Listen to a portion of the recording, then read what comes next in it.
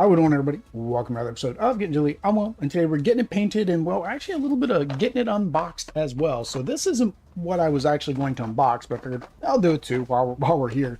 But what we're actually going to unbox is this magical little present that showed up from Australia from minis from Mars. So I mentioned in one of my live streams that I reached out to him, and he sent us a little gift box that we're going to go ahead and open up. Of course, I've opened it up just to verify contents and everything, ask him some questions.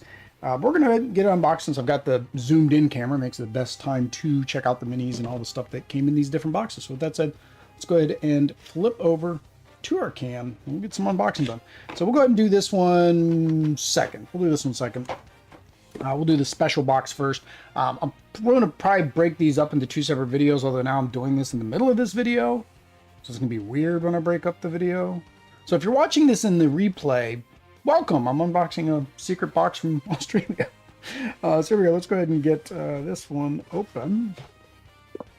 So like I said, Minis from Mars, they make some proxy tokens for Marvel United, which, you know, seemed cool. So I reached out to see what we could do. Didn't know what he was going to send or how much he was going to send, or really when I reached out whether or not I could just get, you know, a discount or something. So this is lovingly handcrafted by a machine. Minis from Mars. Thank you so much for supporting my mini shop. Hope you enjoy your loot. Let me know if you have any issues. Please consider leaving a quick review. It really helps. And then there are the details. I have a link as well down in the description, linking out to his Etsy shop with all of the rest of the stuff. I don't know where to put all this because I got all my painting stuff around here. So it may be out of zoom until I lift things up because, again, my zoom camera is like here for painting, not here. So like I said, I did open it already once. Very, very nicely packaged. Like, I was like surprised. I figured these were going to come in clear plastic bags and call it a day. There are bonuses.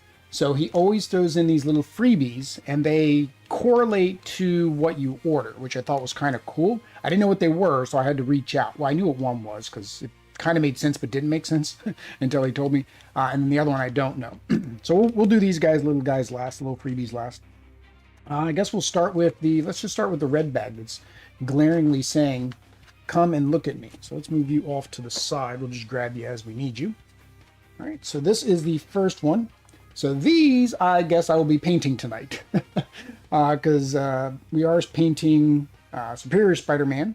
And so these are the tokens that replace the cardboard tokens for all of his little spider bots. And like, the detail is just astounding. It's like, it's great.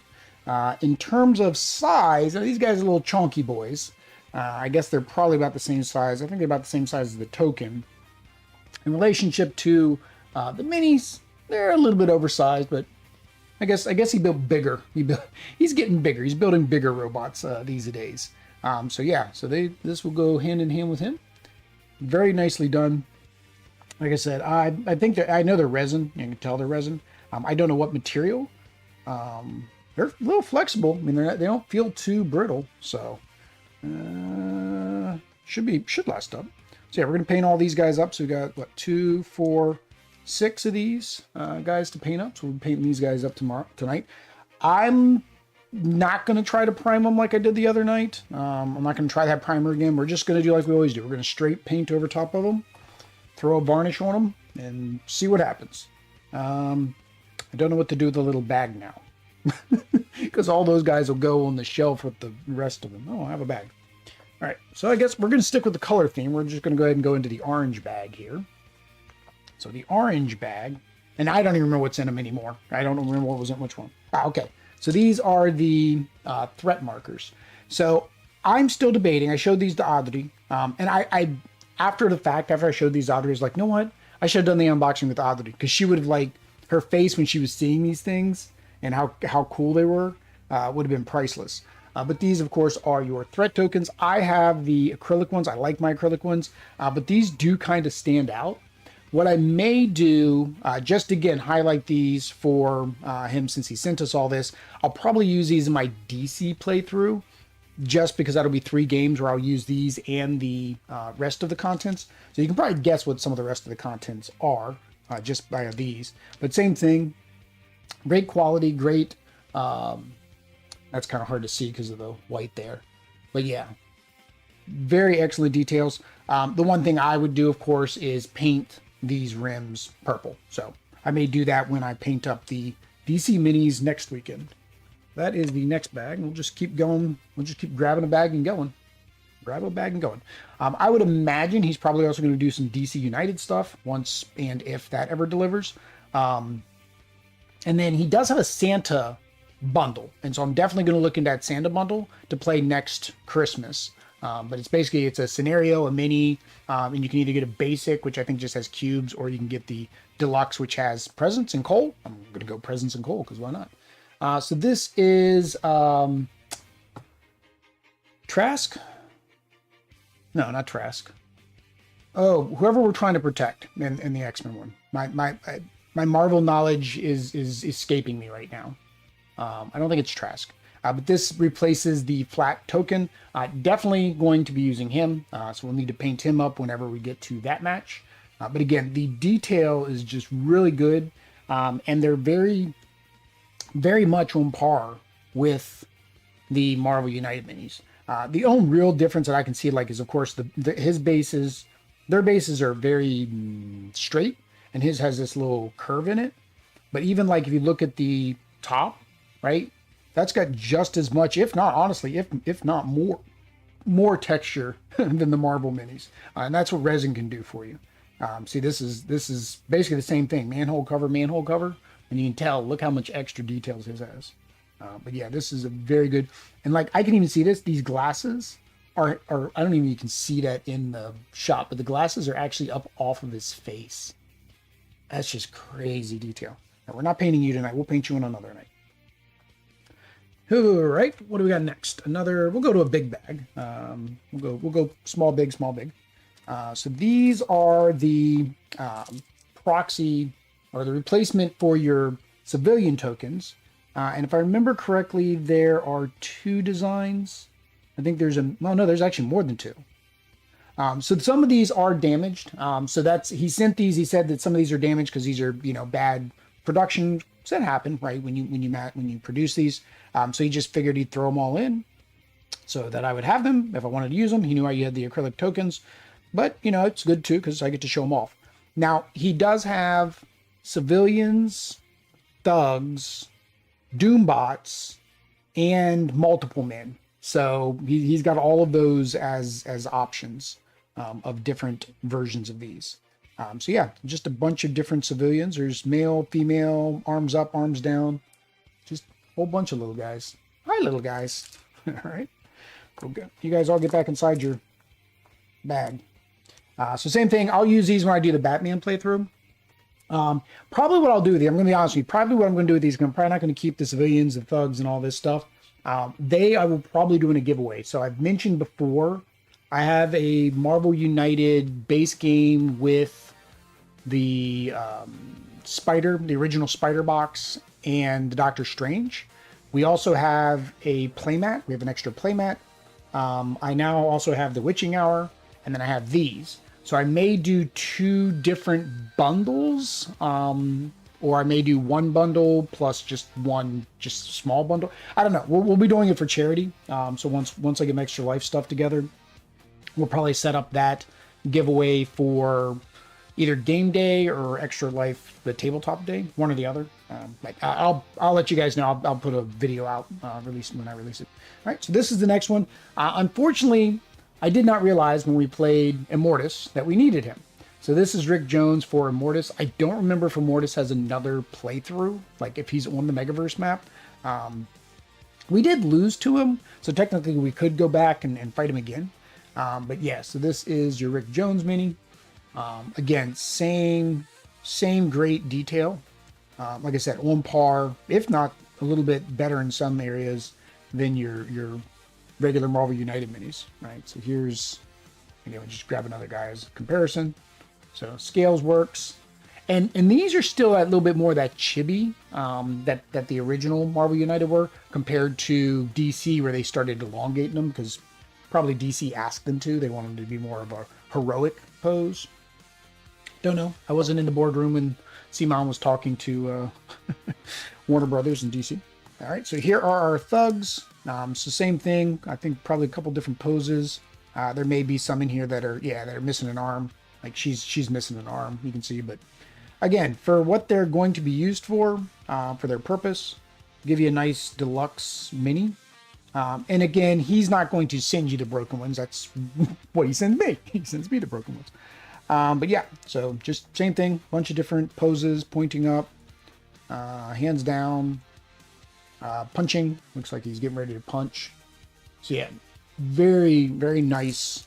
I've seen these before. I've always contemplated like, oh, would I really like that? I don't know. For some reason, I do like the flat tokens when it comes to all of that stuff. Especially, I think for me, because right, I grab the threat cards, or I grab whatever they are, and I just slide them off into my tray. So, all right. So this is the next mini, or the standalone mini. Oh no, these are standalone minis. Sorry. So this is for Crusher Creel, right? No. Yeah, for the crowbar, right? So when he leaves, his crowbar is there. So you can leave this on the field, or you can do this one. So same thing here. I'll probably keep this one, which means I can throw this in when we do the giveaway, because I don't technically need both. And I mean, to be honest, I like this one better. I don't know the theory behind why he has two. I guess because this matches the token in shape. So some people might have liked that one better. So that is neat. And then on the bottom, I didn't show these on the other ones, but on the bottoms, he does have them stamped. He has them stamped. He has the number and the series, and then his name there. All right. And then the last one of these bags. So he didn't send me any Doombots. So I guess he didn't have any broken Doombots. And he didn't send me any multiple in, which is fine. I didn't ask for this much. Really, all I wanted was these, to be honest. I just said, hey, I just want these tokens because I want the minis to represent them instead. So this is Ross. So this is Betty Ross. So for any I think it's the Red Hawk playthrough, she is used as a token. So that's cool. Now, what I should check, and there may be, and somebody can let me know in the comments, if there is a homebrew set of cards for his three minis, for Rick Jones, Betty Ross, and what was the last one I just had? Again, I couldn't remember who it was. Trask? Although he's a bad guy, I don't know if you'd ever play him as a good guy, technically. But yeah, I think that'd be cool too if you had some cards. And you could actually use these to play as well outside of the regular campaign. There we go. Those are the bags. These are the main items. So when you order the main items, then he does send these freebies. And I always see, I went in the comments after I asked him, I sent him a message to ask what these were. And then in the comments, people ask the same thing. Because one of them is kind of goofy. It's just like a fun thing. So the first thing are these. So this is an alternate civilian. So this is May Parker. So when you're playing a Spider-Man set, you can have May Parker be the civilian that's in, well, the Parker residence. And then there's a baby. This is the goofy one. This is the little baby. Hi, little baby. So you get to rescue a little baby. That's all it is. It's just a little baby. Just something to do. I don't remember if the Hope Summers scenario, if you're trying to save baby Hope. I know in Marvel Champions, that's the thing. And I forgot to ask him, oh, okay, this is a Red Skull? Yeah, I guess it's a Red Skull. He's got a skull. He's a Red Skull thug. So you can have a Red Skull thug. So yeah, just little thematic ones there as extras. And then this one is pretty much the same thing, but in the opposite vein. You could use them in place of their tokens, but you can also just use them as civilians. So each of Betty, again, I'm going to say it's Trask, but I really don't think it's Trask, and Rick each have their own little civilian minis, so you can rescue them. It just give you extra poses for your civilian minis. Now, I think I've seen people paint these up. I wouldn't dare. Now, the most I might do would be like a light wash just to get into the crevices if I wanted to. But yeah, so those, like I said, could be used as a replacement for the token and be used as a civilian to save. So there you go. That is the first box. That is the first box. So we'll go ahead and put this aside, and we'll get into the second box. So I already had the regular version. So this is actually the Kickstarter version. I already had the regular version because I got it on Amazon. So I've got mine as the Scarlet Witch instead of the Scarlet Witch. That's really the only difference, to be honest. So yeah, I end up with an extra because I don't know. It almost felt like the ones on Amazon would sell out, and then I've heard people have still been able to order the ones on Amazon within like the last couple weeks, month or so. So the first one is, this is Scarlet Witch just as a bad guy. So her normal is a duel with her and Quicksilver. So this is just her by herself. It is a new mini. If I remember correctly, this is a new sculpt.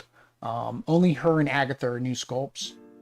So basically, heroes can also damage Scarlet Witch using actions. Each time a mission is completed, each hero may put some of their set-aside hero cards on top of their deck. Each time a hero is KO'd, doesn't activate her BAM, instead remove the top card of her deck. BAM, add 1 crisis to the Darkhold Pages threats in Scarlet in both adjacent locations. Each hero in Scarlet's and adjacent location must discard 1 card from their hand. Overflow from 1 more can't be added.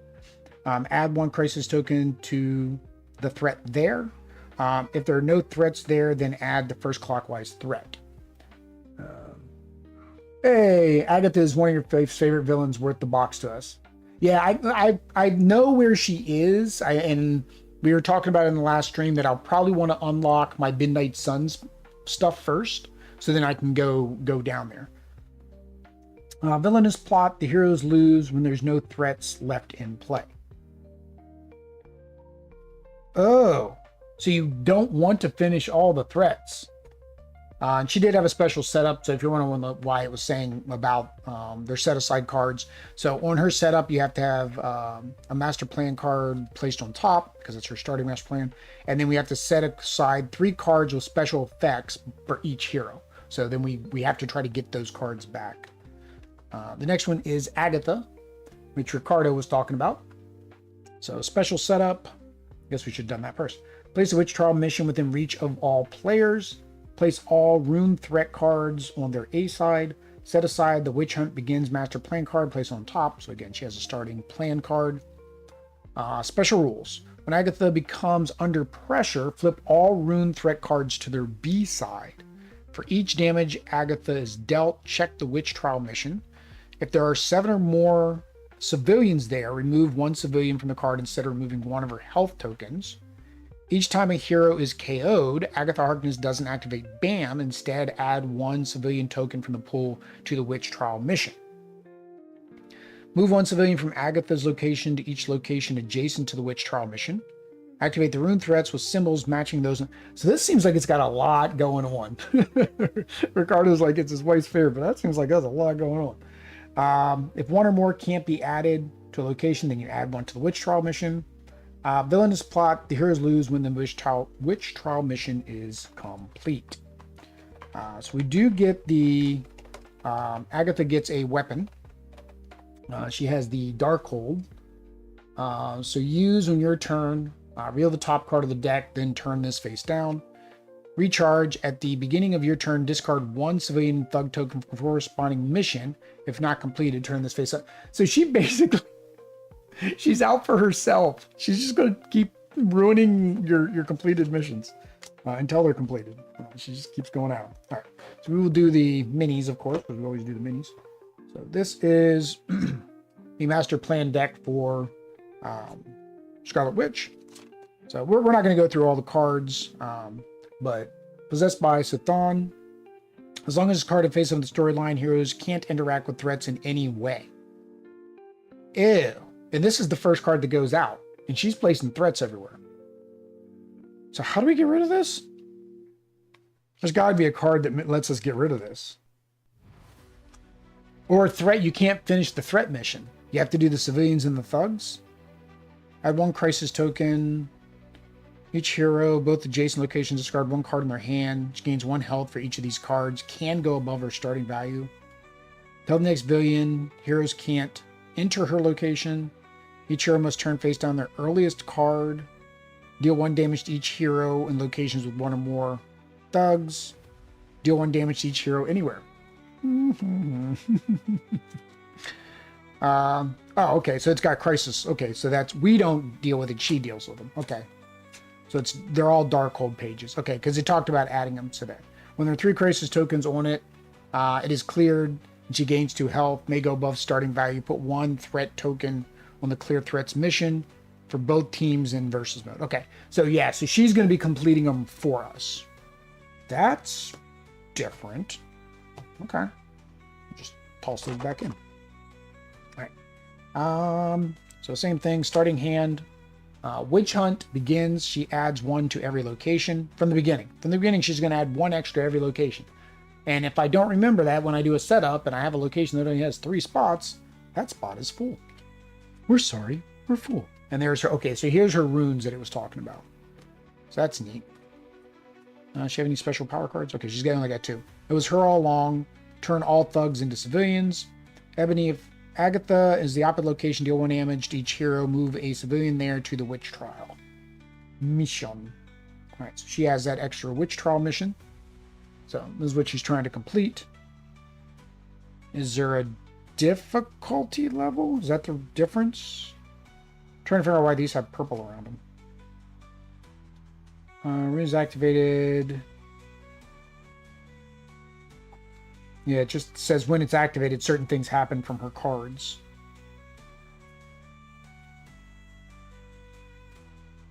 Yeah, I don't know why they're different colors. I don't think it said anywhere about the different colors. Is it supposed to be for difficulty? Oh, hang on. If there's 7 or more civilians there, remove 1 civilian from this card instead, removing 1 of her health tokens. Okay, check the witch trial mission.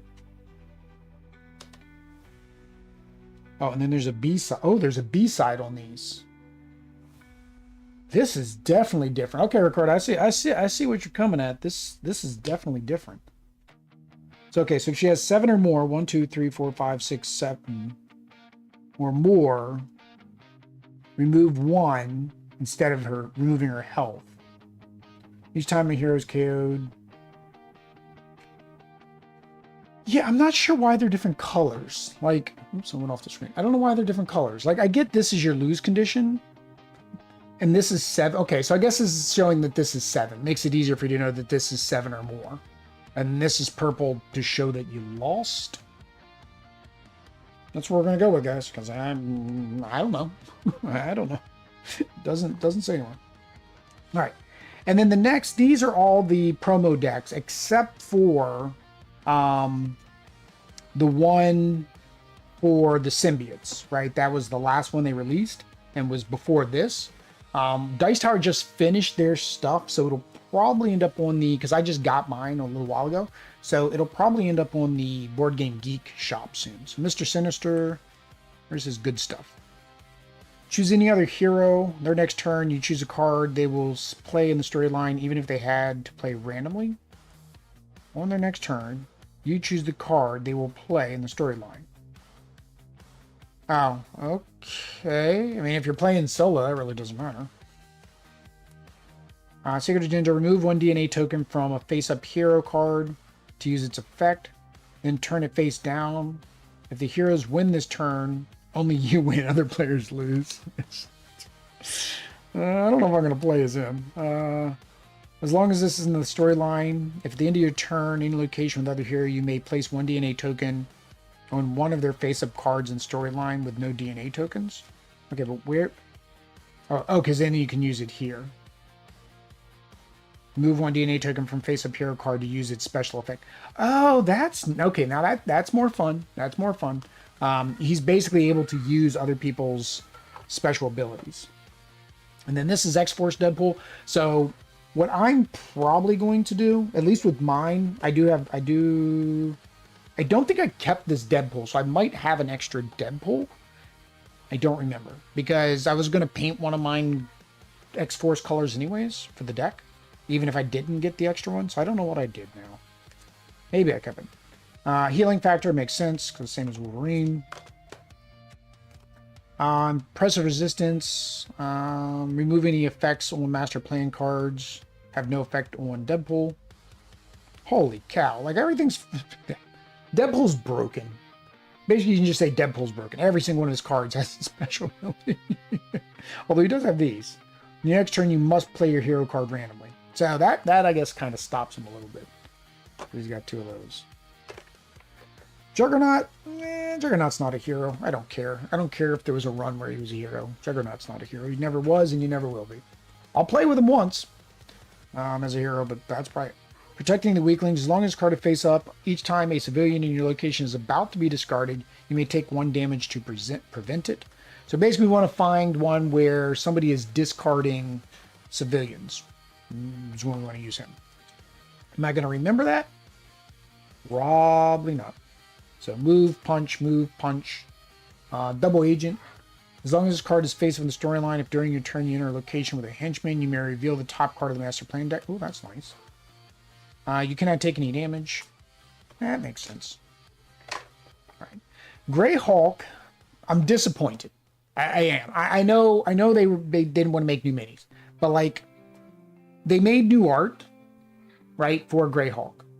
But they just made the mini gray, and this is the worst mini, in my opinion, in the entire game. The Hulk mini is the worst mini. Now there is a guy that has a Patreon who just made a Joe Fixit mini.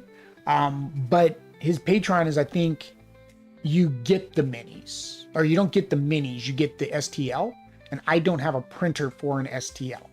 So even if I were able to get the STL from him, like so I could use it in a playthrough, you know, to advertise it, I wouldn't have a way to print it. Let's see here. Punch. As long as card is face up in the storyline, start your turn with 1 card in hand, you can draw 2. Okay, so he gets to heal. Outsmart, when the next special playing card is revealed, you may put it on the bottom or top. Okay, so that's nice. It's when it's revealed. So rather than a lot where you have to look at it and choose, this one could be as soon as it's revealed. Growing Rage, as long as card is face up in the storyline, for each damage you take during a villain turn, you may gain 1 punch token. Ooh, that's nice. Yeah, so I don't know what I'm going to do. I mean, I guess I'll paint the Grey Hulk, but I'd prefer one. I thought about using green stuff, but I don't know if I could mold a coat and a hat. I don't know. And then here is Agatha. So she is new. She's completely new. Magical protection, as long as this card is facing storyline, you can't be forced to play your cards randomly. That's nice. So if there's I guess a villain that does a lot of random. Oh, wow. She's same thing. She's broken like Deadpool. That's crazy. All right, so force field. During your next turn, heroes in your location can't take any damage. Punch against up to 2 targets. Relocate or discard 3 civilians or thugs between your locations. Punch each adjacent location. Move a villain, hero, or water token anywhere onto the location adjacent to them. Water token. She have water tokens? Or am I just supposed to use somebody else's water tokens? If you're not a villain, starting location, replace your location with any other not in play. Move everything from your location new. Okay, so she allows you to bring in a new location. Here in your location discards crisis tokens they have. Punch against a target in an adjacent location. A villain in your location has a movement set to 0 on the next turn. That's a lot. She's got a lot going on. All right, and then we will go look at the minis. Look at the minis, and then we'll get to painting some minis, where we're already 30 minutes behind. But, you know. But like I said, so the Hulk is the same. Nothing different than the Hulk. Disappointing. And he's just great. But like I said, this is the worst sculpt of any mini they made in any season. Like, this is just... Like, people were complaining about the old Spider-Man. I don't remember what the old Spider-Man looks like, but I would have been complaining about Hulk. But I think the problem was they pretty much had that ready to go because of having to have the retail box ready. So yeah, same thing. Juggernaut's the same Juggernaut. He's just blue. I will probably be giving away the Juggernaut too, because I'm not going to use him, because he's the same. His paint job's the exact same, and same with Mr. Sinister. This whole box will be given away in the giveaway, but whoever wins the other set will get at least a couple minis. Unfortunately, we won't have the cards, so you would have to proxy them or print them out, I guess. So yeah, there is the Deadpool. This is the Deadpool from the villain Deadpool, I think. So this is the mini for the villain Deadpool. And then Sinister, like I said, same thing. Just it's Mr. Sinister, but blue. He's blue. So these are both new minis. So Agatha, she's got her cat. She's got her kitty there. And then a magical spell. And then they didn't do the translucent plastic. Like, they cheaped out on that part. Because this, if you consider everything else that's a spell like that, they would have used the purple translucent plastic. Still not bad. And that's where, like, when I'm painting the minis with the translucent plastic, I still don't know what I want to do.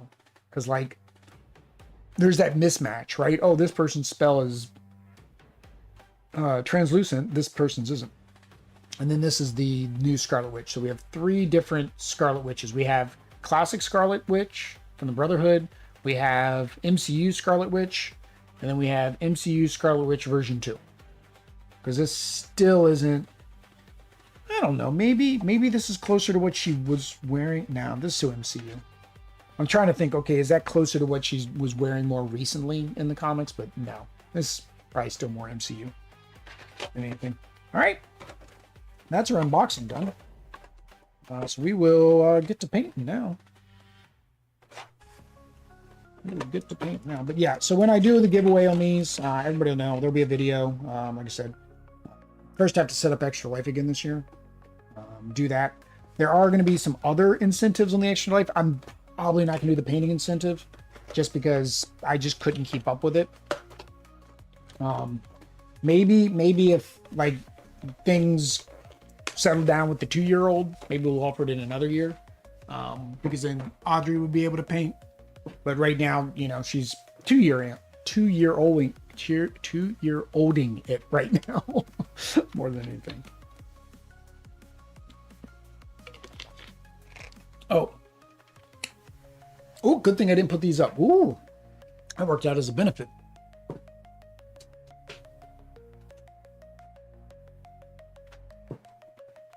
My sister came over, so I didn't have a chance to put these up. There we go. But yeah.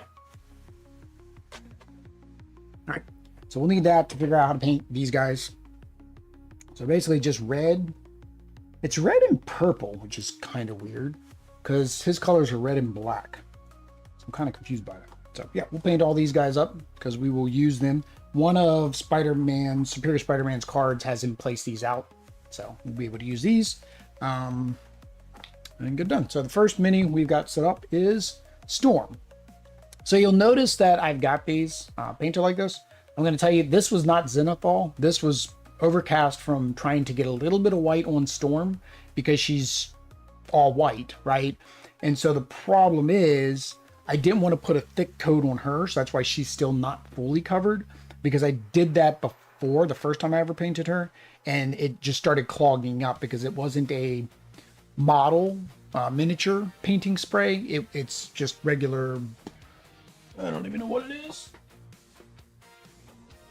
Yeah, it's just flat primer white, right? So it's just flat primer white, 2-time coverage. I wish they made the same thing I use for the gray. Oh, no, it is the same thing I use for the gray. Sorry, it is the same thing I use for the gray. So this is what I use for gray. That glove is sticky. My priming glove. All right, so let us get started. Everybody came for the unboxing and left for the painting. Left from the painting that started. All right, so I guess we need flesh tone. What color? I always struggle with this. I didn't shake any of that up. Where are my...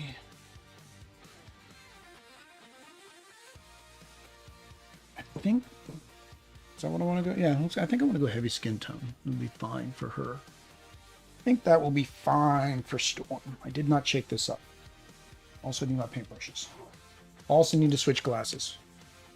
Will, you need a lot of things today. Very needy individual today. I hope everybody had a good week. My sister came up yesterday, so I got some games to play. That's why I didn't get any painting yesterday for you guys. Sister came up. Or down, across. Not sure the appropriate statement there. So somebody mentioned, because over on BGG, I think it's Don't Play Gray. I don't know the guy's name, but I know that's his blog, Don't Play Gray. And I saw his eyes on Dazzler, and I'm like, how do you do that? Like, how did you get that fine detail? And he says he uses a fine detail brush. I have my Kolinsky detail brush, but I'm just so afraid to use that. Like, I'm scared to death to use that one. Let's use my hobby highlighting maybe today. But he said what he uses is Vallejo makes a retarder. Maybe the right word for it.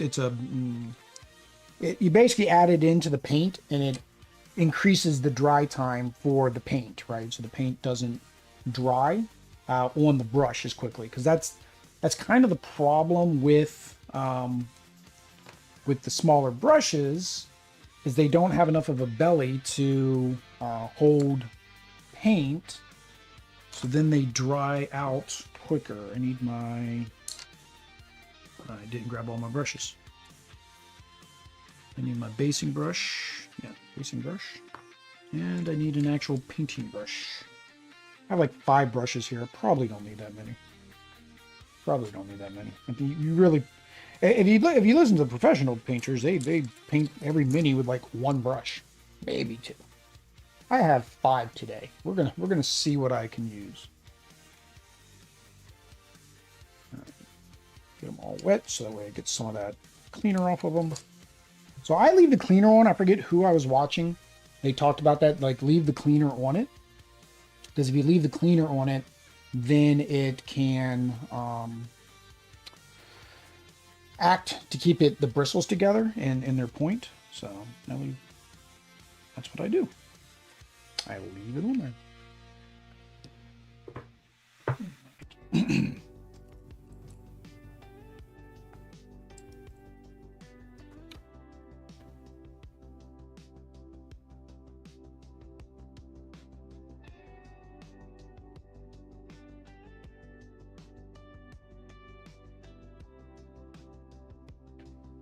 Make sure I'm in the right position. I always gotta reset myself constantly.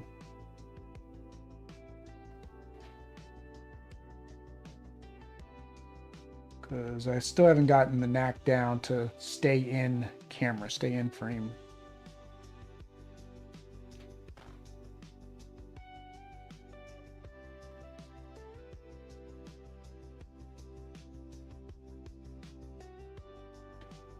So I've already painted, I was saying I've painted these before, because we painted these, our own set when we first bought it. So we bought the retail copy so we could get some content created. Because again, I think we were one of the few channels that was making content on United constantly before everybody else. And then we kind of stopped. When we stopped making content, then I know Steve and Derek from Co-op Guild and Kanjay started doing the campaigns, right? Which, I'm doing now too, which they then exceeded my count by by a lot. Because I mean, I did we did the unboxings, we did pretty much every base that we had done a playthrough for, and then we were starting to work our way through the expansions. And then we started getting more content. So, yeah. That started happening.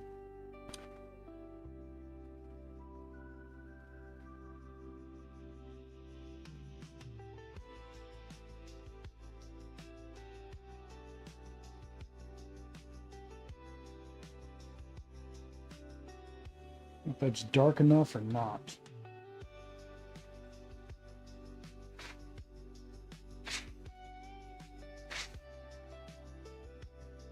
Let's clog up her eyes. It's the only problem with I can't get the thinning done, right? And the problem is if it's too thin, then I feel like, okay, it gets into these crevices and clogs up like your eyes and stuff. Okay, everything else is white, pretty much. Now her cloak is showing black, but I don't think it's supposed to be black on both sides. So let me. Huh, where do I have these? Where do I have these minis painted? Where do I have them shown up? Instagram.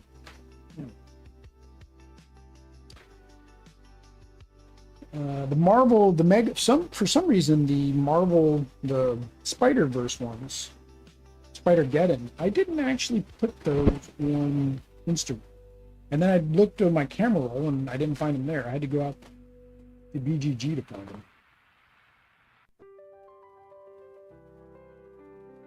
I don't know why I'm going this way. It was so much easier to find them on the camera roll, to have them in the folder. I just need to, I stopped putting things in folders and then you start doing that. Mini.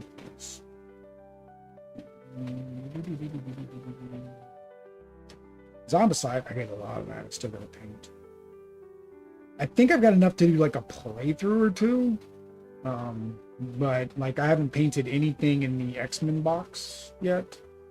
So I'd have to paint all those zombies, all the, yeah. And then same thing, who the spawns would be limited to what I've got painted. That's not X-Men. X-Men. There we go. To me, my X-Men. No, that's not X-Men. That's Merchant Scope. There we go. So Storm. We did white. We did everything white originally. Now let me go look for a picture of Storm in her white outfit. Well, I say I want to match the card art. That's not necessarily true. X-Men. Comic. White. Costume. Images. So it's all white. It's always been all white. I'm not sure why the art shows it more of a black color. I mean, I guess it's for shading. But yeah, so this is her 90s. I'm watching myself. Yeah, see, it's more of a shadowing than anything. So it is supposed to be all white. I think me and Audrey looked that up when we first painted it. I don't remember who painted Storm, if it was me or Audrey. Somebody painted it. Yeah, so that was another extra good way. I think the same person, it was ironic. I think the same person won the core set, the original core set, and the X-Men core set. So they got two painted sets from us. Then the question is, did they get everything else painted? So normally when I paint white, I do the linen. But because I want this to be a good white, I'm actually going with my dragon. Still not going with pure white, because I do have dead white, which is more like a pure white. And then I have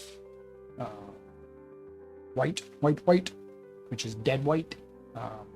It used to be dead white, or at least it was dead white in the set that I had, so I was trying to name it to match. But at the same time, these are high density pigments. Me and Reaper don't get along, so this may or may not work. we will find out, because me and Reaper do not get along. So let's see what happens. It may still take 25 coats. I'll just paint everything white. Oh, that was stupid, Will.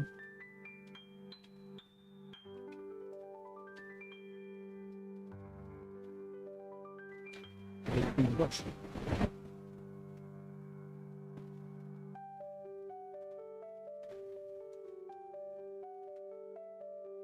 Did not clean the brush. Let's let that dry. Let's go with our big brush. This ain't gonna cut it. It's got way too much coverage to go after.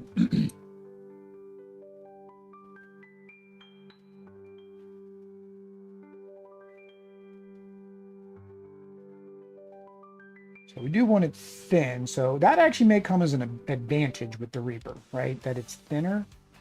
So then it doesn't get all clumpy, which white normally does, and try to stay a little bit smoother.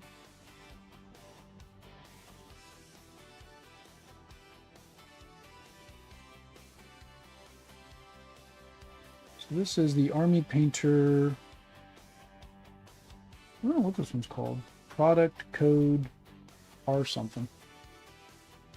I've had it, so I've had it, and it's the what it is one off.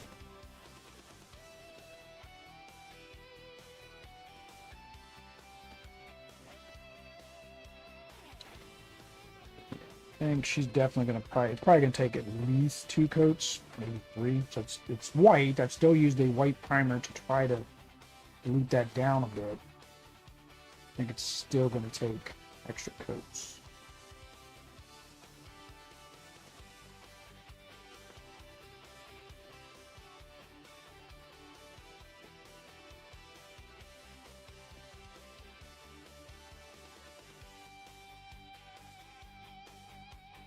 Yeah, maybe not 3. Maybe 2. 2 might actually do it. Let's find out.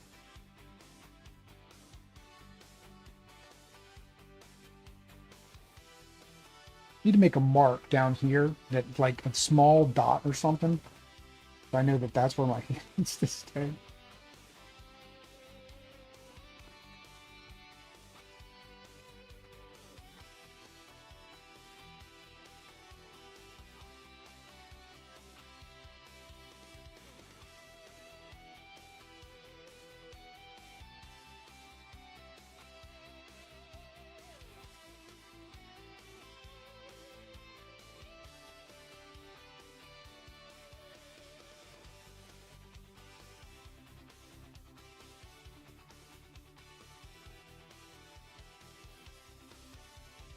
I'm thinking with the Batman set, I'm going to actually be slightly in luck because, you know, a lot of the minis are black. So I'm basically going to be painting like just black over top of like every mini for a while. That would be one of the few times I think I would actually use a black primer, is in that instance. It's kind of like the rest of the Spider-Geddon box. You have Spot, you have Anti-Venom, so you have a lot of white characters. So normally what I would do on those is just paint or prime all of those minis white is probably what I would do if I was doing them all at the same time. Unfortunately, that's probably not going to be the case. I'm not going to be playing Anti-Venom at the same time that I play against Spot.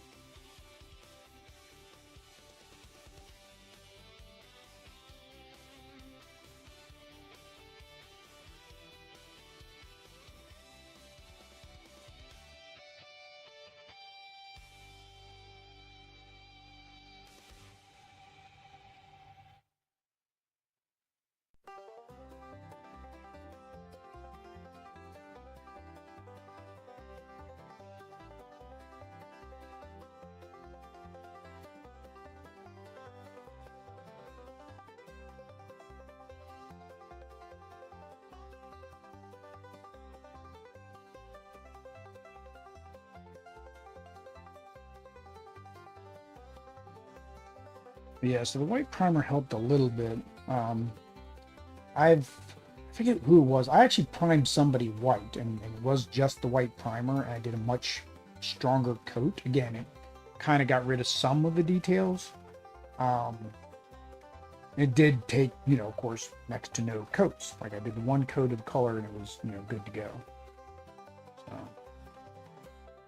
there is an advantage. I guess. So to break this up, I'll make her cloud more of a storm cloud. So it'll be more of a gray white. You know, a dry brush white on the very tips, I guess. Maybe something like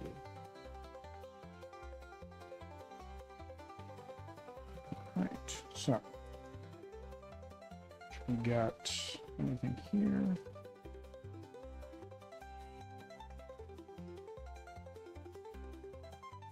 Probably shouldn't have touched that part because it looked like it was drying. All right, so we will let her dry.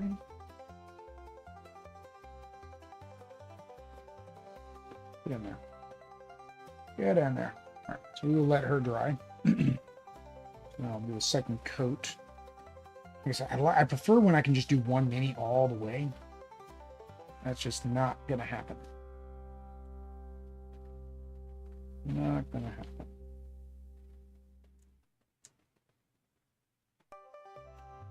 That's gonna, if I mess with that now, it's gonna smear kind of like it did on the underside. So, anybody else need white? No. Nobody else needs white. Now, Morlun shirt. Guess we'll knock out his shirt while we're at it.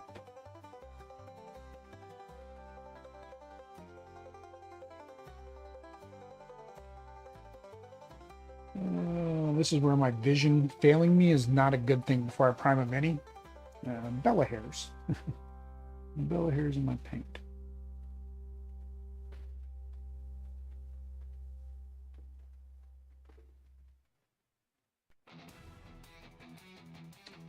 The last time I did Morlun, I made him pale, but I think I made him too pale. It didn't seem like he had enough life left in him. But I think I'm still going to just base coat him real quick. Just so that we have a base. Now he looks like the Joker. So yeah, I will be painting, like I said, I'll paint Batman next weekend. I'll be painting the whole set, the whole Hush set. Probably do, it really depends. I'll probably have them all out at one time. Thumbnails will probably show, I think it's going to show like all the villains on one with Superman, and then, you know, all the heroes in the other. It's really just going to be what it is. Do you ever play Marvel United Infinity Gauntlet? Yeah, we played Infinity Gauntlet. That we've actually got up on the channel. So that was one of the few big campaigns. We did that, and we did Sinister Six. We actually did two big campaigns. All right, lots of red, lots of black, lots of white. So let's go with lots of black. We'll do black and white first. Let's get our primary colors down. I mean our secondary colors. I mean our not colors.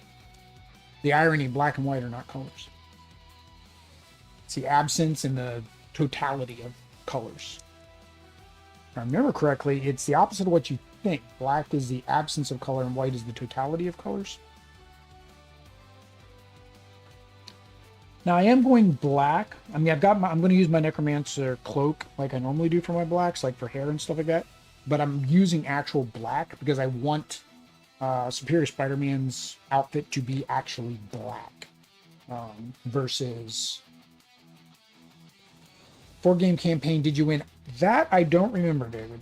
That I don't remember.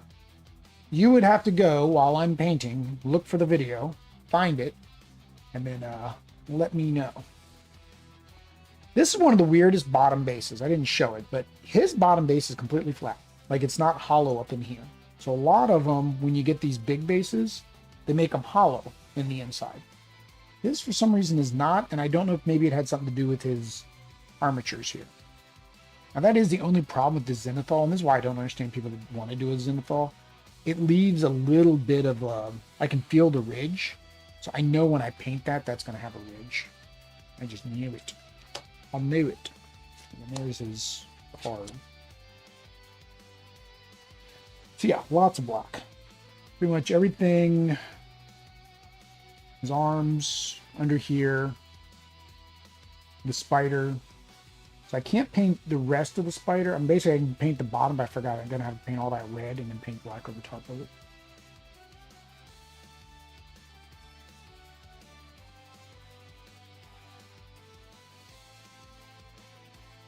Right.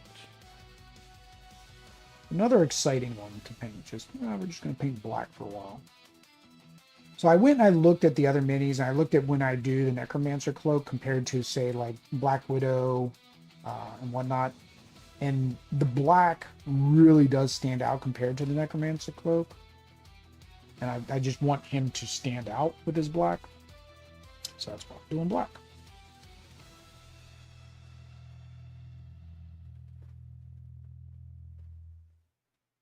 Be careful down here because this stone is going to be a tan color.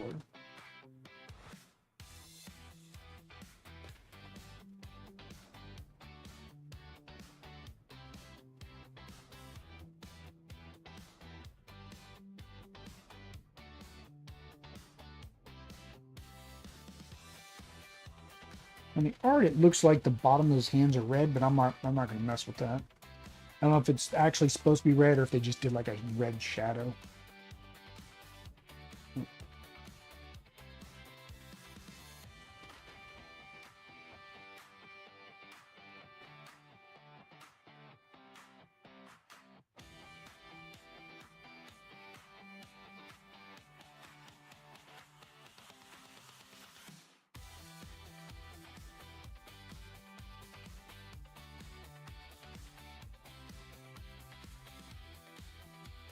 Weird little things to get into. It's not ideal.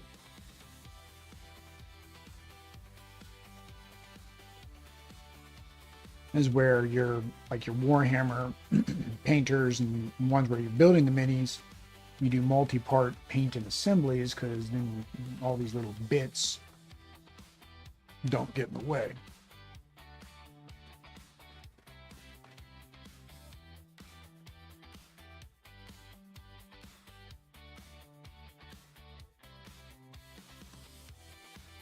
Which is my favorite Spider-Man? Spider-Man? Nah, I would say like regular Spider-Man. It's just fine with me.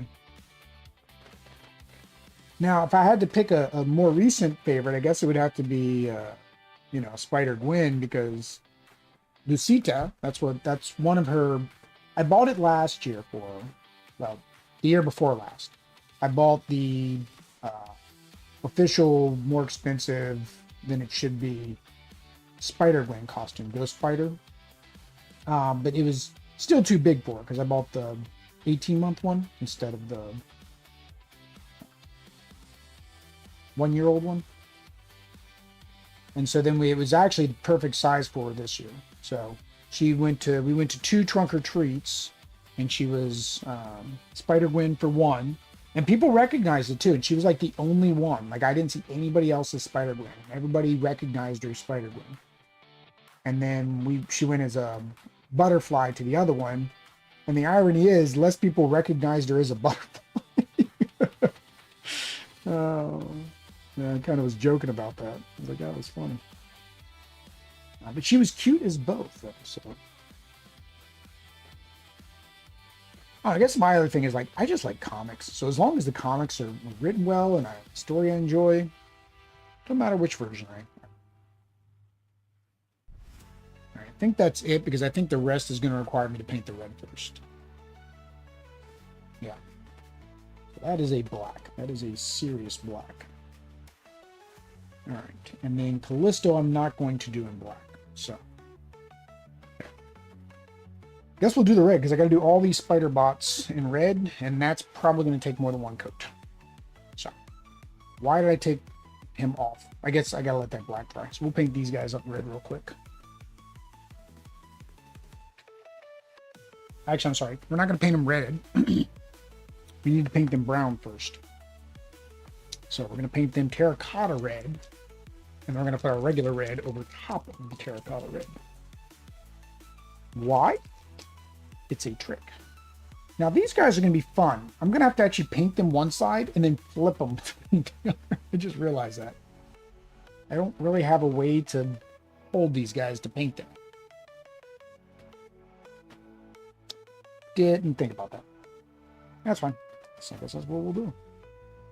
Although at the bottom, I don't care how well the bottom is painted. Yeah. Get in there, little guy. 1 of 6. This may slow down my painting session now that I think about it. I wasn't really planning for that.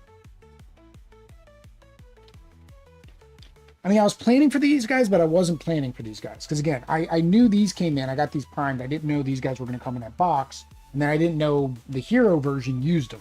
I figured, okay, I'll have to paint them once we do the villain, right? When we go up against him as the villain.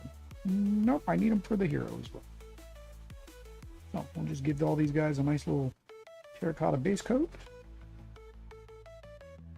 And then we'll paint them red eventually.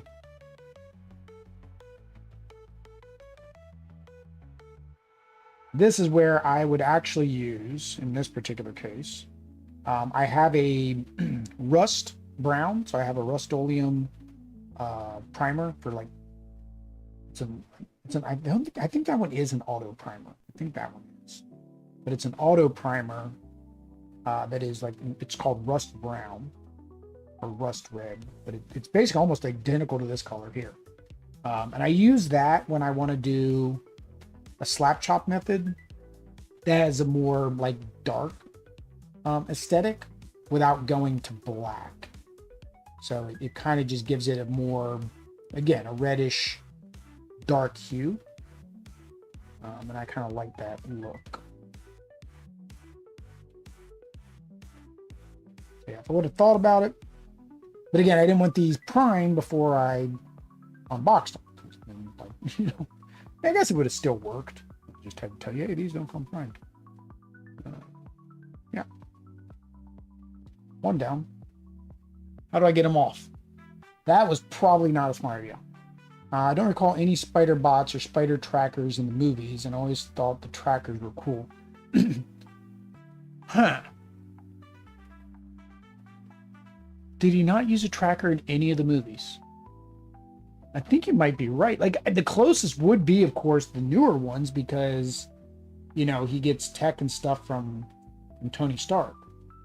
But these are Octobots, right? These are Doc Ock's versions, because he, you know,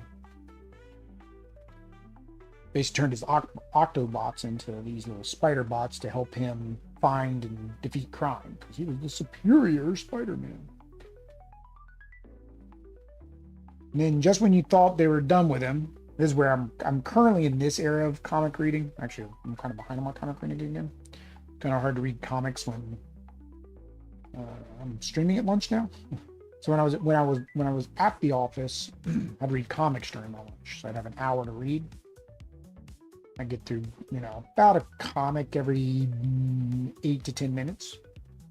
So that's a good six to 10 comics on average I'd read a day. But yeah, so he was superior, and then he wasn't, and then he was gone, and then he transferred his mind back in, and then Peter Parker loses everything again, because, you know, Peter Parker has to lose everything all the time, because that's how Stanley wrote him. You know, he's always going to lose everything to save the day. And so he ends up, then there's a storyline with Jackal about clones again, because, you know, Jackal clones. It turns out it isn't Jackal, it's actually one of Peter's clones. So it's the Scarlet Spider, one of the Scarlet Spiders. I don't remember which one.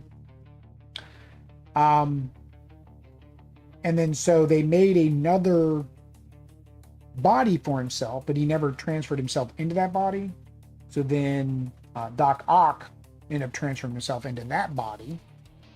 So then he was a superior Spider-Man again. But then to save everything, he had to give up Peter's memories, right? Because to prove that he was still a good guy, and then of course, and I think his youth as well. And then of course he wasn't a good guy, so he went back to his old ways.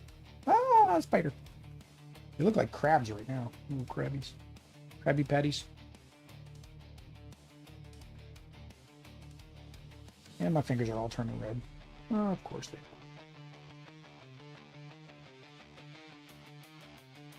are. Honestly, don't know if there's a more efficient way to do what I'm doing. Probably not.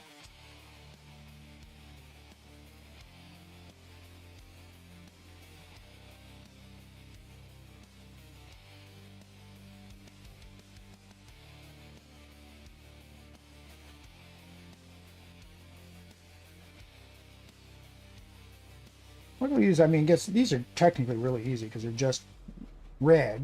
Like, their legs are red, everything's red. They have the purple on their head, and then white eyes. Pretty much can get away with that. Call it a day.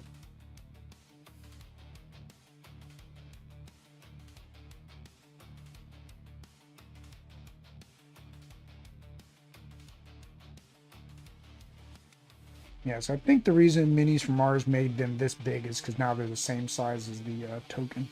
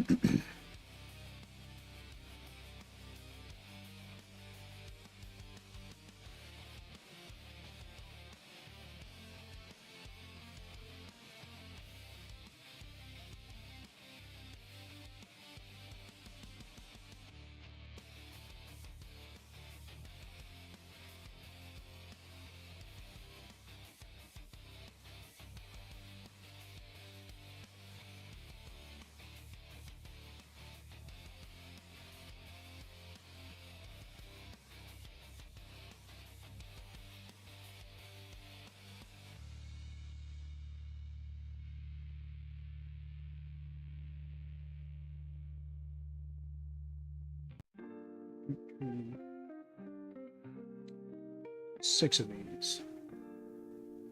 This is what it feels like with painting the zombies. So I learned a hard lesson with the Marvel zombies, is that you want to not paint all of them at one time. So I was like, I'll just, I'm batch painting. I'll just knock out all of the shield agents all at one time. Yeah, that's way too much white belts and white everything to do all at one time. So if you ever have to do batch painting, your best bet is to paint something in between. Do a couple sections, go paint something else. Do a couple sections, paint something else. You don't lose your mind. It's 4 of 6.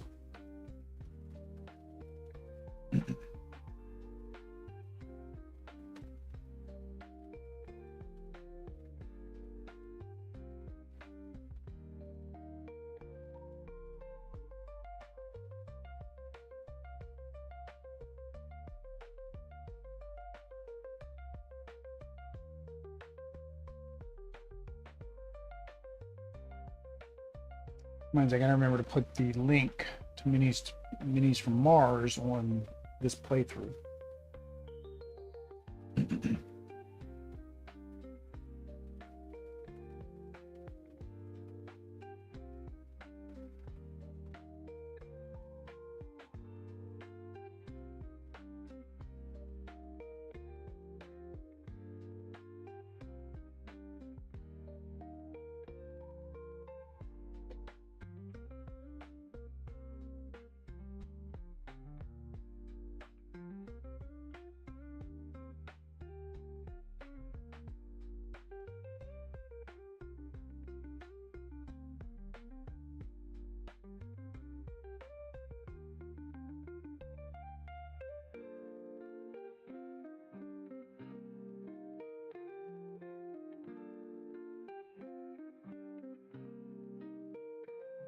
There's another one.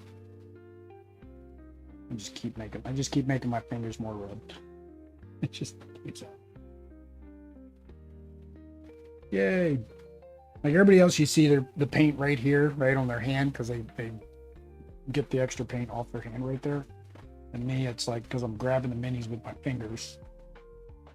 So I got to get them off this tack.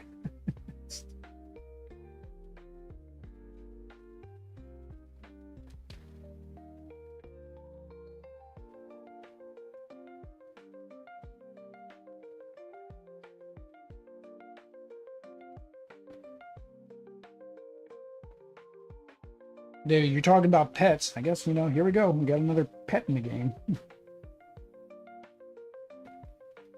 That'd be another fun one. Yeah, dude, like I was talking about the homebrew cards for his other minis. Like a homebrew pet card for these.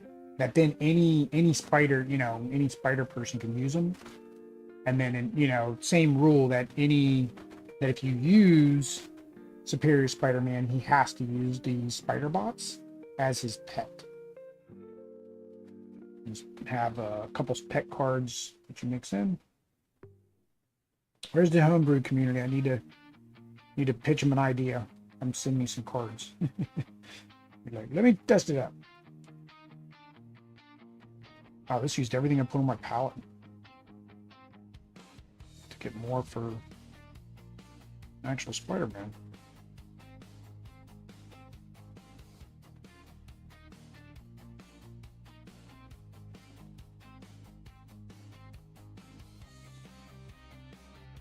All right, that is 6 of 6 done. Let me fix this. I don't have red there, just in case. Like magic, it is now gone.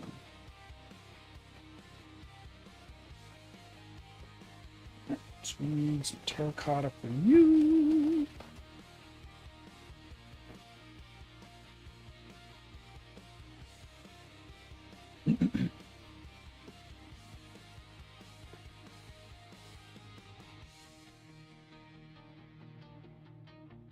And then this is the air paint, so it's like it's already kind of thin where you need it to be.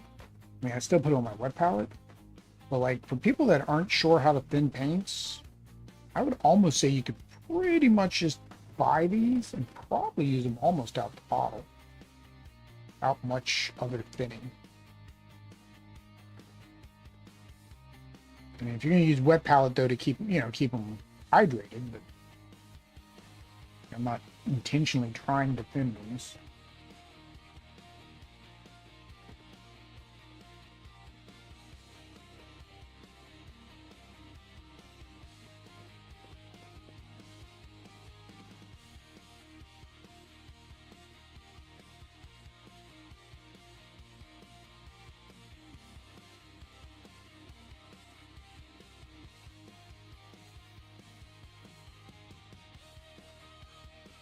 Yes, I can see a little bit of that. It's slightly rough. They're not as smooth as I would like them. Hopefully this paint kind of levels that out. That's why I said I don't understand the zenithal if you're not doing speed paints. And I say, I want to give people tips and stuff that want to learn how to paint for board games. Because, and not that I'm a great painter, but I think a lot of board game painters are afraid to paint because when you go look at all the videos, they're all painting at such a high level, right? And they're like, you need to do this, you need to do this has to happen this way. And it's like, no, it doesn't, right? The only thing you need to know, thin your paints, because I mean, that is one of the biggest things I see when I see people's minis, right? Is it's too thick, right? So you got the gloppiness, right? And then just paint them. That the zenithal, in my opinion, does nothing. Like in terms of your actual paint. Like what I see, as soon as I put this coat of paint on, I have no idea where that zenithal is. I have no idea where the highlights are, the shadows. I would say the only reason or any time you would actually be able to see them is if you're painting with very thin paint or contrast paint, speed paints, so then that kind of shadowing effect shows through. Otherwise, not going to probably see it for most people. So for me, it's just a waste of primer to paint it, to do a zenithal.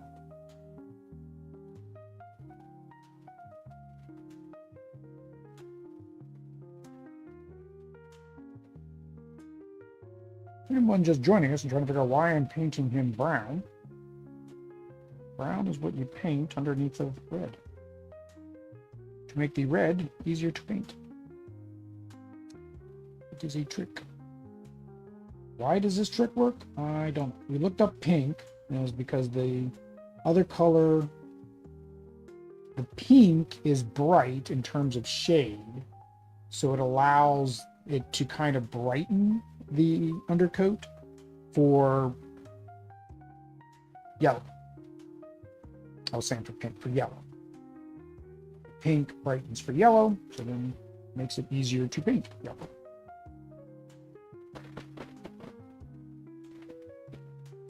And try not to get the eyes. That would just not be fun to cover up with white.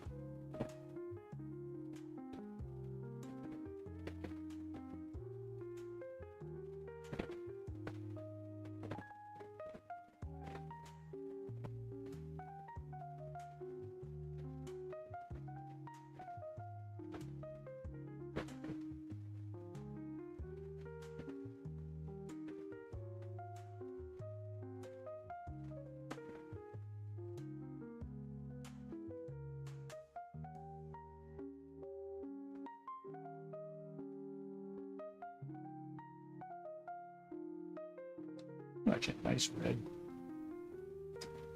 Nice looking red. Terracotta red.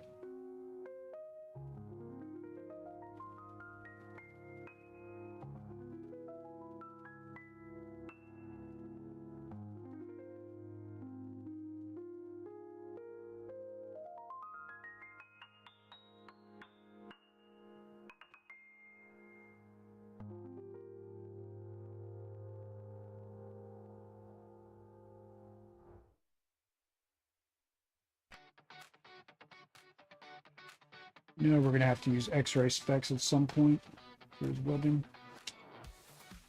It is a foregone conclusion. I don't know why I'm trying to get perfect with this red. I've got it covered up with the regular red anyway. Just trying to get all the bits.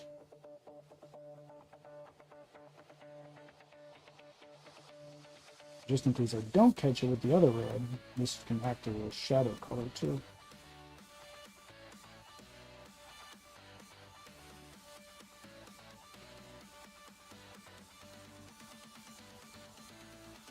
There we go. Alright, so while that's drying, I'll take a drink and get our red ready. And same thing, I gotta figure out the I'm gonna do the little spider dots. Oh, I guess I could hold them out and get their bottoms fixed.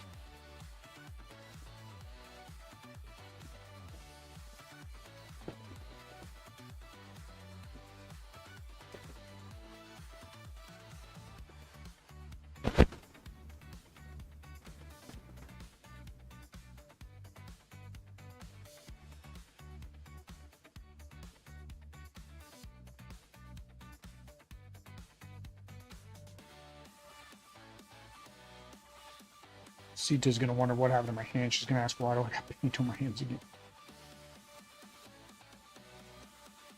Sometimes she thinks like if she sees something different, she, you know, originally she would, you know, think we had like we'd have like a bruise or something or like a cut, or she'd get bruised, right? And so she has her owie. So now anytime she sees something that's out of the ordinary, it's an owie. She's getting better though, because now she's, you know, 2, so she's understanding more. So she knows not everything is an owie. But yeah, she'll see something on my hand that she's not seen before, which is still amazing that she's like, wait a minute, that wasn't on your hand 5 minutes ago. What happened? And she'll say it's an owie. And she kissed the owie.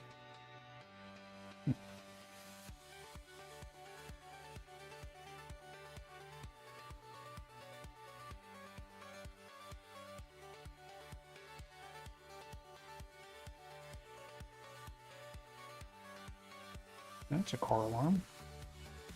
Not my car alarm.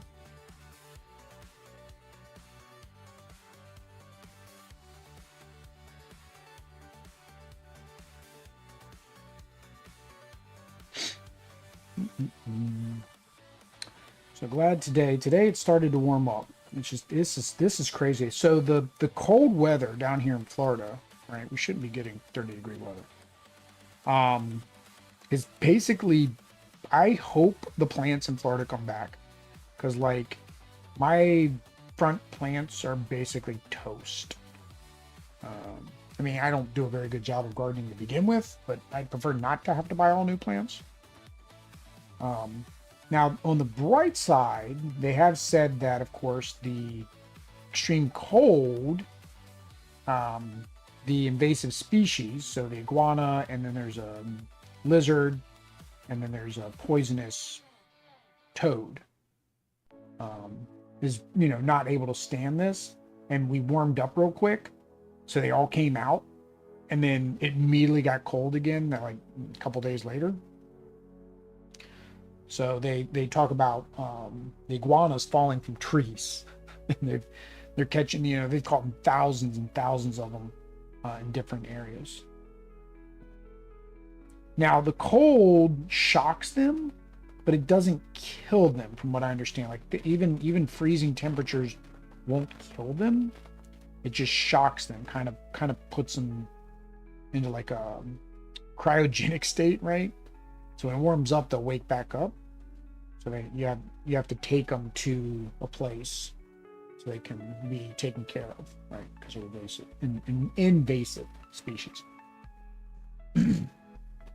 So that's the bright side. I see less of those lizards, and I'm not as worried about the lizards. We've got a not a vulture. We have a falcon. I think it's a falcon. He's a bird of prey. He's a big boy, and he actually likes them. I saw him catch one the other day and eat it. I say the other day, it was about a year ago.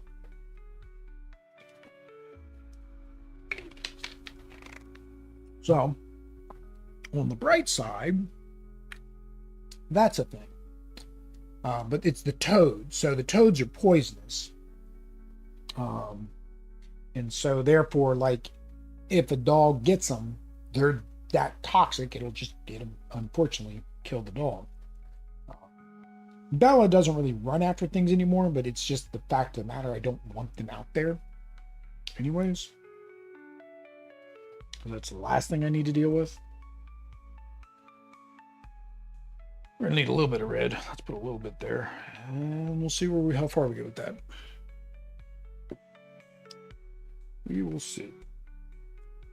We'll do this, and then we'll deal with going to the smaller brush if we have to. Now this should make this easier. Yeah, like butter. Maybe the paint might be a little bit too thin. There's a water drop there where I put it. But I still hope, let me pull some of this from up here. It wasn't on the water drop.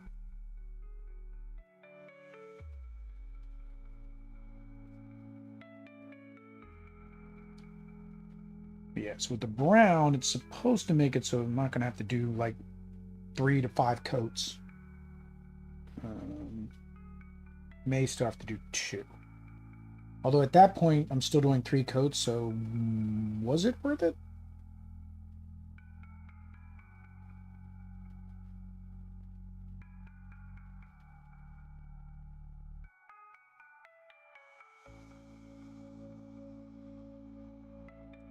I do have another, I have the Iron Spider. I guess I'm going to have to paint him at some point with his arms. We've already got Doc Ock done. So we got the Sinister 6 done, because I mentioned earlier when when David was asking, I was going to say Brandon. I don't know why I was thinking Brandon. I don't even know a Brandon. David was asking about if we'd done a campaign of Infinity Gauntlet. I remember we had done Infinity Gauntlet and we had done the original Sinister 6. But with the Megaverse, I will have to do them both again. Whether we won or lost on those playthroughs, don't know. You gotta go check them out.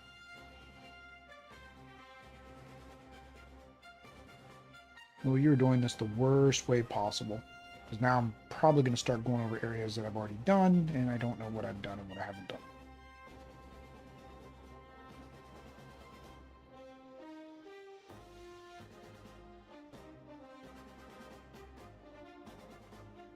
Should have stuck with doing one leg at a time. Instead, I keep bouncing back and forth between works.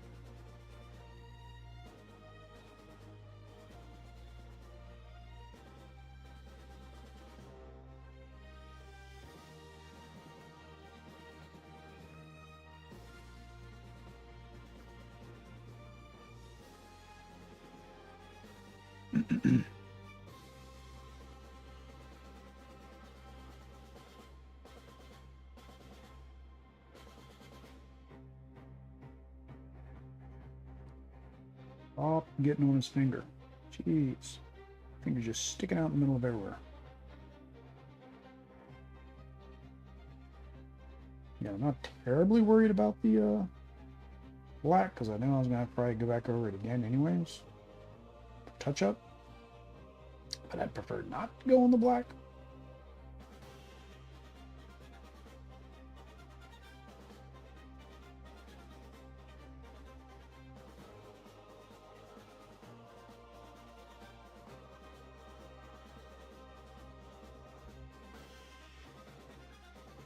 Actually, I may be able to get this done. This may just be a good one coater.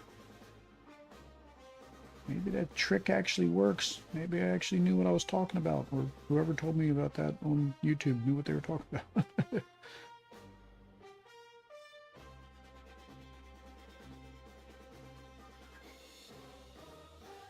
His webbing's getting in the way. Oh, I did what I exactly said I didn't want to do. Get off that eyeball.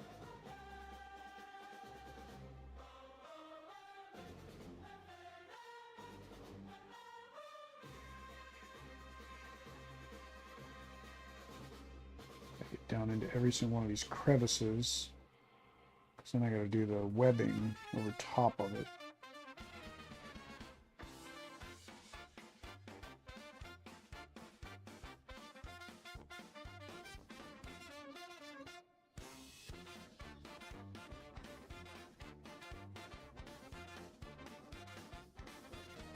Might be able to get away with one coat.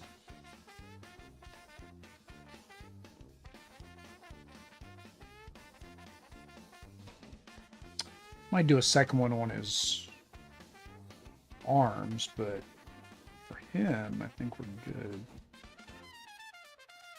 Get a little bit out of these webbings.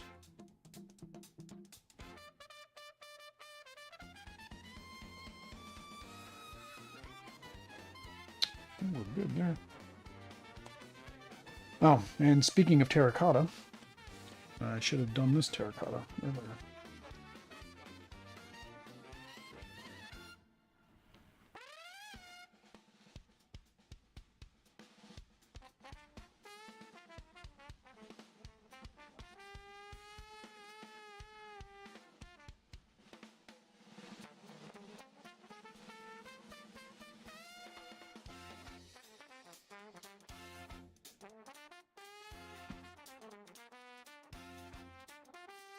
That piece is probably not supposed to be terracotta. That's what I'm going with. That should not have been terracotta. Alright, so now we gotta get all the little spider bots again.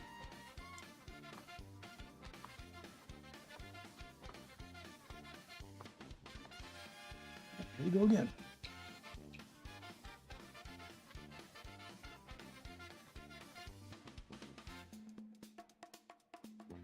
But again, because I got the base coat down, if I don't really get all in there, the terracotta should act as a nice shadow. Oh, I don't even need to do that top part, Will. That's purple.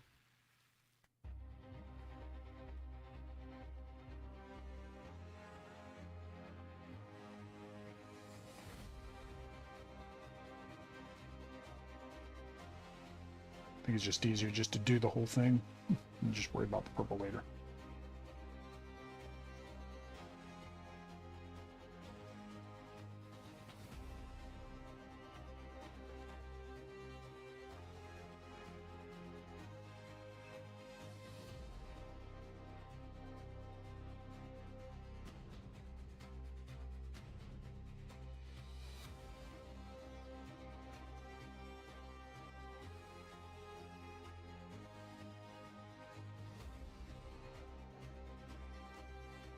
Now I'm thinking about what I should have done was, I've got a painting stick. I probably should just put each of these on a painting stick and paint across the stick. Although it's a big stick. I need a little one. If I had a little one, it would probably be better. I don't have 6 of these cups. Got like 4. I guess technically that would work. Just let a couple of them dry while I'm painting the other ones. Yeah, let's do that so I don't have to keep pulling these guys. No, I don't feel it. My fingerprint is a stamp. It's like my signature on them.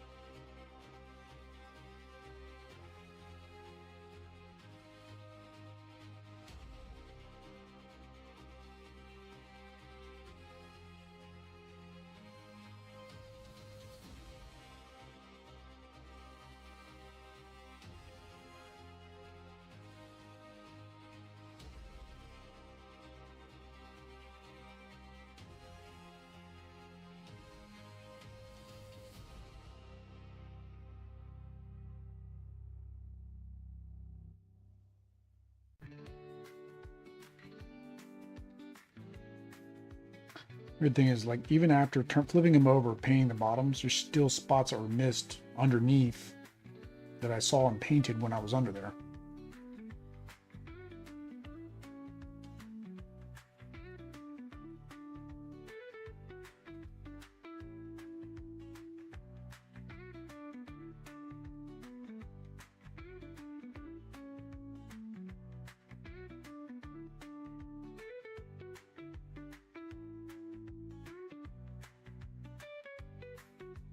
Oddly, these don't seem to be covering as much as Spider-Man. Like he looks red now. The first one I painted still looks a little dark. Not the bright red I want.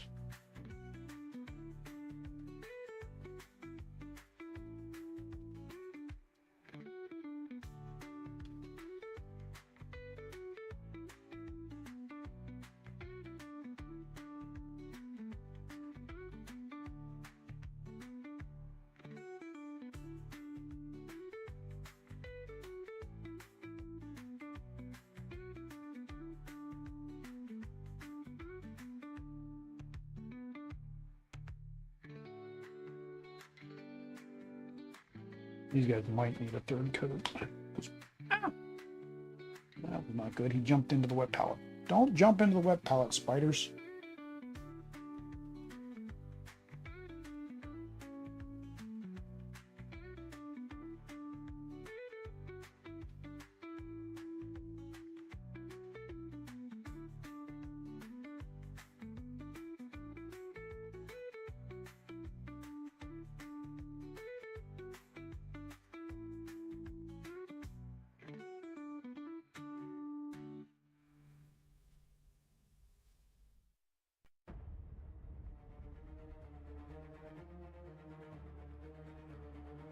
I said I was going to be painting next weekend, but actually my sister's coming up again, so I won't be painting next weekend.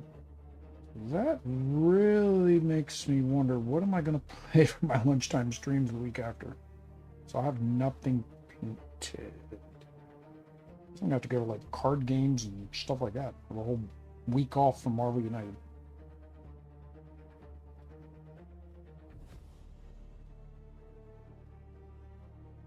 Oh, United in general, because again, it was going to be a week off anyways, because I was going to do DC.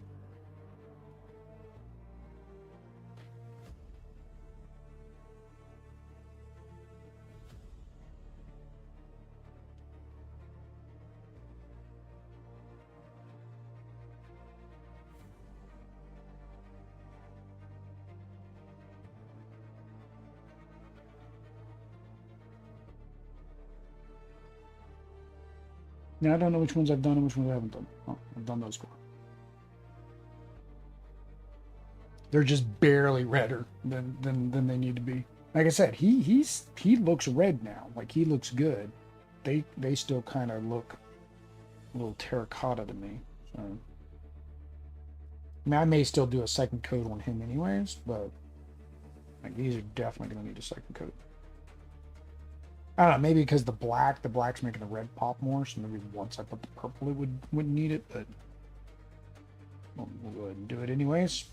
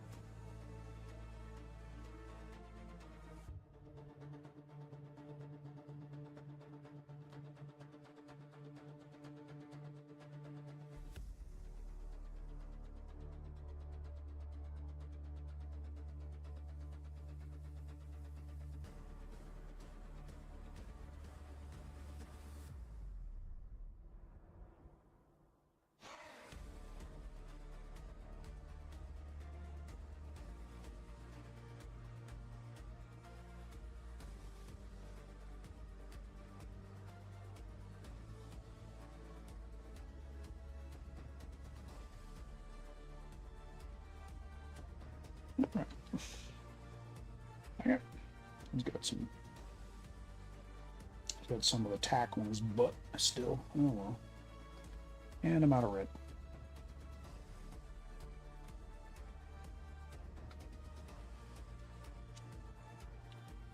Out of red. Which red was I using? Red. Regular red. Old school red. Just red.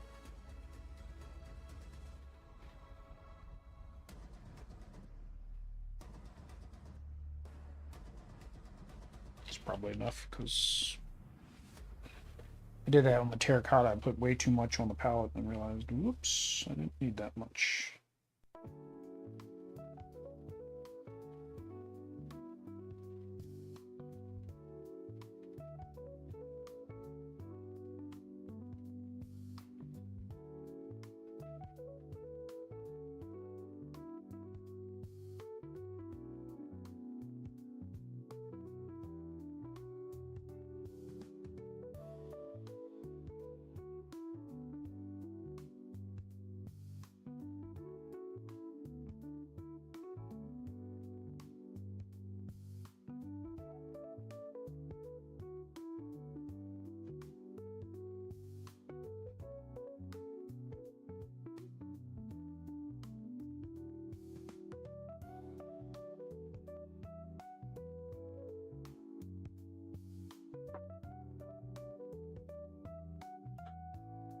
Okay, busy bee.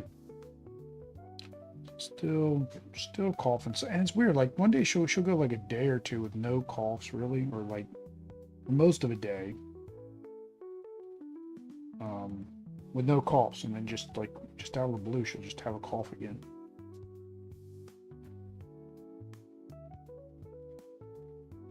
All right. So let's go ahead and do a second coat on him.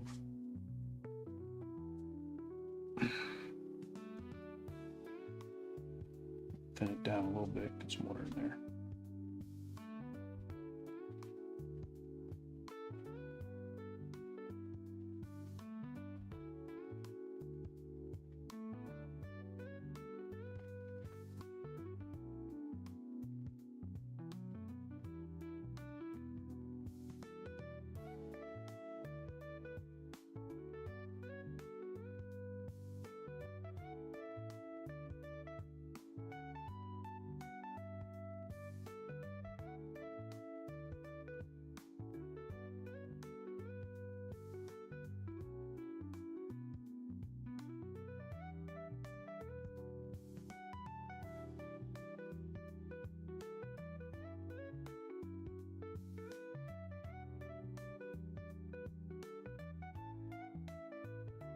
All right, we're going to do legs this time. We're going to be smart about it. We're going to do one leg at a time to make sure they get each leg properly.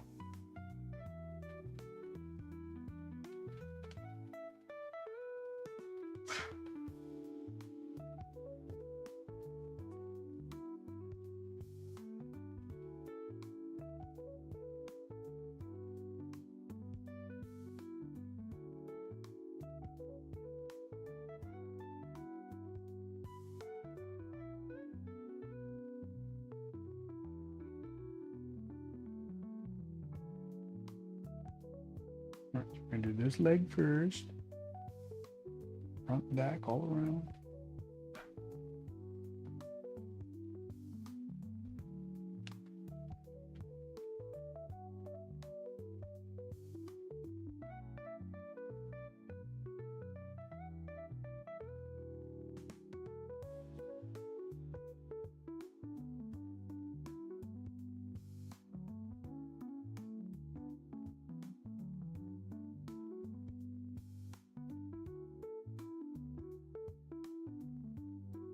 Yeah, I debated between using this and act like scarlet red. I think red is better. The scarlet red's a little bit like darker. Used it for something when I wanted a darker red. Did not feel that was appropriate for this one.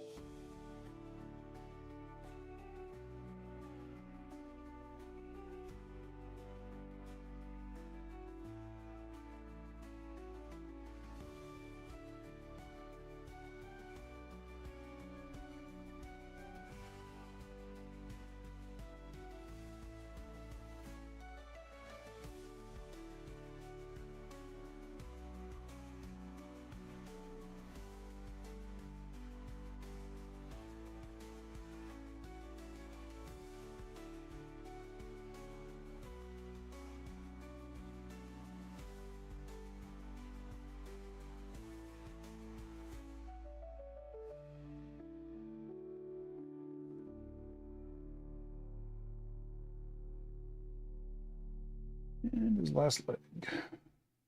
Mm-hmm.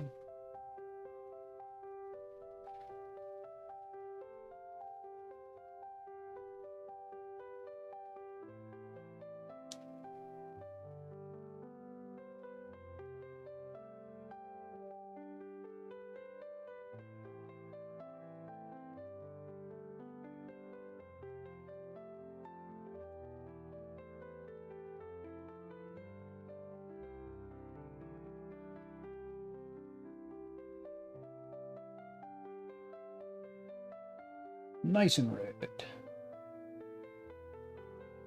Nice and red. All right, go over there. You go hang out. Spider bots. And see, I'm kind of almost not worried about painting the bottoms. All right. Let's see if I do this. Make it like a bump instead, because then only the middle is there. Ah, much better. Make him a little pillow to be on.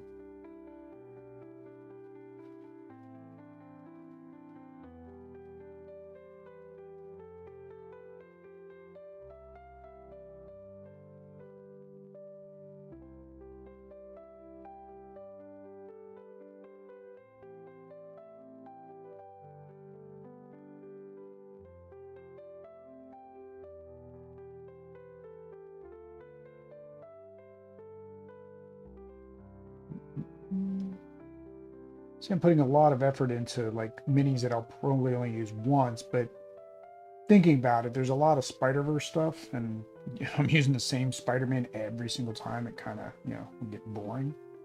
So probably will use him a few more times.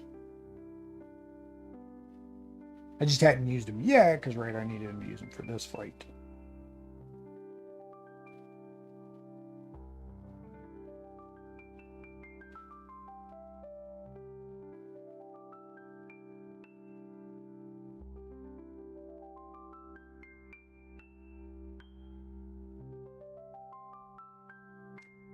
Right.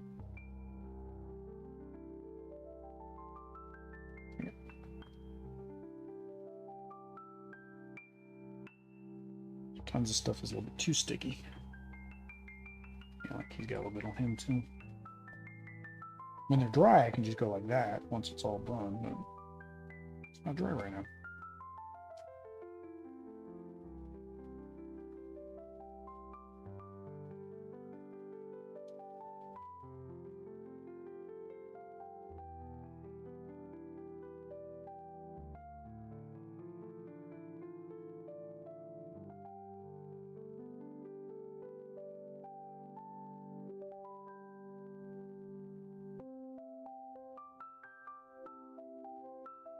There's a little Easter egg in the box. They gave them little goggles, like Doc Ock's goggles. It's kind of like a little Easter egg.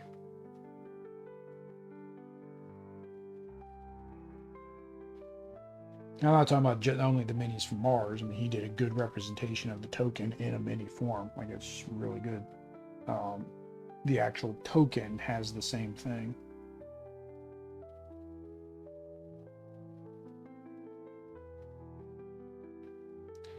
Well, you need to paint the face first so you can pull the mini off. Stop painting it last.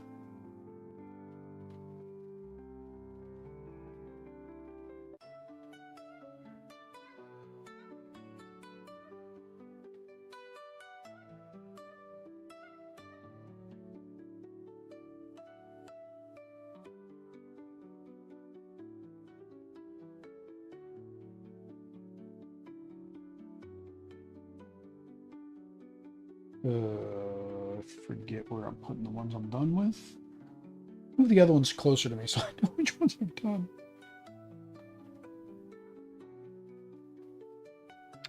There we go. So we got, what, 4 more of these guys go? I'm going to take most of my streams just going to be painting these little spider bots.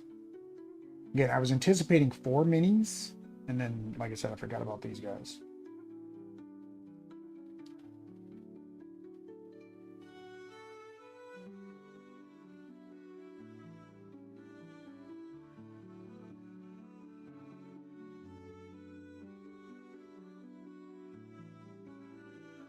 Just hope the purple covers in like a coat, so I'm not having to do like 8 coats of purple.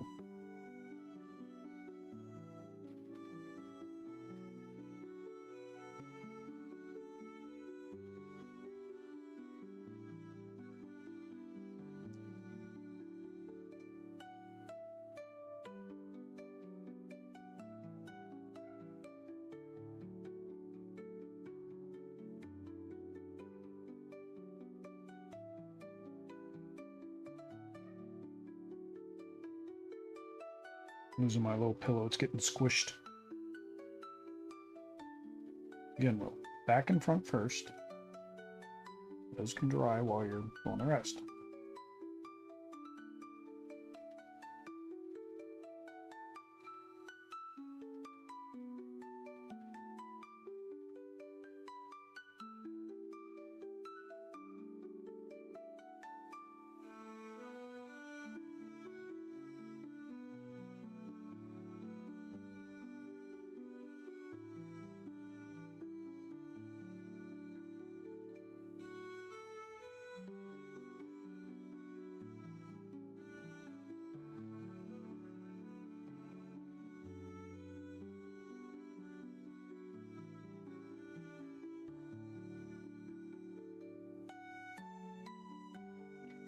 The pillow again.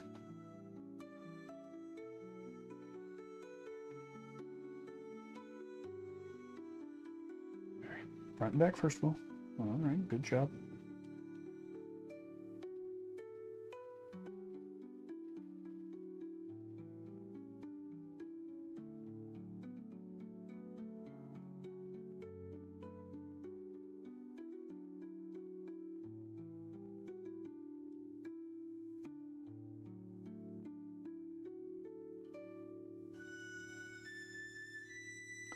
Some of the minis that are gonna be fun, like I got the Sentinels, I've got Goliath, Stature, Fing Fing Foom in front of me.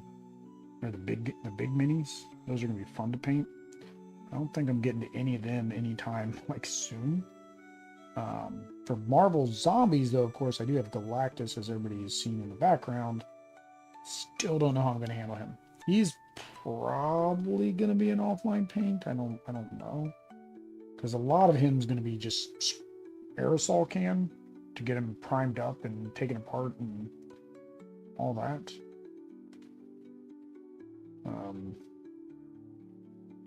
Yeah, no clue how I'm going to paint him. I've seen some good paintings of him, so I know kind of it can be done.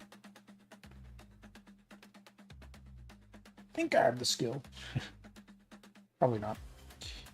All right, last little spider bot. Holy cow. To the front first. Well, jeez. I think I've told myself like that 5 times. To the front first.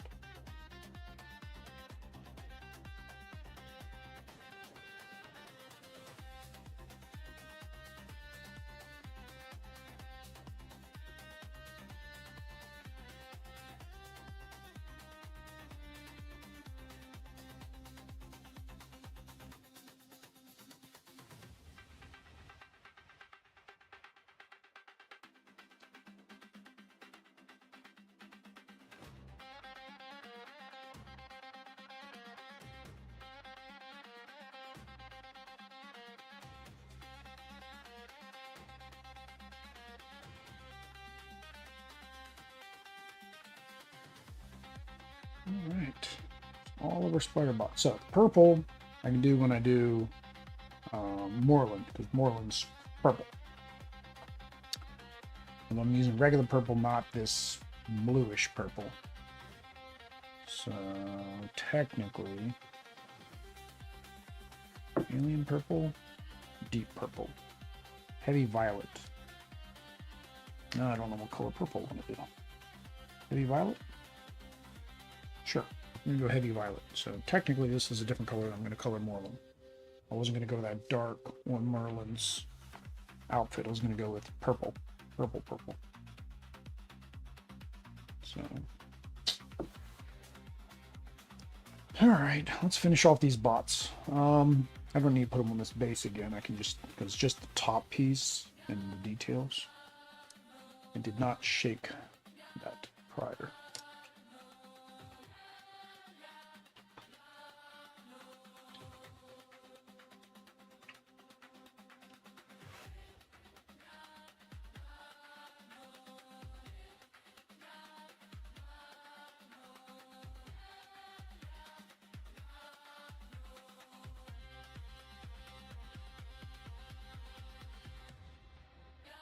All right. The one in the back, I guess.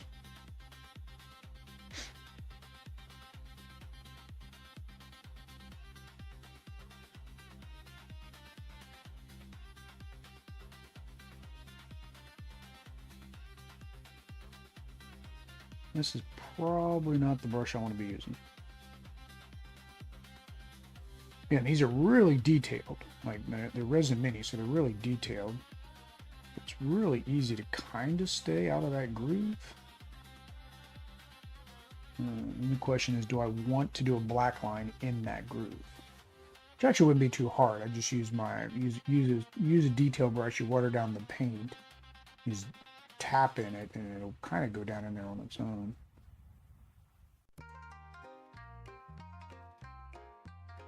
Because that's really all I'm worried about you guys seeing, because that's what you're going to see on the camera. Oh! Don't jump on your head, buddy. It's not worth it.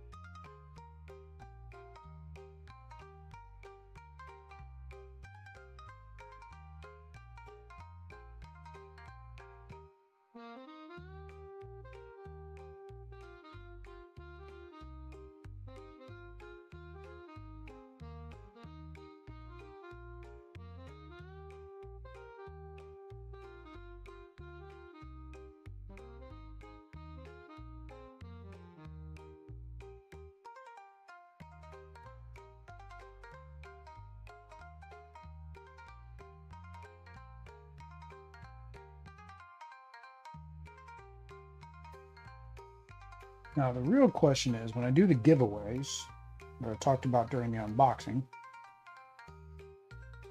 will I do it as a painted giveaway? I always do it as a painted set.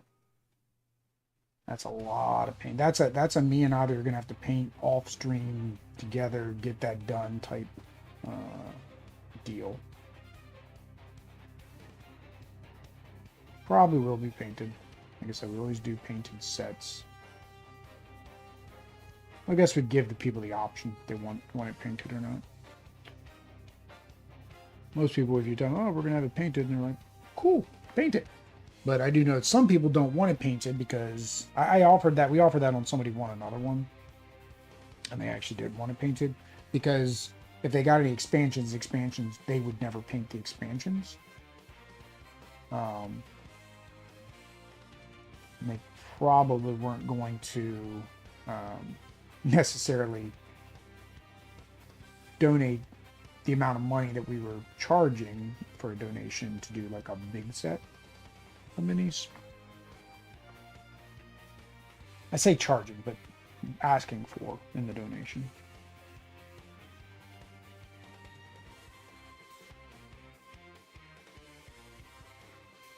Now, the question is, there's little white dots on these little sprockets and stuff. I think I don't want to do them white. I think I am going to do them like maybe like as a silver, like as a bolt or something maybe. But the goggles are white. Probably in the inside of his mouth, inside of the mouth. Probably do that as well. Probably usually use the gunmetal because it's more of a black silver. And do that. Probably do the goggles too, maybe, instead of doing a black lining. I think that'll look cool. And then do all the dots. Yeah. So, that is those guys. Let's finish them off. Hold on. Let's just keep going. Let's finish them off. So, I need that gunmetal I was talking about. I'm almost out of gunmetal. And, oh, where's my tray? I don't want to put this in the wood. I guess I can put this in the wood pallet because I'm not going to store this for 2 weeks. And that's just asking for trouble.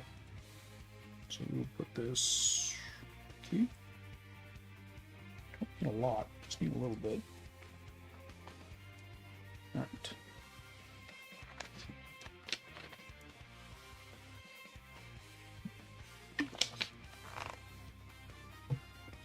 All right. Pick a paintbrush. I don't care about getting metallics in. Let's put these in order of painted, so I know what's wet to dry. All right. So yeah, they just have a bunch of little.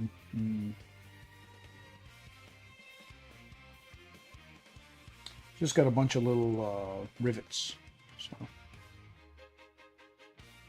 And get all the rivets.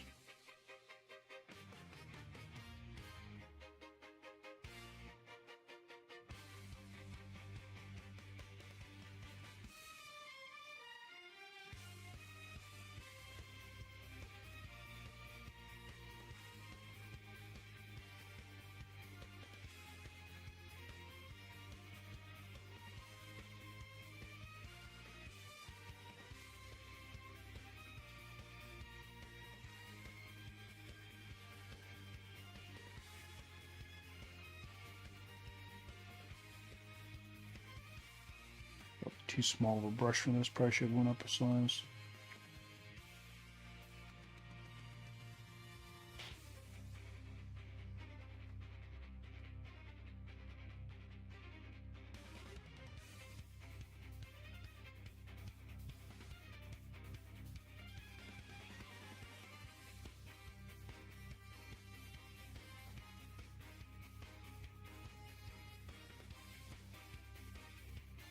And they've got this little grate on their butts. We'll go ahead and paint the grates on the butts too while we're at it.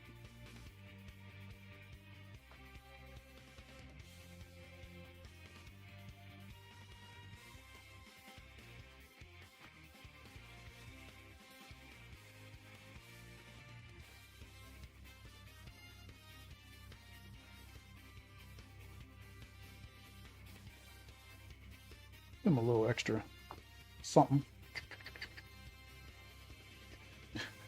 He kind of is twisting. That was fun. That looks awesome. Thank you. I appreciate that. I am not a professional by any means, but I will try my best. So I just want them to look good when they're on the table. I cannot play with unpainted minis.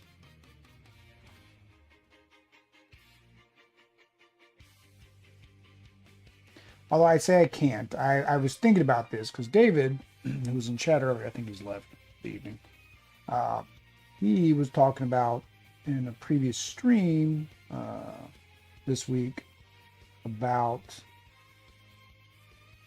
making me play with unpainted minis. And I was thinking, have I ever played on stream with unpainted minis? And then I was looking at the Bach Tour playthrough. So I'm going to play that on Monday. And I was thinking, oh, I would have preferred, because I think it was One Stop Co-op Shop, or in their comments, somebody mentioned about how they were talking about Tiny Epic Dungeon and how they were hoping this will be what they thought Tiny Epic Dungeon was supposed to be, or was going to be. And it made me remember, oh yeah, we played Tiny Epic Dungeon a couple times on the channel, and I've never painted those minis. And I actually was disappointed that they came with minis. I would have actually preferred, for Tiny Epic Dungeon, I liked their meeples. I wish they would have just came with the meeples. And even more so, because they've had the equipment meeples that you can put the equipment on. Like, that would have just, in my opinion, been more fun than what they actually did, which was minis. So yeah, I've never painted those minis, and we've played that on the channel a couple times.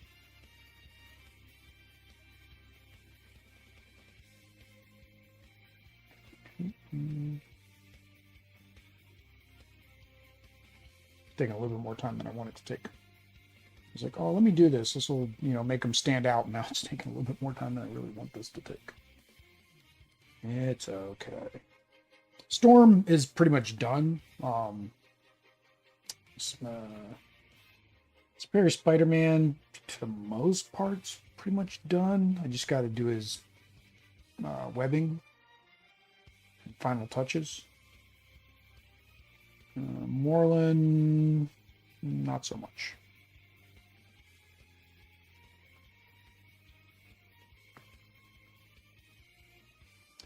I never played Tiny Epic Dungeons. Just Googled it and looks interesting.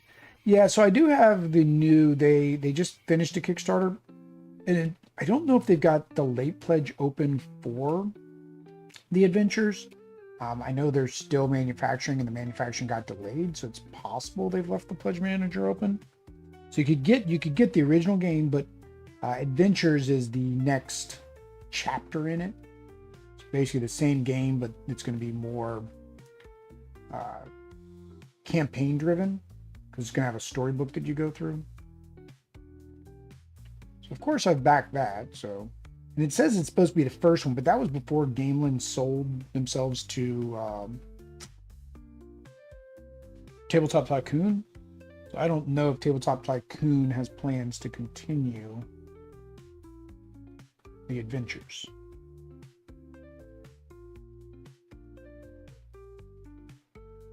Yeah, it's a nice, light, easy dungeon crawl.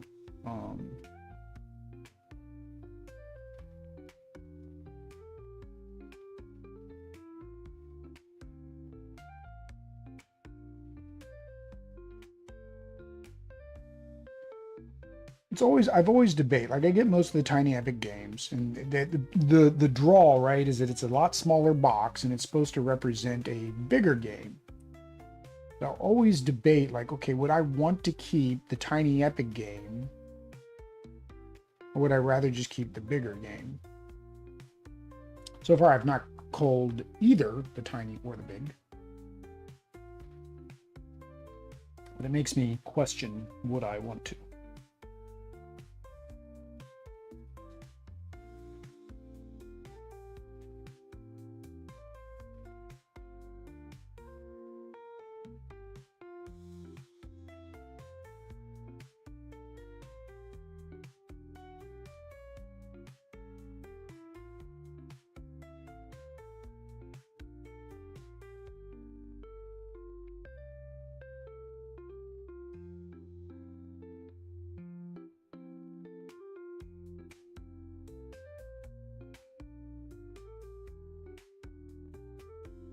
Paint is not wanting to cooperate anymore. It's slowly starting to make dry on me.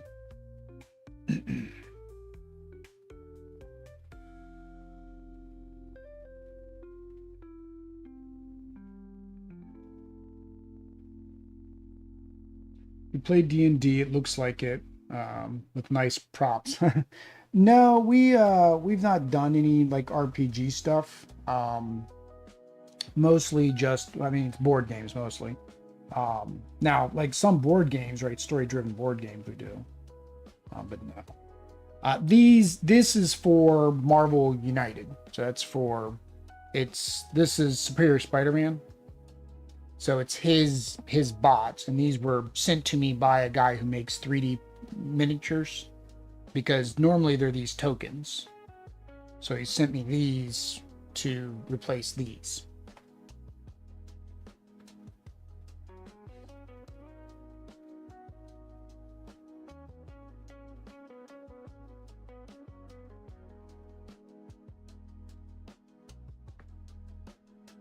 That one looks great.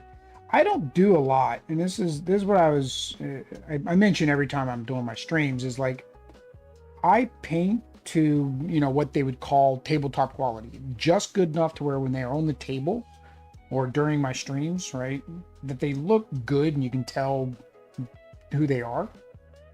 I'm not going to do 500 layers of highlight and shadows and all the rest, because it's just not worth my time. Because you spend all that time painting, when are you going to spend time playing? Get up there. Get up there. All right, 2 more of these guys left. 2 more of these, and then I think I'm gonna be done. I was debating if I want to make the goggles white. I'll debate that until the end of this, until I'm done painting. But move on to the more important things to get painted, because I need all of what I need painted for next week's streams, so I can play them.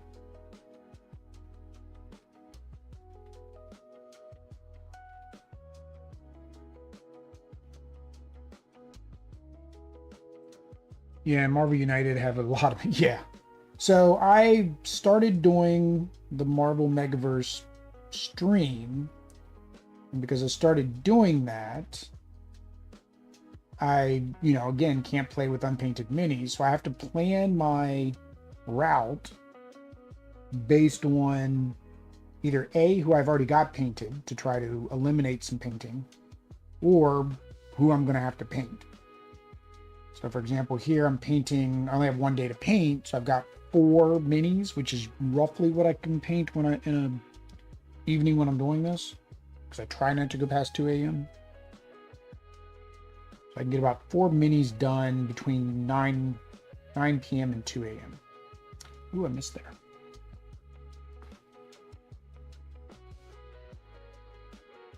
So it's kind of a two. It's kind of a 2 for 1 if you think about it, right? I'm not only am I getting these painted, which I normally wouldn't, but it encourages me to paint them because I'm going to play them the following week. Normally, what we would do is I would paint the minis for the stream we were about to do that particular night, but I didn't film it. I was just painting offline. Usually when I was in between conference calls at work, or during conference calls at work.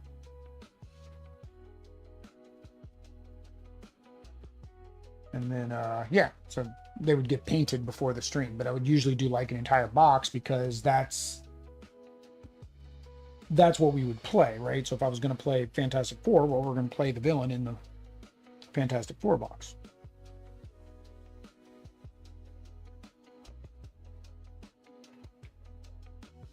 Gives you the right motivation. Yeah, because that's the thing. I've got so many games that have minis, and most of them are unpainted. And because I set that rule, the reason I set that rule that the minis need to be painted is because if I just start playing the game with unpainted minis, you'll never paint the minis. Now the only problem is because I'm filming, and the same as the playing games, right? Once you start filming your playthroughs, you start filming your painting, then you feel like anytime you do anything that's not filmed, you're wasting possible content, right? Because you could be making content out of that.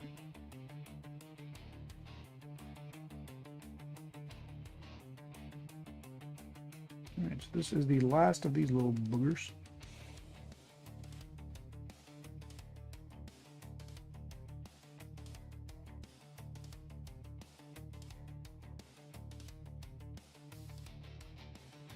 We can finish up. I guess we'll finish up Superior. Well, we need to do a second coat on Storm. So we need to put a second coat on Storm. It's white. Because I may need to put a third. Because white sucks. But yeah. There's my little guys. There's my little army.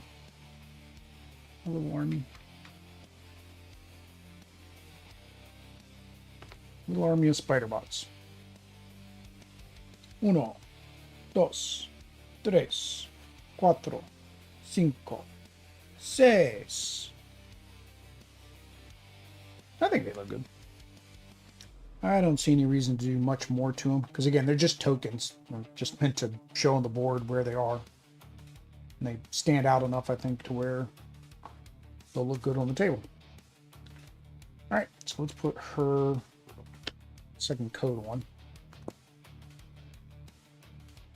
Yeah, they're only for Superior Spider-Man. So earlier, probably before you got here, I was saying what would be nice is if the homebrew community worked with Minis from Mars And so he's got a couple different minis. I did an unboxing earlier, so if once this goes live or goes VOD, you could watch it. But he's got minis for a lot of different characters. Like he's got Rick Jones and a couple other ones on top of these bots. But I was talking about these bots. It would be cool to make 3 pet cards for them, right? And then you could take those 3 pet cards and put them in with any of the Spider Heroes decks, and you have an extra pet. I think that would be kind of, it'd be kind of cool. Cool, as Audrey says. And same thing with the other ones. Make a full deck for Rick Jones. Make a full deck for Betty Ross. Betty Ross. Did we get a red She-Hulk? I don't think we got a red She-Hulk, did we? No. So yeah, so you could technically kind of make her a red She-Hulk without being a red She-Hulk. Like, you know, get the, I know there's a lot of in the homebrew community, there's a lot of good artists that can draw very similar to this art style. Have them draw, like, one of the cards kind of has her like transforming, right? So then that would be like her attack card.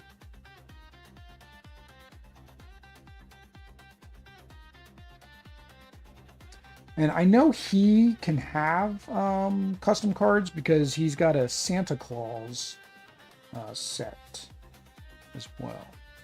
So I'm probably going to pick that up for Christmas next year. We can do a Christmas scenario. So it's not unheard of. I might even provide these suggestions to him. Sounds nice, but not like something that C-Mom would do. Yeah, it's like, it would be nice if, see, C-Mom would have had to make minis for him like they did with all the other pets, so I can understand why they didn't. But the homebrew community is really strong for this game. I've not gotten into the homebrew stuff, mainly because the cost is just not there for me. But like the Teenage Mutant Ninja Turtle stuff, like I was like, oh, I was eyeing that, and that looks really good. And it's like, wow, come on, C-Mon, please make it through. You've worked with Teenage Mutant Ninja Turtles as an IP before. Get the guy who made the homebrew, pay him some money so that way he can be your designer of those sets, right? And then go ahead and get the art assets if you got to redo the art assets, or pay that artist too, right? Their work is pretty much done for them, right? All they got to do is just hit the print button. But of course they are struggling right now, so we're still not sure if we're gonna get DC, right? Are we gonna get our DC United?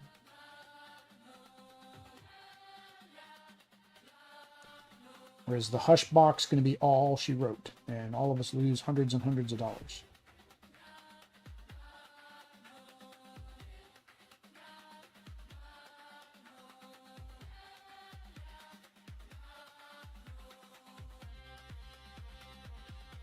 This is the second coat because of the white primer.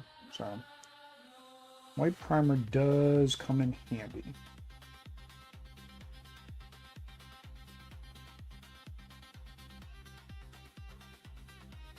And 90% of your mini is going to be white paint. Use white primer.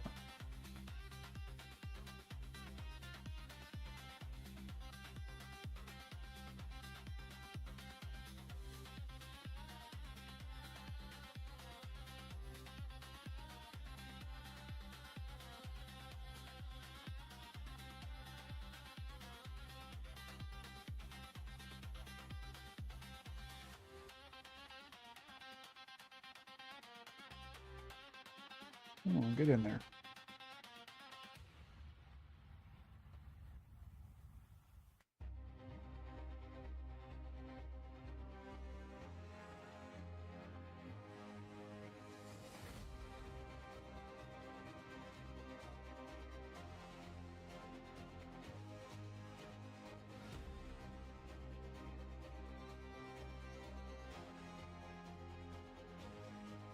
It's a great big community. It's hard to find a scan to replace a card.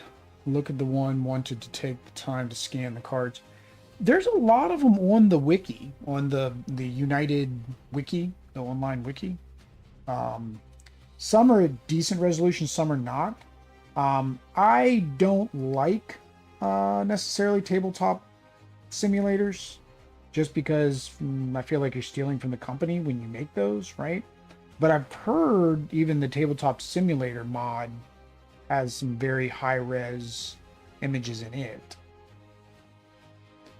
And then on the wiki, I believe there's also a template. So worst case scenario, you can just use the template and make it yourself. I imagine you've already asked over in the Discord.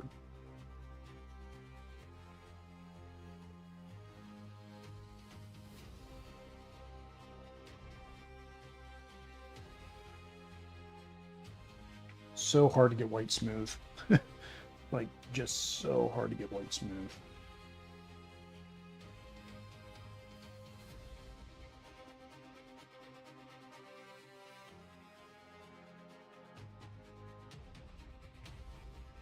There we go. That's much better.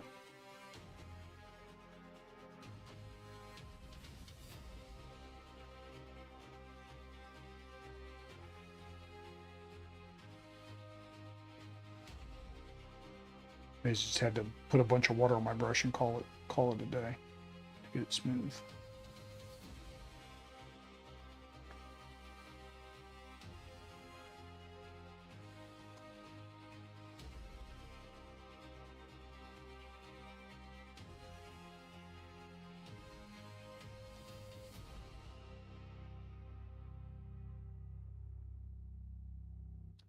There you go.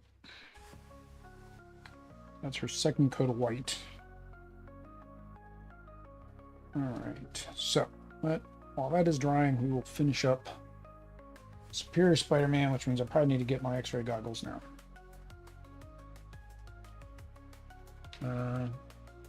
Wiki, but some doesn't look great. Tabletop has like 2 or 3 artworks of the cards for each hero and villain, or damaged ones I need.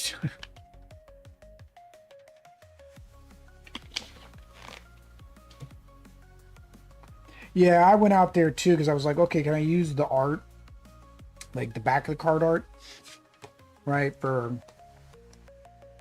my thumbnails? And some of them, you're right, some of them were like a nice high res and some of them were like low res. And because there's a picture there and no one cares about, you know, what size the image is of the picture for most purposes, no one's actually gone out and put a higher, you know, a higher resolution picture out there. All right, X-ray goggles time.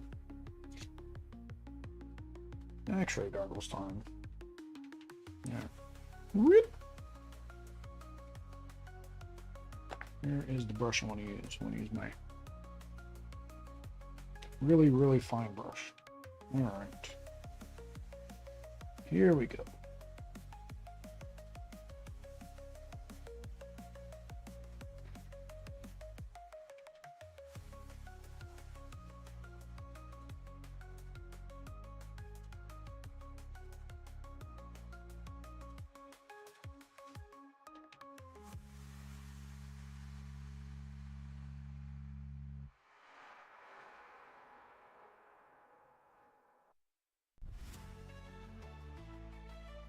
Something's not right. There we go. Wrong angle, Will. I was like, wow, am I losing my vision that badly now that I can't even use these?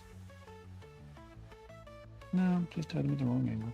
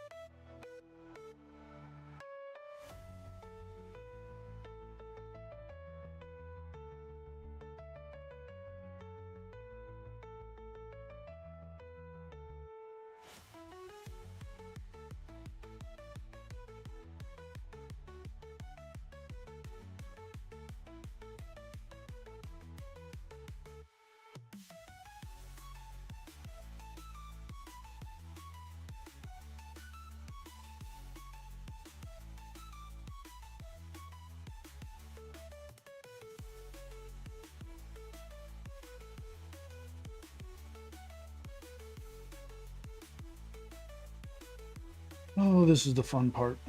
Trying to figure out, trying to do all his fine lines.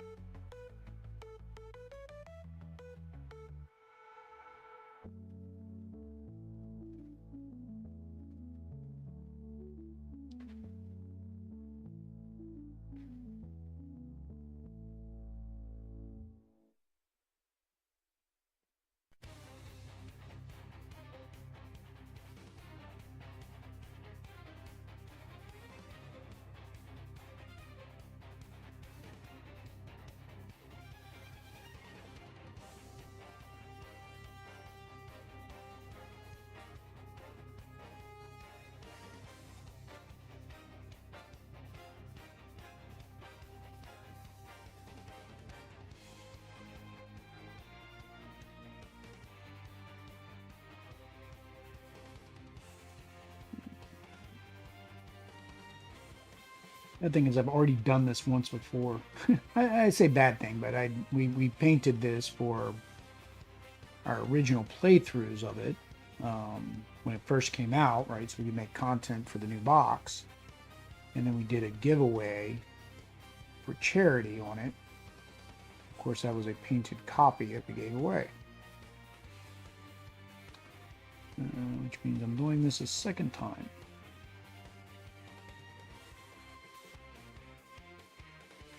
And webbing is just fun. I've already painted a couple spider people this year, but none of them had webbing yet, so he's the first one with webbing. Already done. Luckily, I already done Miles and Spider-Man because they were from season 1. I did them when I painted those boxes. But if the other boxes I have, we do a giveaway on those. One of those boxes is a spider box. So, more webbing.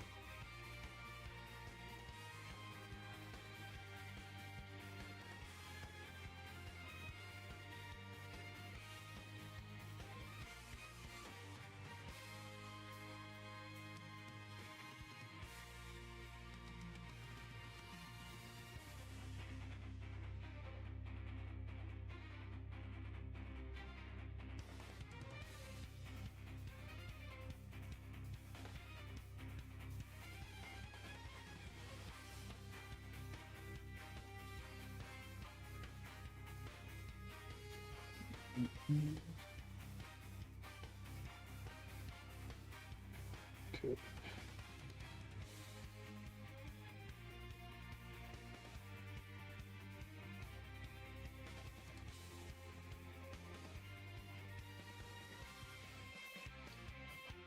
Getting on his backpack.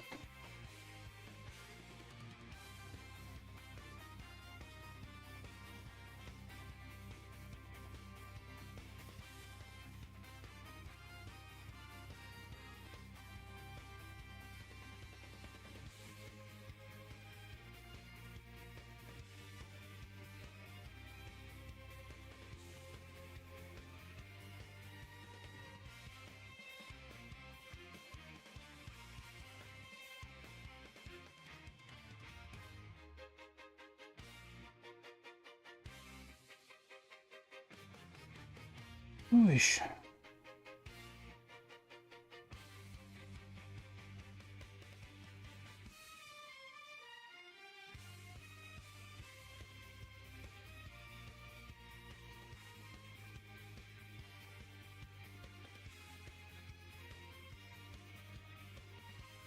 And his head. Oh, missed one.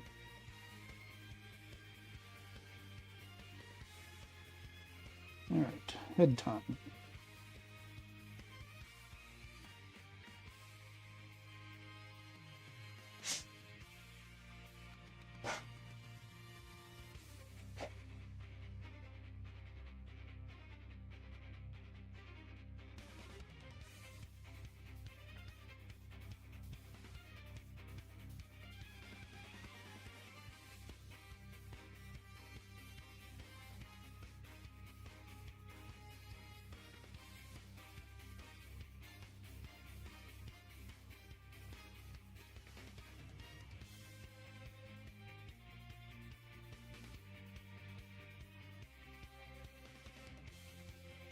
That's way too much wool.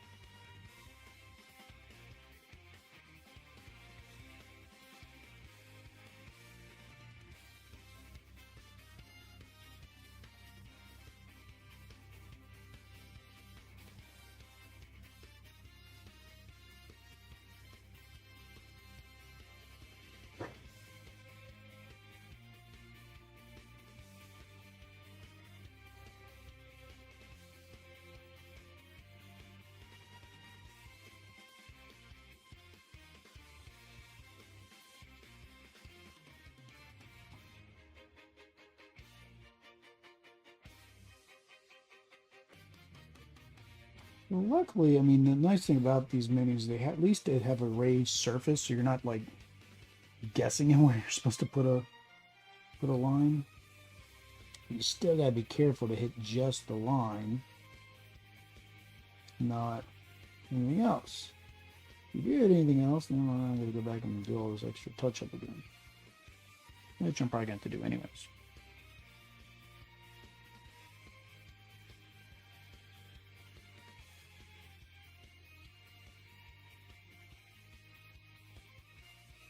And now it's getting to the point where the brush isn't holding the paint anymore.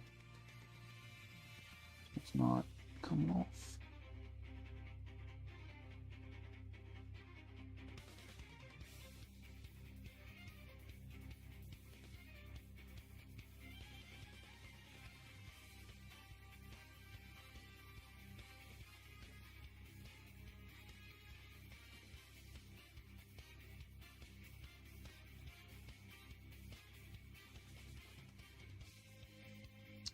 Yay.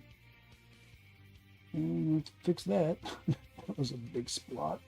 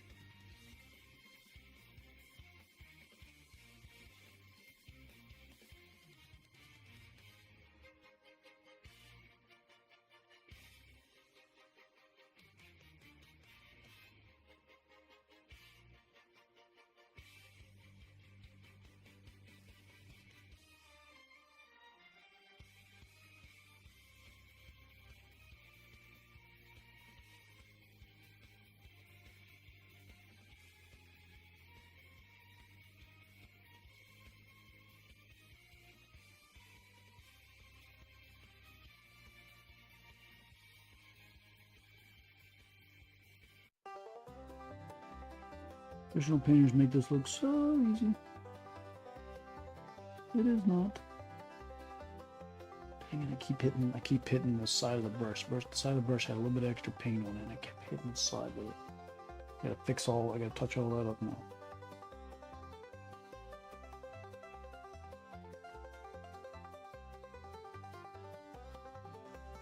Can't see what I want to see. His stupid arms are in the way.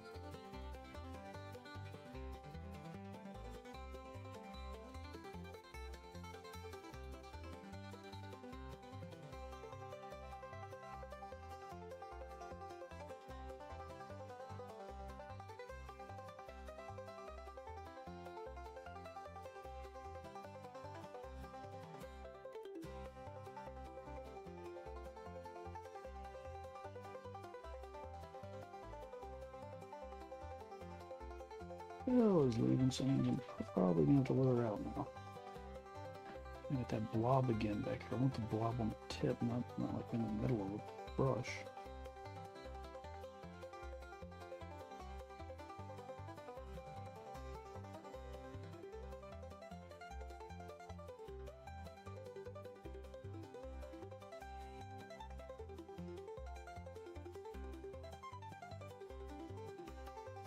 I don't remember if I have any more spiders with webbing or not.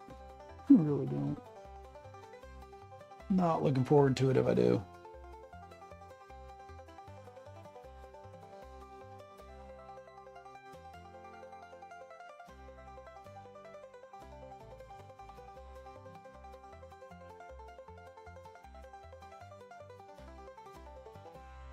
No, that was like the smoothest one yet. Holy cow, what happened there? It's like a night and day difference between the last 20 strokes I've made.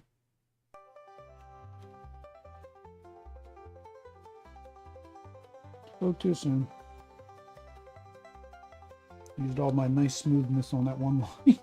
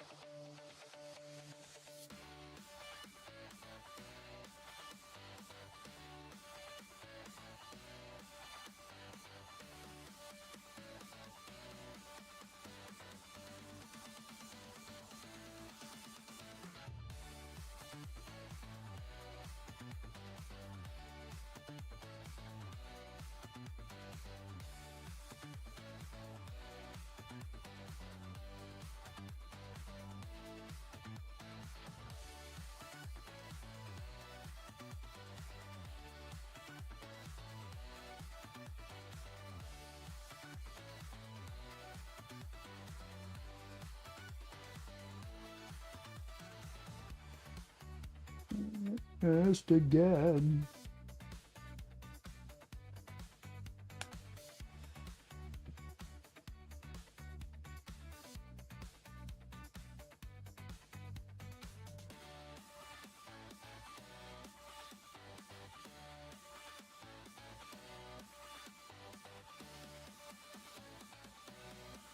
What do we got left? A couple more. And again, I'm doing this with the glasses, and I can see like every imperfection. But a lot of times, once I take the glasses off, I don't even see half of the misses anymore because, again, tabletop height.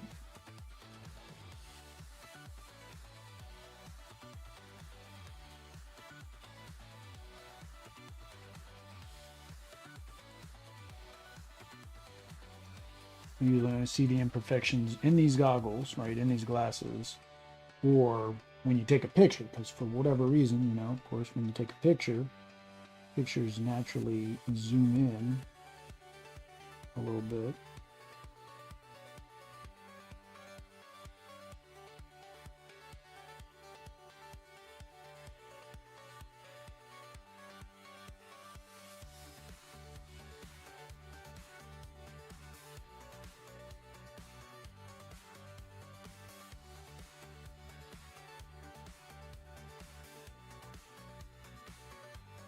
There is a trick with a micron pin. I've got Sharpies and they just don't seem to work. I've never bought an actual micron pen because they're like way more expensive than a Sharpie. And I'd hate for the same thing to happen. But I know a lot of people that do the comic book style use micron pins for their like hash marks and stuff. So I'm thinking maybe it should work pretty well.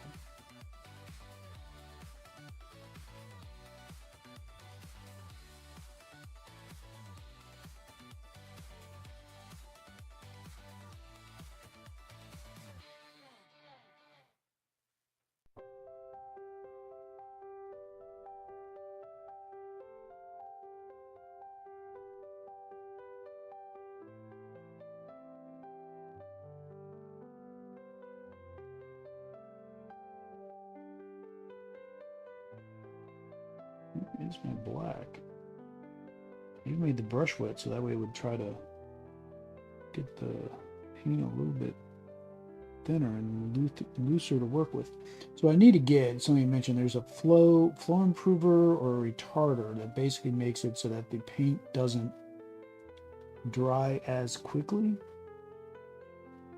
Because when you're using a tiny brush, it just dries so fast. That basically helps it not dry so fast.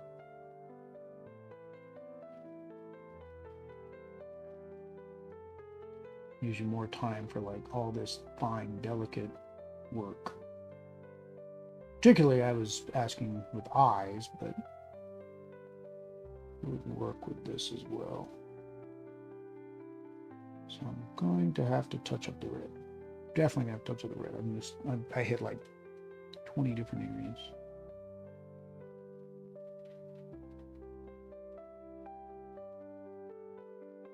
How the line's supposed to go on the bottom of this channel? He's got one line going back.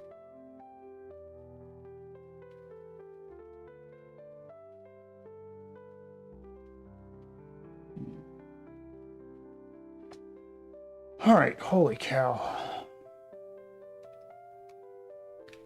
Have you painted the big minis like Galactus Sentinels and those? No, actually, they're sitting up above. They're sitting up here. I got Bing Fang Foom. Boink. There. And then, like, all of them. You know, Sentinels. And then Galactus. I got two Galactuses. I got, you know, big Galactus over my shoulder, right, for Zombicide. And then I got the Marvel United one. He's back there somewhere. All right, so now we need to touch up all that red I messed up. Yay.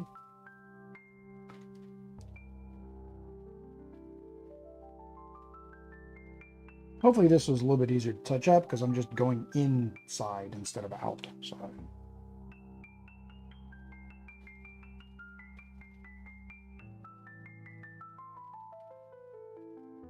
I'm trying to use red to cover up black. And red doesn't like to cover things up.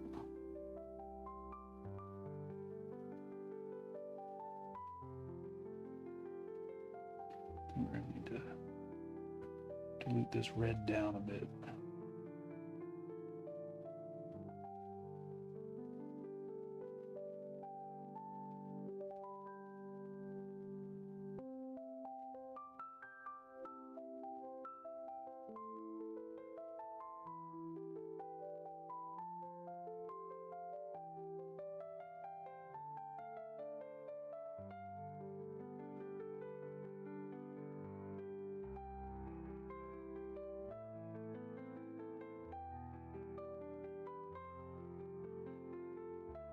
You know, so now I hit a good spot over here. Whacked about 5 times over here.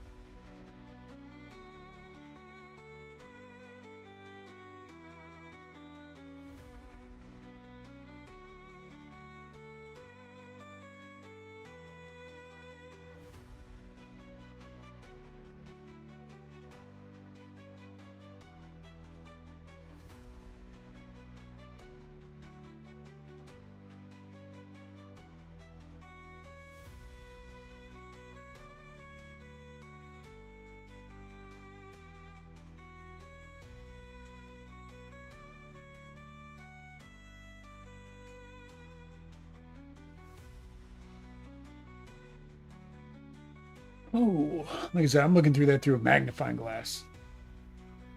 But from tabletop, he looks like he kind of does in that screen, which I can't see because I'm not wearing my glasses.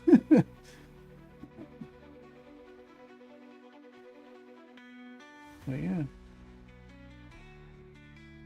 that's good enough for, I think that's good enough for me. Oh, found a spot. Why'd I have to turn around? Well, you're always going to find a spot if you turn around.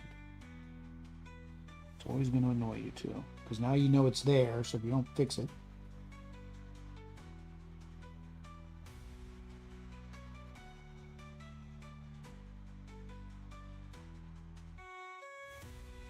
Actually, it's not even black on red. It's a red on black. It's the opposite.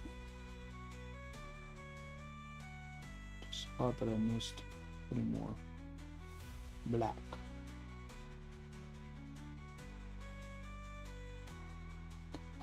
All right. I'm gonna take these off for a minute. Holy cow. Main problem with that thing is it's so heavy. Like those glasses are just so heavy on the nose. I'm gonna need a bit of paint.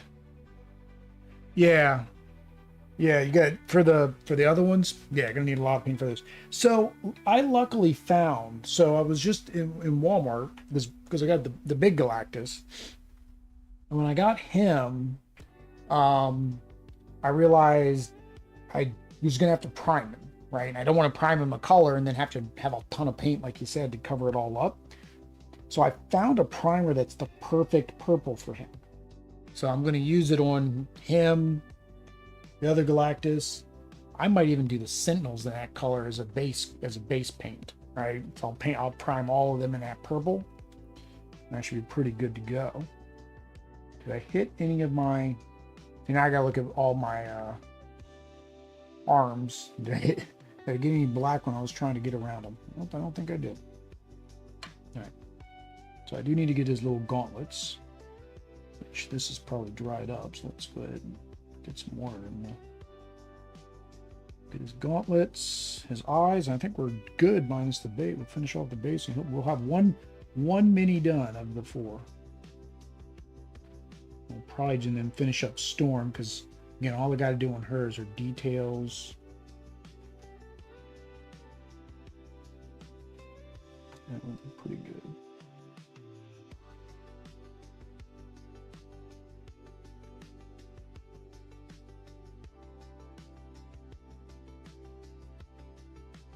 Get out of there, whatever you are. It's a piece of metallic paint got stuck in there.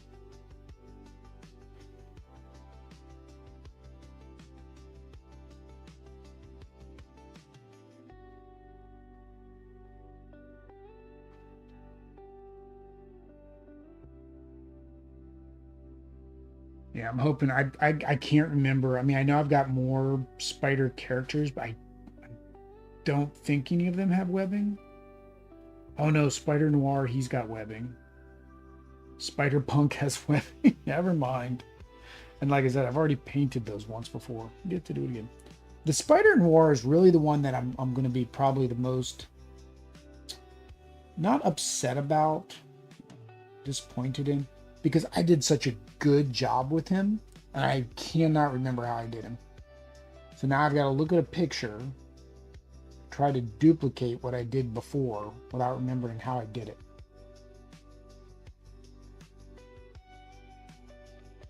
Because, you know, it's black and white, so it's like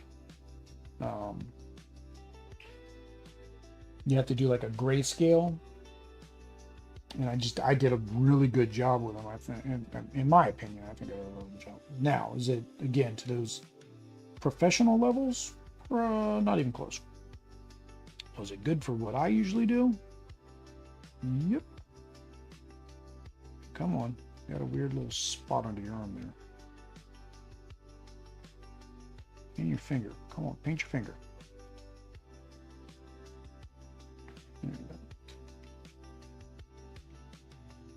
Probably gonna need 2 coats on the eye, so we'll go ahead and get 1 coat now.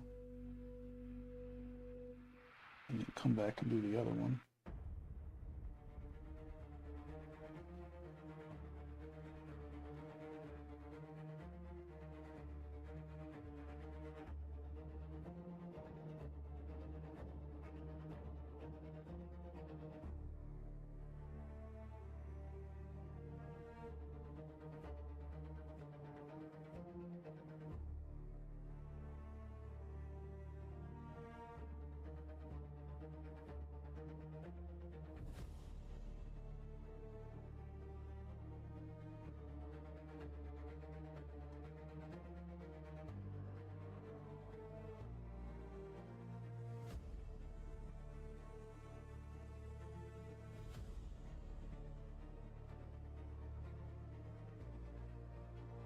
I think I am going to do. I was debating whether I was going to do the spider bot eyes. I think I'm going to go ahead and do the spider bot eyes. Yeah, because that's gonna take another coat. So go ahead and dot all of our spider bot's eyes. Get things done. Little white eyes. Boop boop.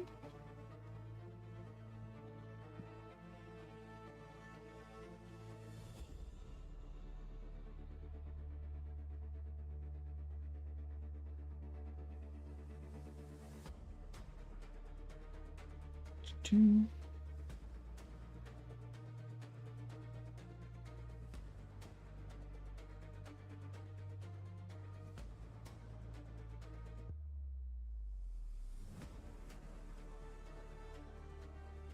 How long does it take to dry? It actually dries pretty quick, for the most part. I mean, some take a little bit longer to dry than others, but you want to make sure it's decently dried before you go and do a second coat with certain colors. Normally, by the time you get back around to where you started, like on a decent size mini, like if you're painting a color, by the time you get done all the way around, you come back around, it's usually dry enough to do the second coat. Did I miss a guy? I did. I missed a guy.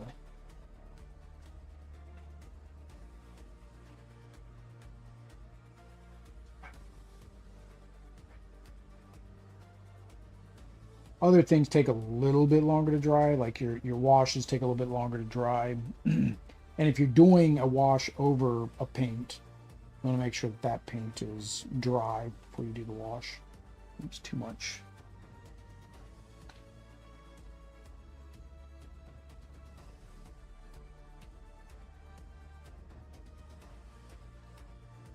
And I get to eat lots of paint.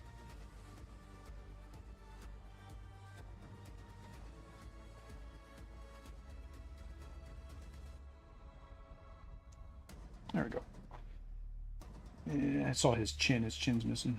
There's a dot. Oop. Dot on the chin. He had a pimple. All right.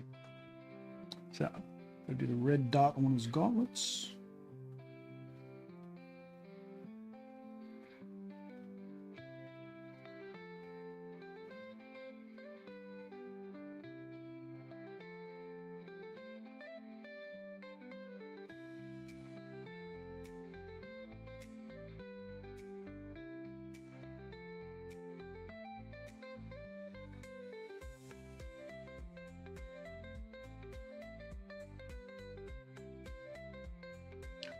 Bella's giving me a look, so that tells me it is break time for me and potty time for her. So I will knock this out real quick. Get that second coat on the white. She's going to give me that amount of time. I don't think she's going to give me that amount of time. We'll do the white when I get back. So there we go. So I got that. All right, so I will be right back. Gonna give Bella a break. Give me a quick break. I got you, Sway. Hold on.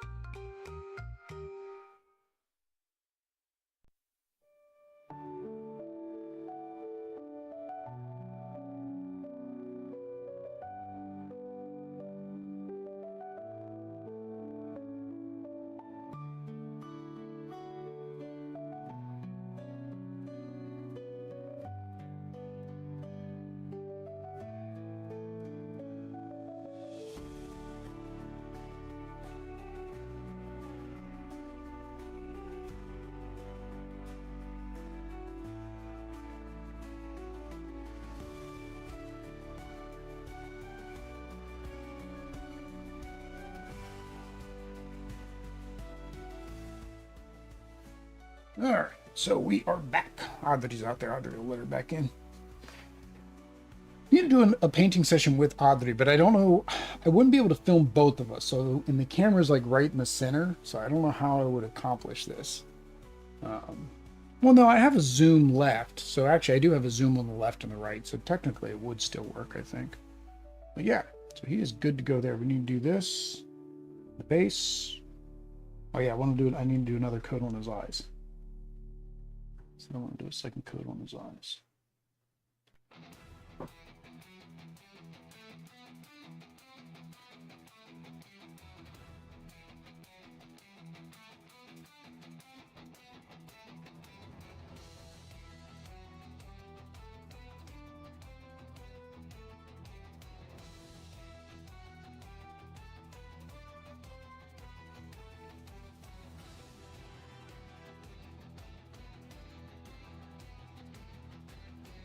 Goes. There he is. Evil Spider-Man. Actually, so I was talking about earlier about how he got a new body. And so he's got the new body. But like, I think something, and that's, I'm several years behind. So this is 2019, maybe I'm in 2020's comics. But now I think he's Spider-Man again. So I'm just so confused. They keep making Doc Ock Spider-Man. It's crazy. And they keep doing it. Alright, so this is, yeah, we're going to do that. Now I'll just do the pebbles and everything, and then we'll do a wash. And the wash will take care of the rest.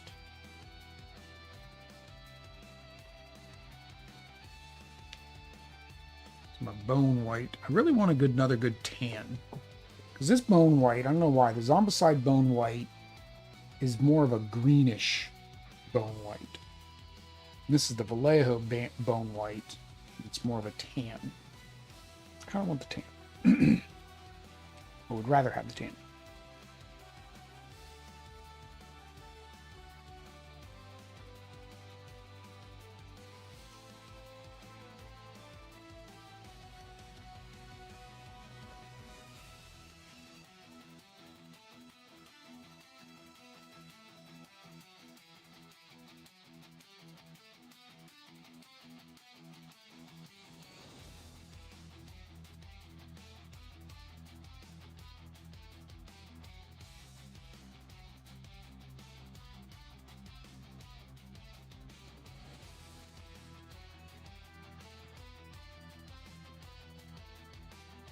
Almost have probably just left this gray.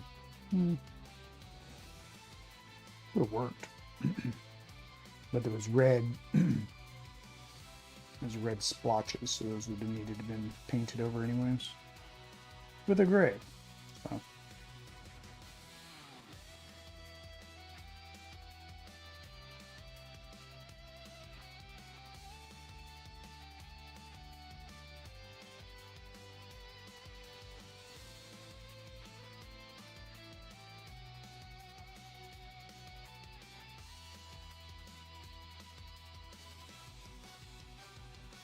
I'm gonna have to do this, get our wash on it. Aye! Hey, can we get that off? Get it off in time. Right, everything is full flip again. I don't know why I'm worried about this. I'm probably gonna have to repaint. Probably gonna hit other spots anyways. I have to repaint black on his foot anyways.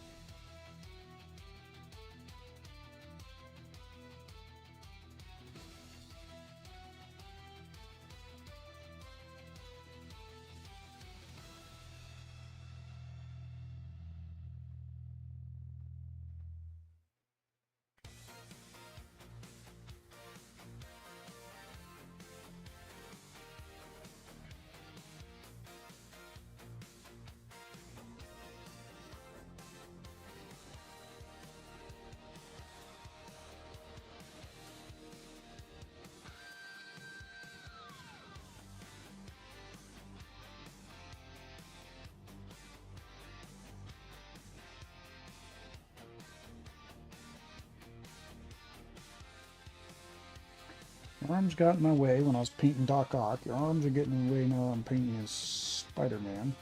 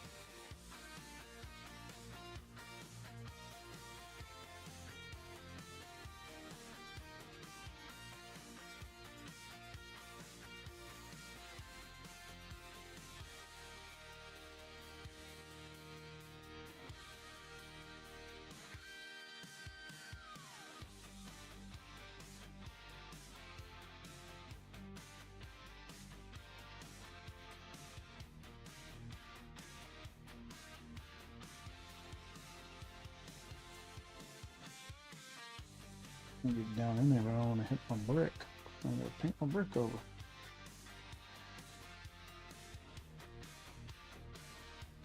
Alright.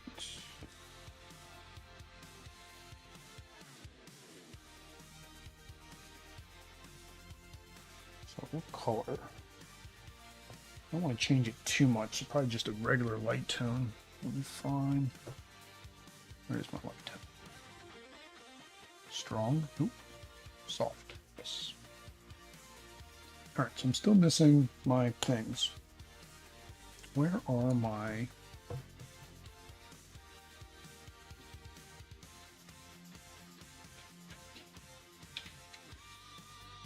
They were in the sink drying. I don't think I need two of them, but... Alright, so... After this, then we got Storm, Morlun, and I haven't even touched.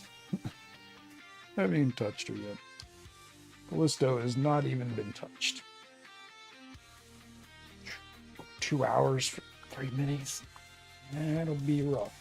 I mean, Storm's almost done. I'm gonna knock her out next because she's almost done. Technically, I only need by Monday. I only need Spider-Man and Morlun done. So I could always paint the other ones offline, or do an impromptu Tuesday stream, painting stream.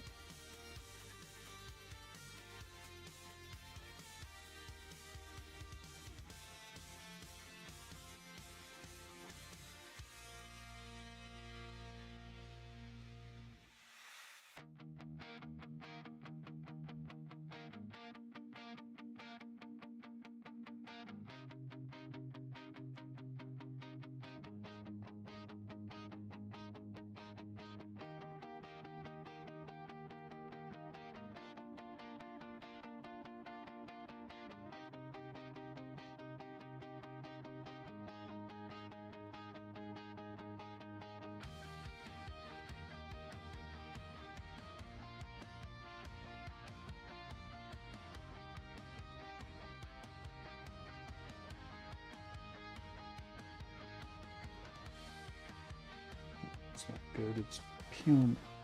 I don't know why the washes lately have just been peeling the paint off of whatever I wash.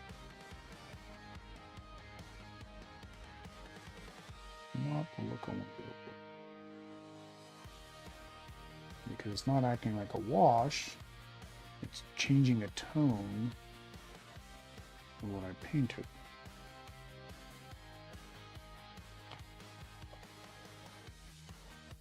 Yeah, it completely ruined it. Holy cow. That's horrible.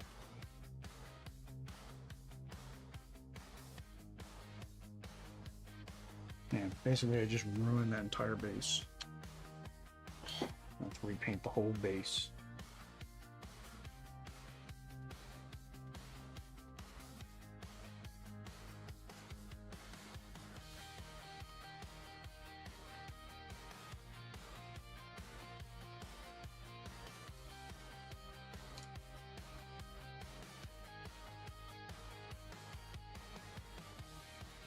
I used to be able to do this. I used to be able to just like immediately put the wash on right after I was done the base coat. Lately, I've not been able to do that, so I guess we're gonna let this dry. Put another base coat on.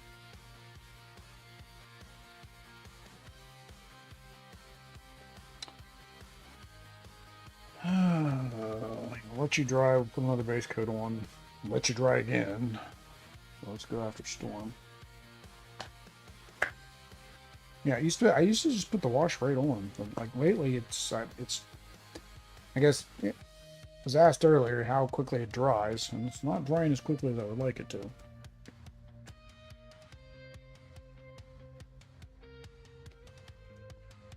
All right, so I need to do her red. I gotta find her card now. There we go. Gotta do her red, gold, black. Her eyes are easier because they're just white, so let's go ahead and get those knocked out. Just white dots. I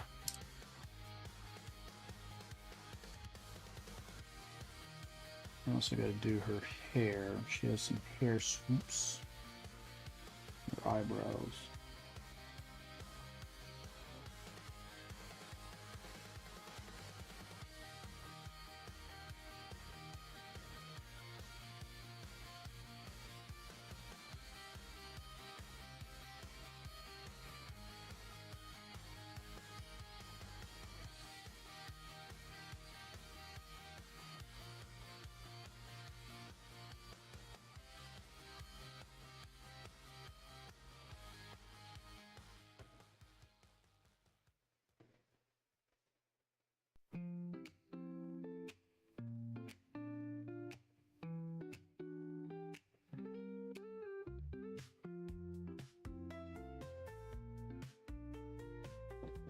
Can't find the detail for the eyebrow.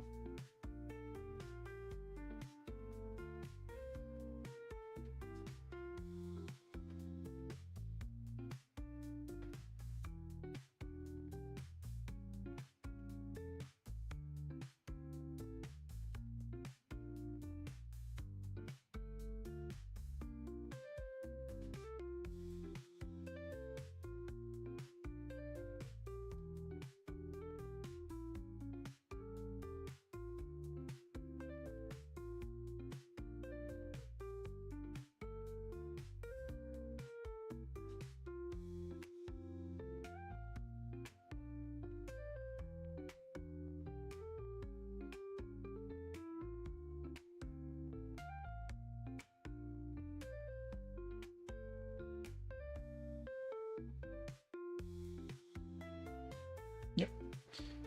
All right. Dots for the eyes.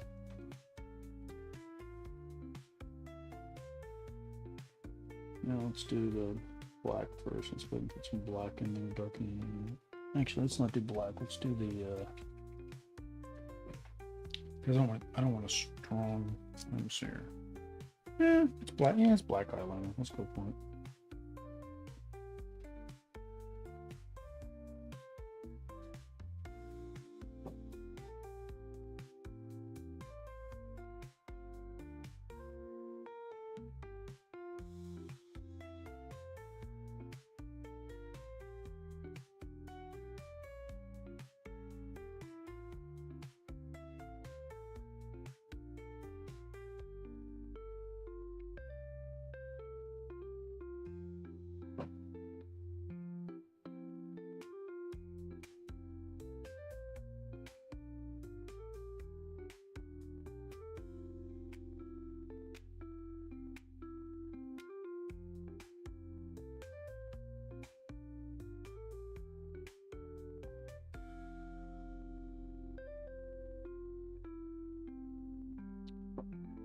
It's a little bit too big.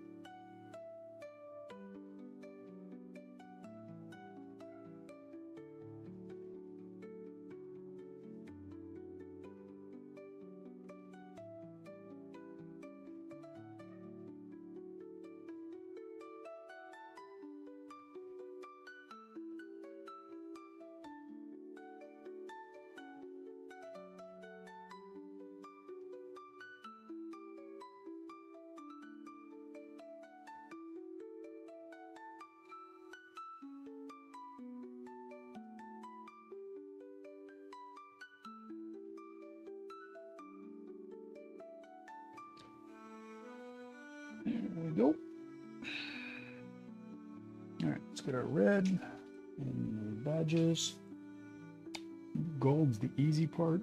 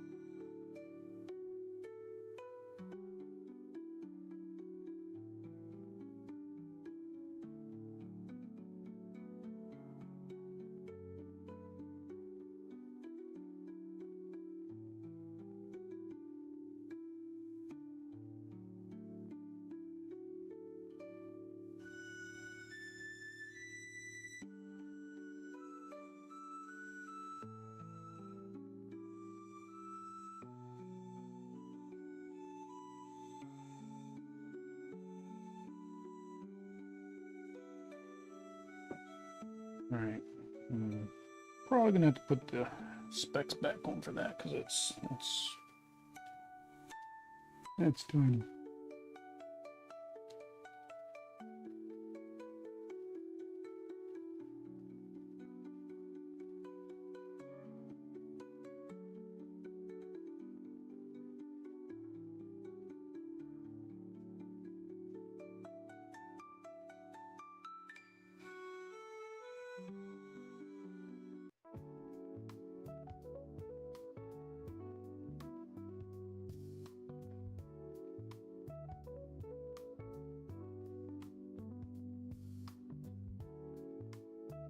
Oops.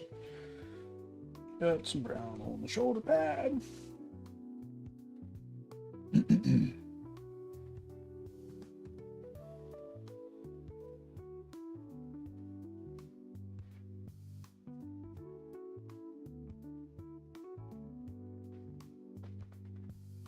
think I did the same thing last time. I'm like, because it's just white on white on white. I think I did like a slightly different color for her hair.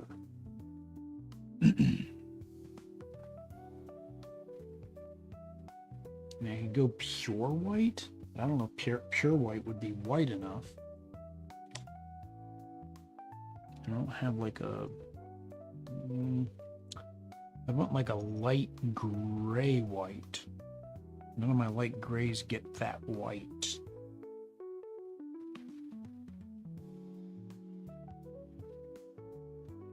Wolf gray is usually my tried and true, which is what I'm going to use in the base. Maybe if I dilute this with the white, just to make her hair stand out a little bit, because she is very one note right now.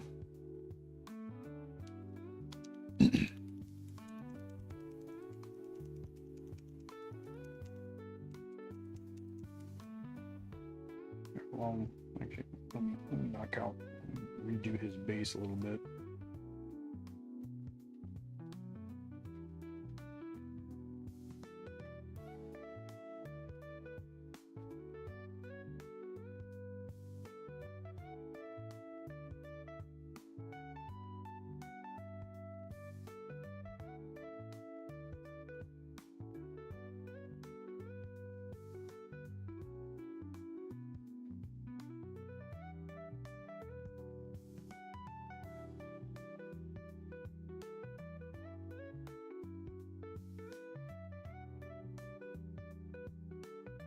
Ironically, that wash partially worked, where now this is just acting like a highlight over it.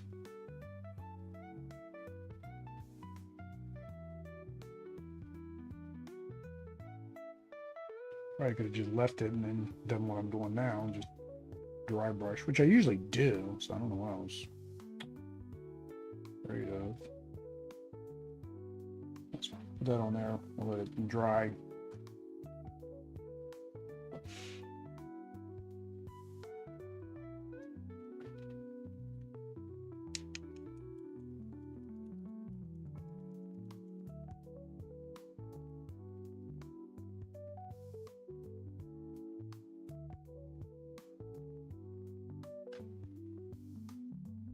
That was probably too much.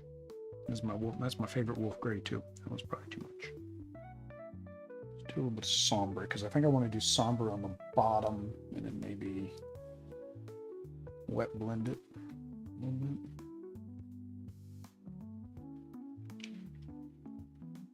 Probably not enough of the bottom. Overdid it on the one, underdid it on the other. Sounds about right.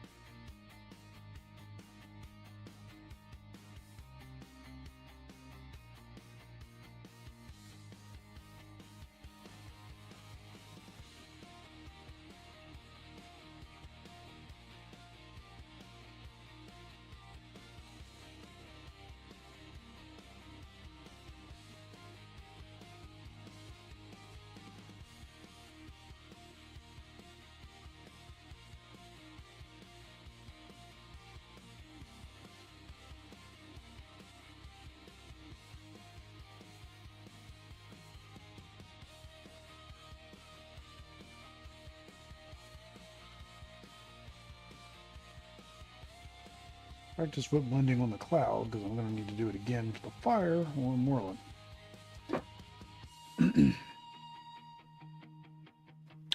Probably once it dries, I'll throw a couple more of the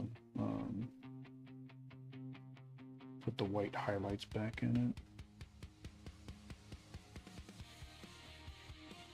The dry brush some white in it.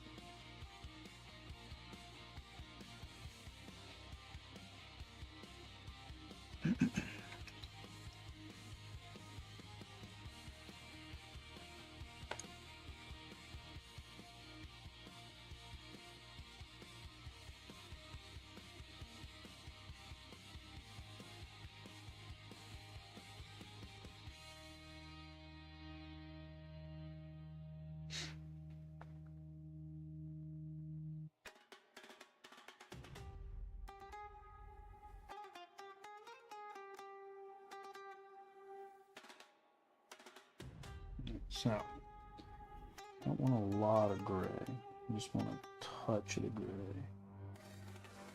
I just want her hair to be a slightly different color than what I've already got.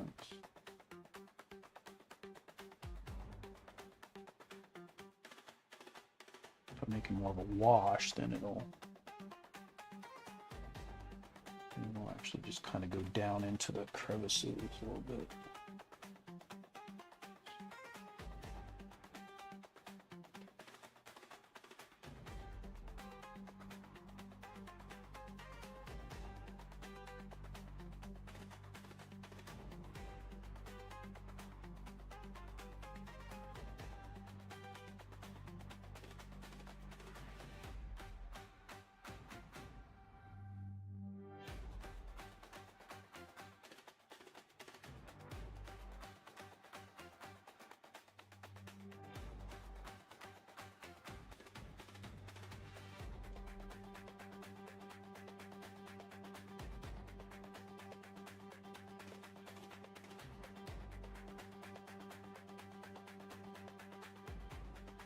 I don't know if that did anything. It's a different shade for sure, but it's not a distinctly different shade.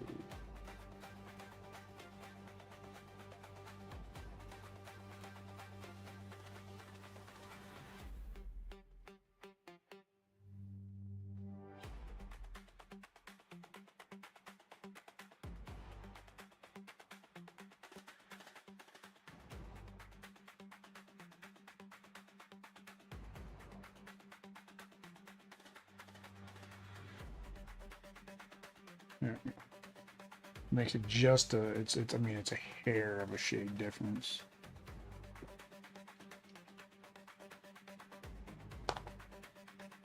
I would almost say it's at a difference of where, like, if you didn't know that you did it, you wouldn't even know that it was a different color.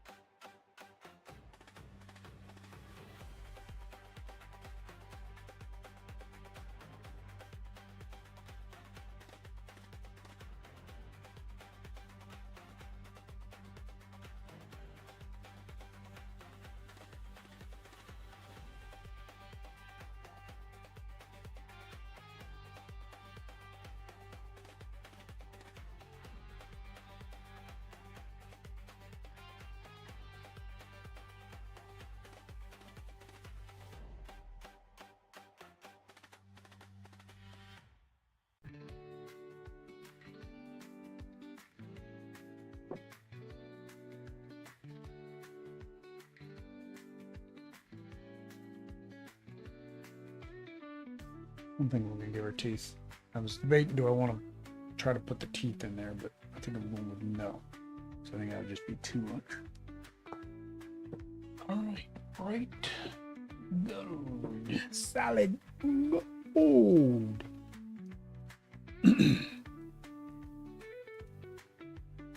So now I'm gonna look at this and be like, do I even want to touch it? Do I even want to mess with it? Because it looks kind of washed, kind of weathered, just because of the mess up. So I think I'm going to leave that alone. I don't think I'm going to try to throw a wash on that one again. I got to do hers though. I'm going to do her wash. But it's still drying.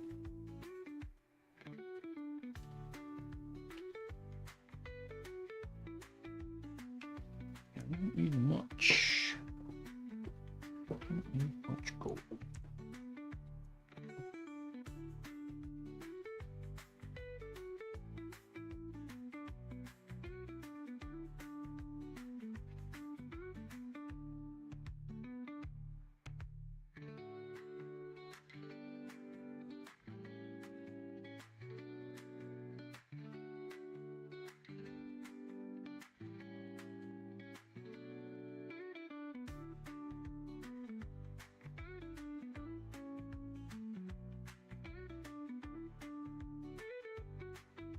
Does not like white.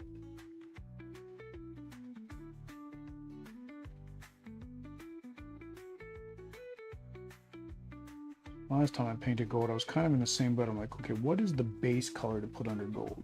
I think silver's it's like black. Like if you're gonna do a base coat, black is like good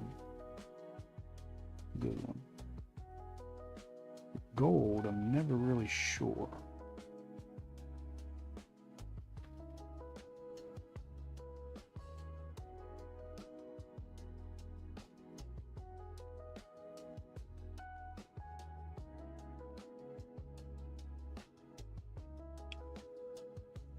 Velt, holy cow, that's something here. How do I get to that?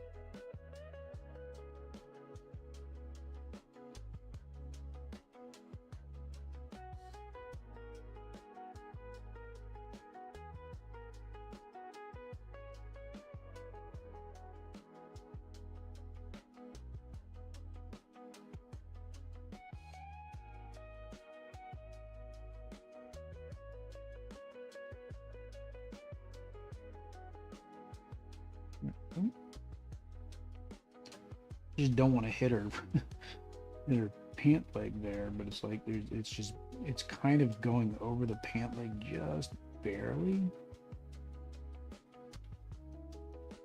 Imagine it is supposed to connect right there.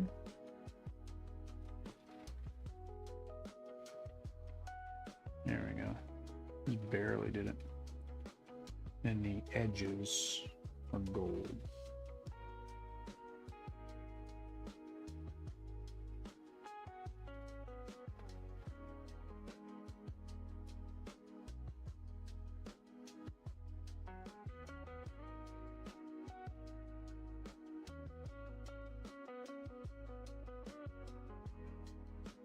This would probably take 2 coats to get this to go right, because it's white.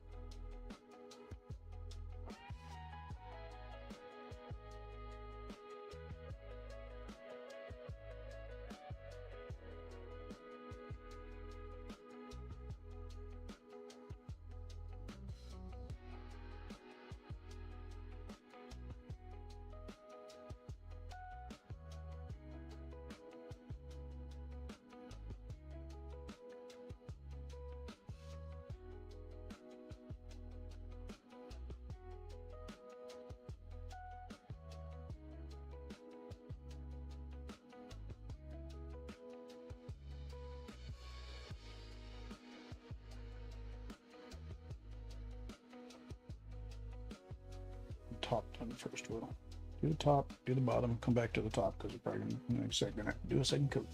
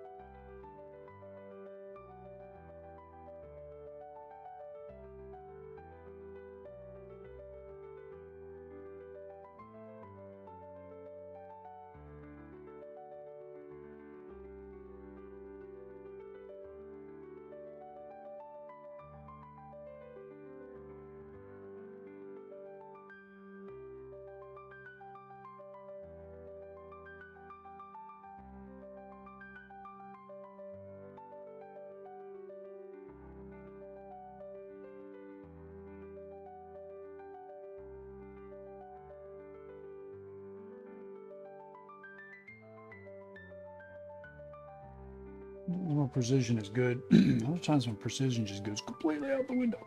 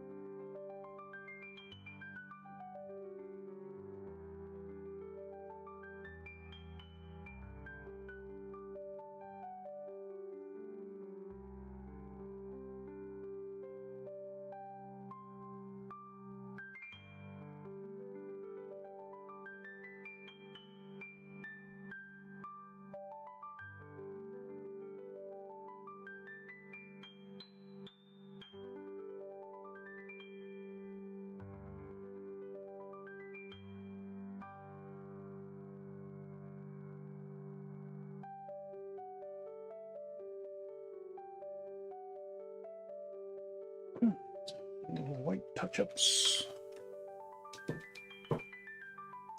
Dry brush the white on clouds.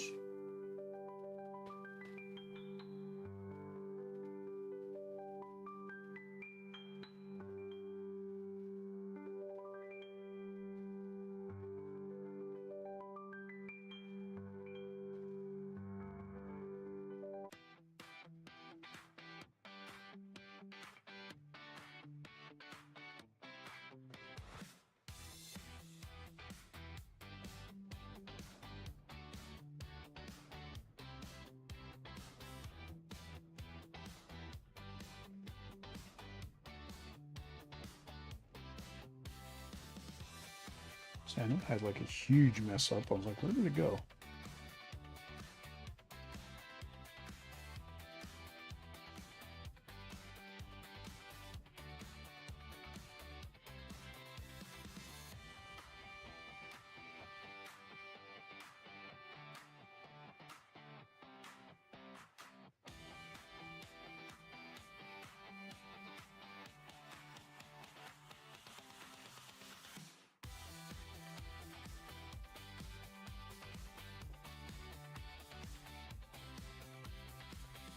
All right, so exits and dry brushing and your feet.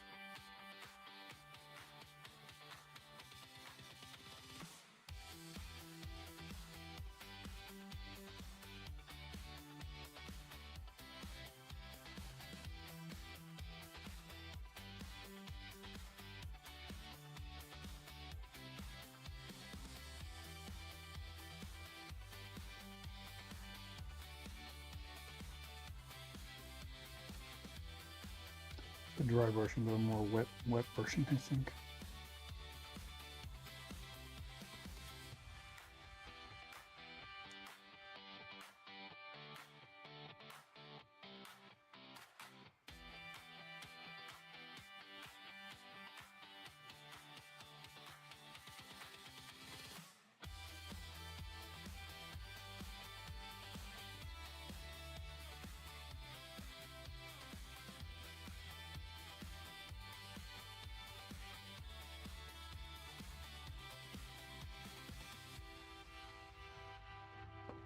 All right, so let's get our wash.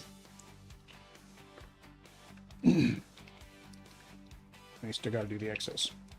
Don't do the wash yet. Well, got to do the excess.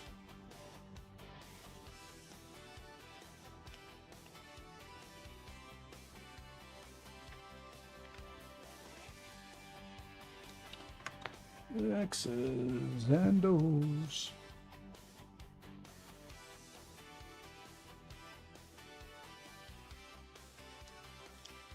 Nope.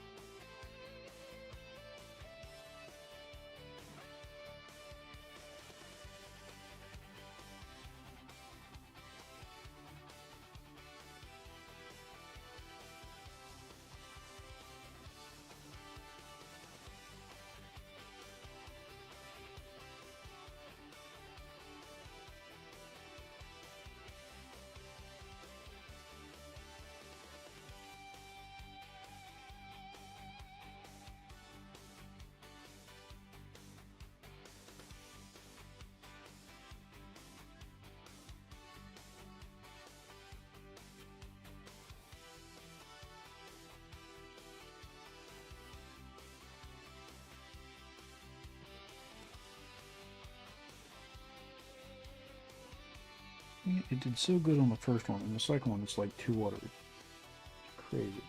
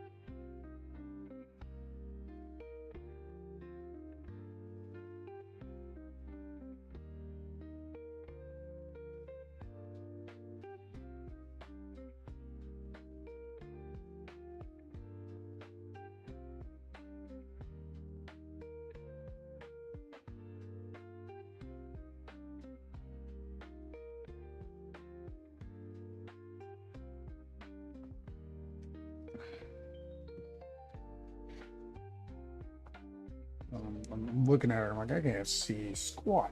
There we go. There we go. That looks pretty darn good. All right, now we can do the wash. All right, we got to get Morlun done. I can do, if I have to, I'll do Callisto offline. Since I haven't even started her, technically, it's not going to hurt not to see how I painted her.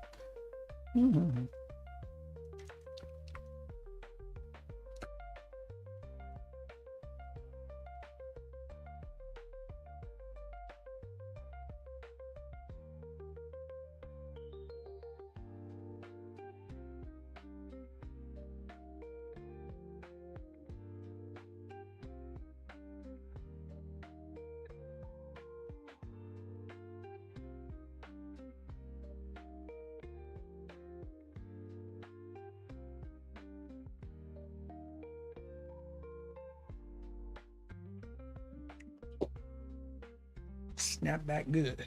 You don't want to knock one of them pots over.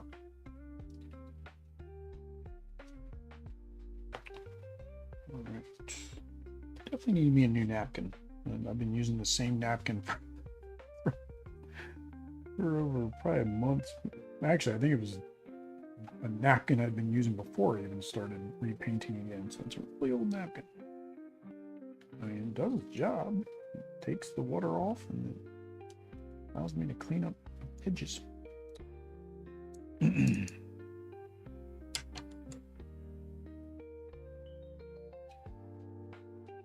right, so base ring.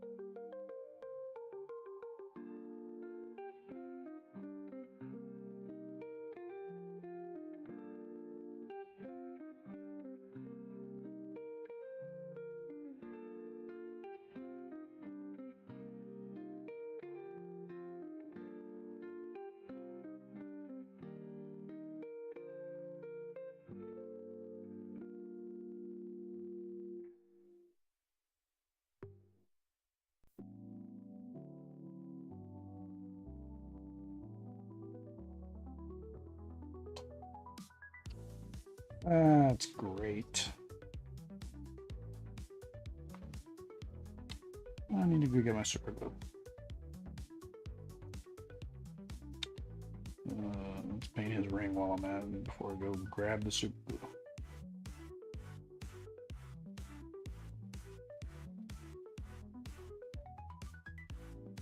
I've had that happen with a bunch of them lately.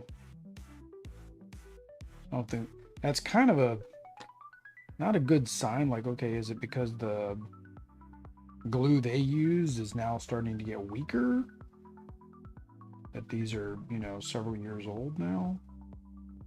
And do people have, other people are now going to have that issue of, okay, everybody's bases are popping off of them.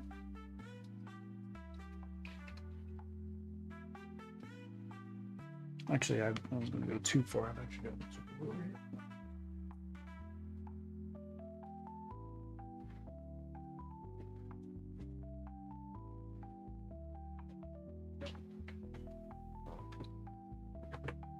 Yep.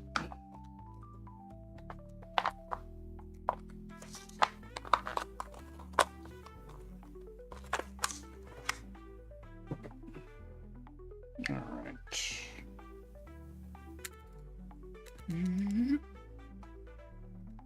Little one to do this. There we go. Yeah, it had, I mean, I can kind of see where the spots were, but yeah, it's like, I don't know.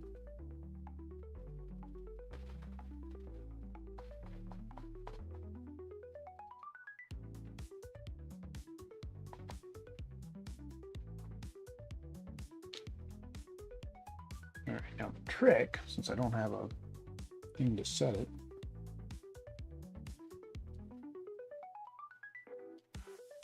Is the light bulb. Why? No idea. But it works.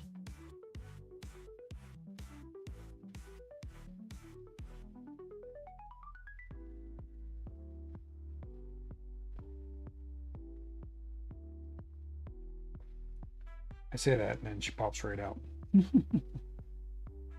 Can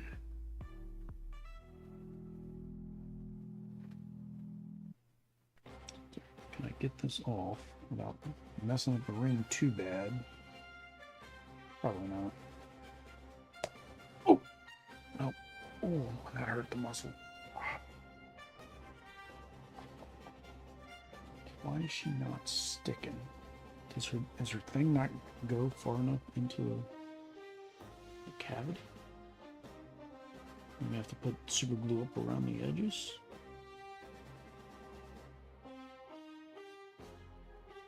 And it's like, hey, I got a trick, and then my trick didn't work.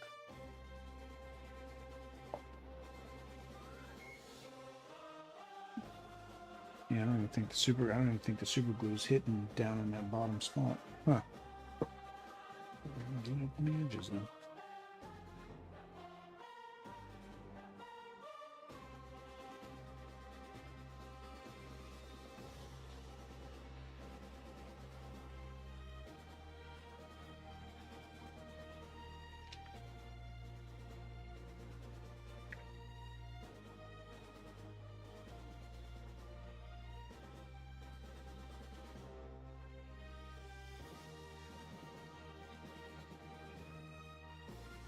Kind of need to paint, but she's kind of stuck to this base still.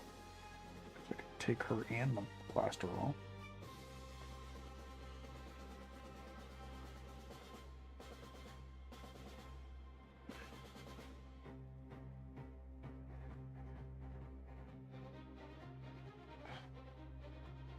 Yeah, wow, that really stuck to her base. I'll have some of this stick to the bottom of the base, but like, that really stuck to the bottom of her base.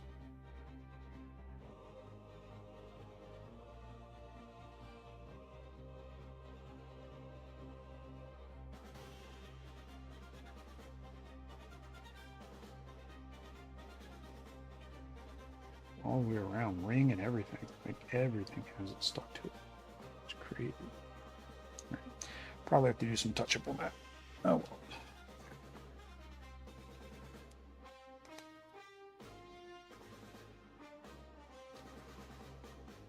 Alright, let's get Morlun done. So we're at 1 o'clock.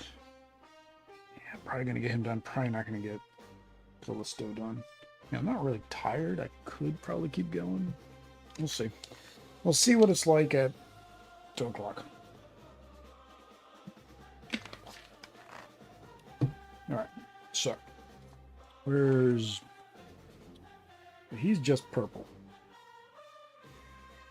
Purple on purple. On purple. So, I want to do some separation. Probably best bet is to do the inside of his cloak, this dark purple that I already was using. Then we can do the light purple on the outside.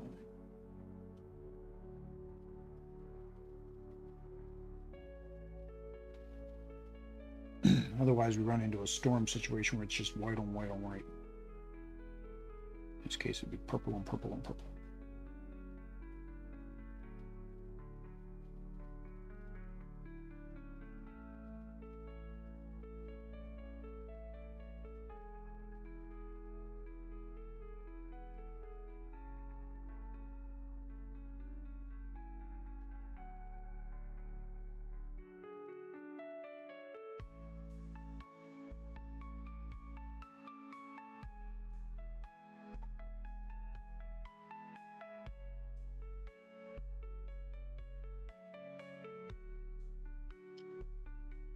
Not sure how that would go.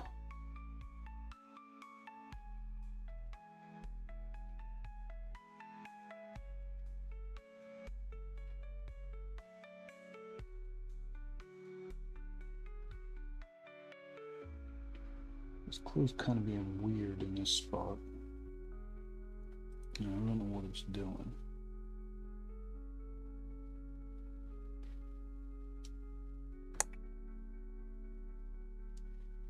Buy a pair of tweezers. I'm realizing this the more and more I paint lately. I need a pair of tweezers.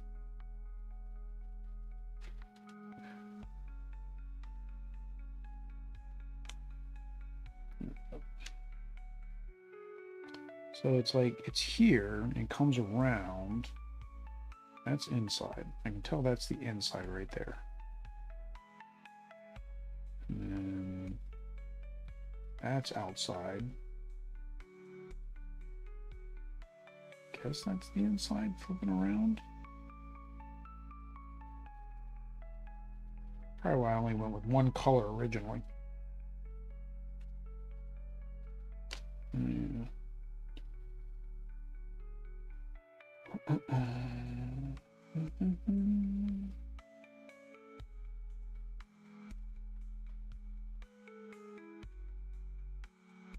I may end up coloring the whole thing with one color purple anyways. We'll find out. Let's see.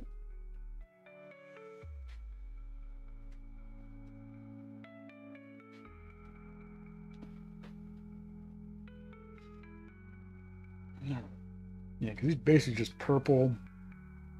Although, I was talking about this bone white earlier not being a good color for what I wanted to use it for, but it might actually be a perfect color for his skin. Do I have an off-green skin tone? And necrotic flesh. That's too green. Yeah, it's too green. I need a green tea. So I think what I've got. And corpse pale is maybe. Let's see. Maybe it's gonna be one of these two. I don't know yet. Oh man, really pulled that one. I was trying to pull that off.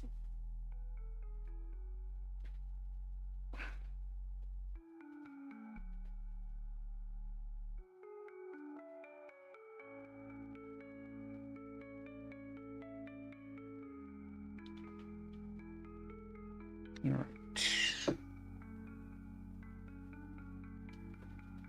So now I gotta keep myself in mind that this is probably gonna freak me out when I put it on, because on the palette it looks light, on the bottle it looked light, on the lid of the bottle it looks correct. So we just gotta trust in the process.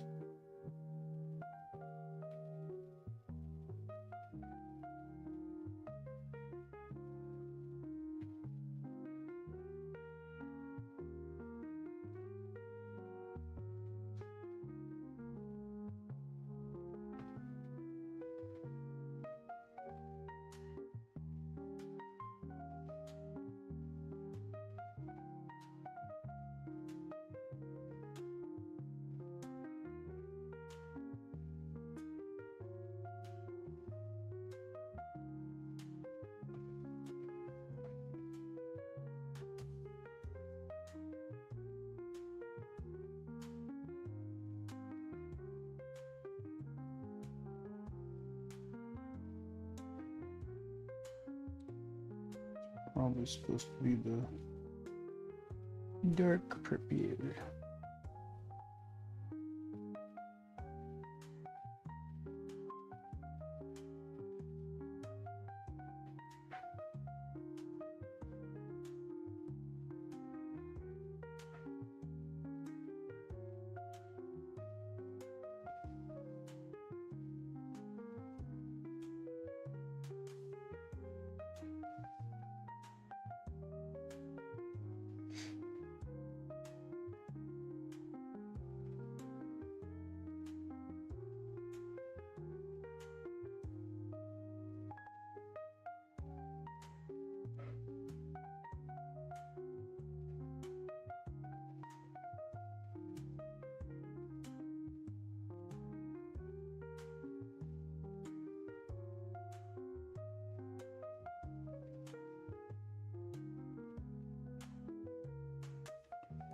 What are these supposed to be?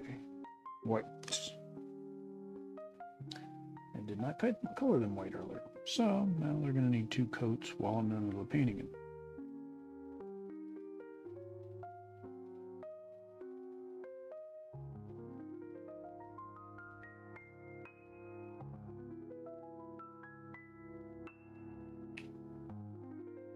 Just missing left and right.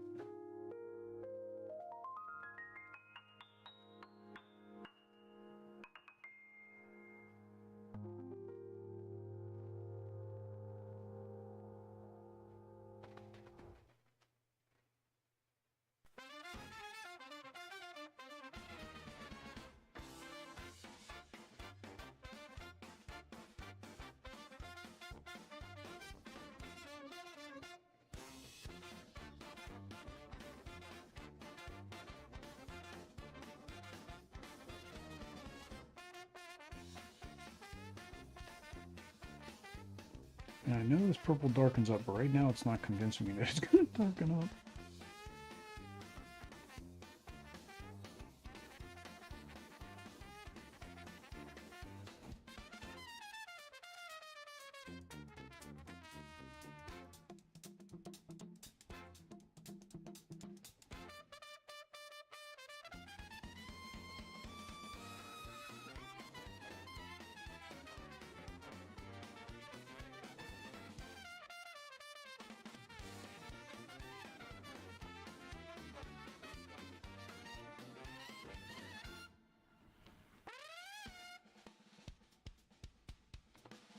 Yeah, I don't know. I don't know if I want that dark purple underneath now. It's just, it's weird because the way the folds are, it doesn't quite, like you can't get it to quite line up in all the areas. Like here, it just seems weird. Maybe I do an in-between.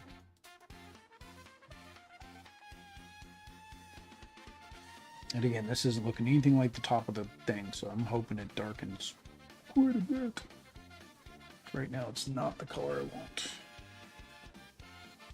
And can always put another one over, another coat over top of it. I almost now feel like I do want to go with that purple. What do I want? Not that. This one. It's cravat.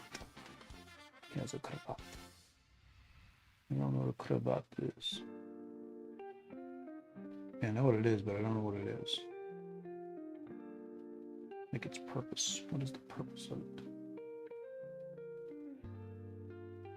Just to look fancy smancy.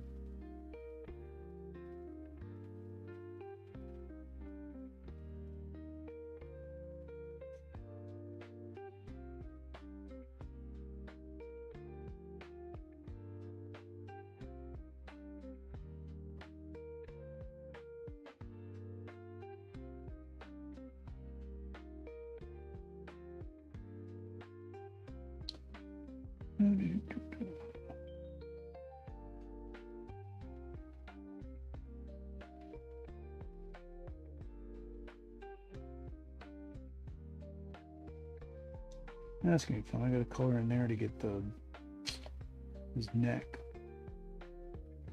That's gonna be touch up. Yeah, same problem. He's just kind of one note. So let's use the darker maybe in there. Let's mix a little bit of white and dark. Just a little bit in between.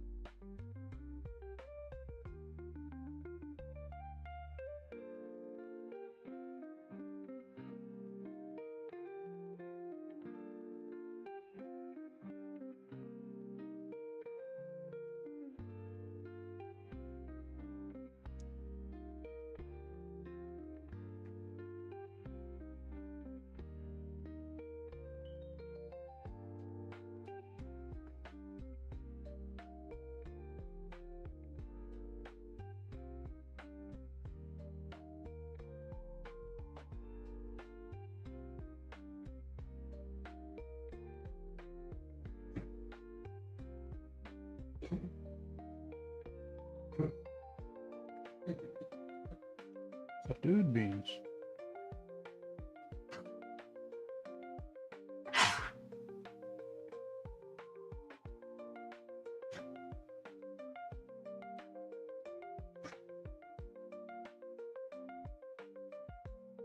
There we go, that blends much better.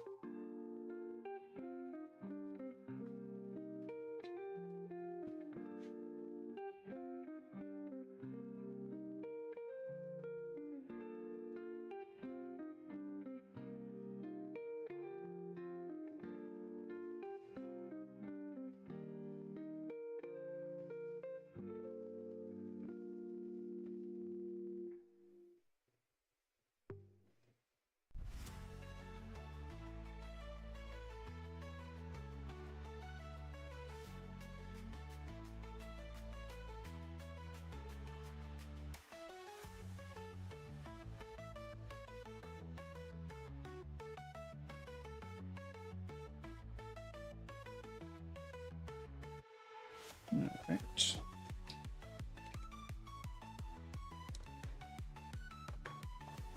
There's my linen. Switch to the bleached linen, I guess.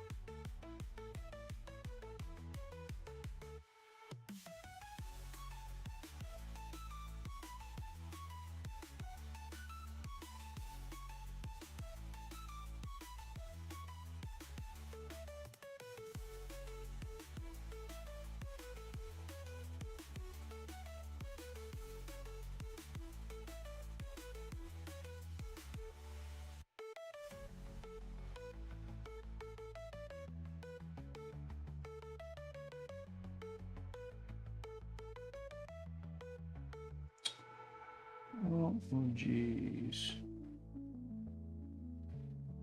Completely overswung that one.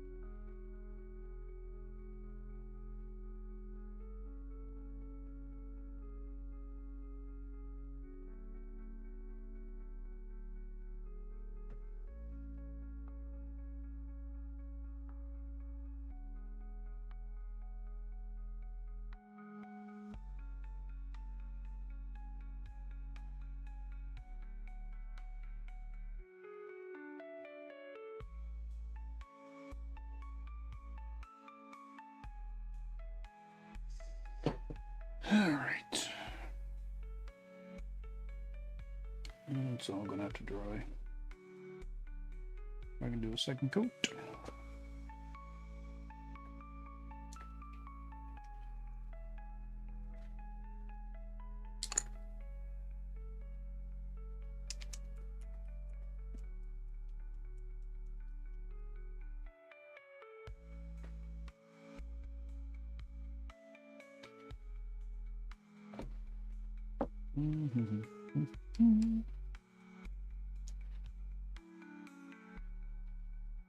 It's hair, boots, hair and boots.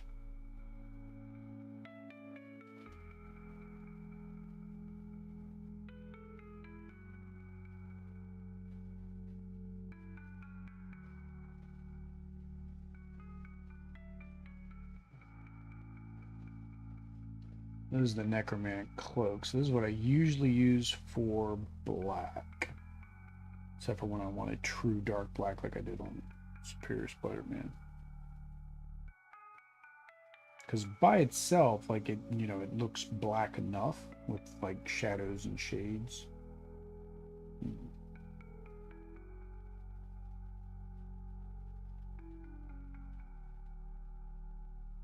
But that same thing, you want to highlight black. I'm going to go black, black, and then just do highlight.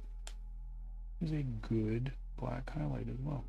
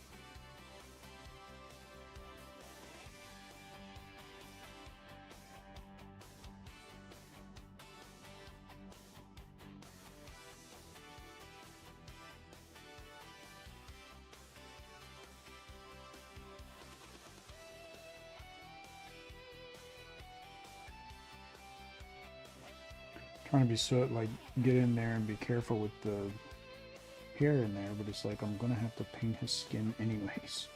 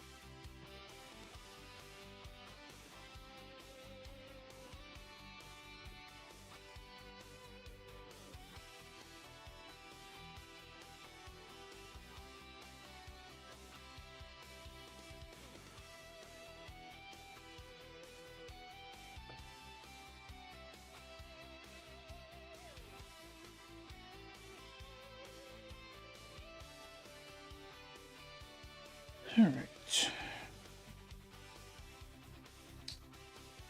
What's weird is like in the picture, it doesn't look like he has eyebrows.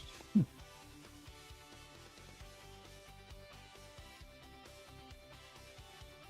here, he definitely has eyebrows.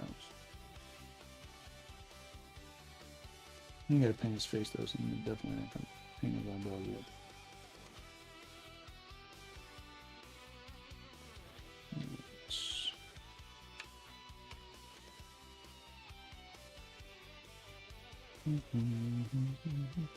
Oh, dang it.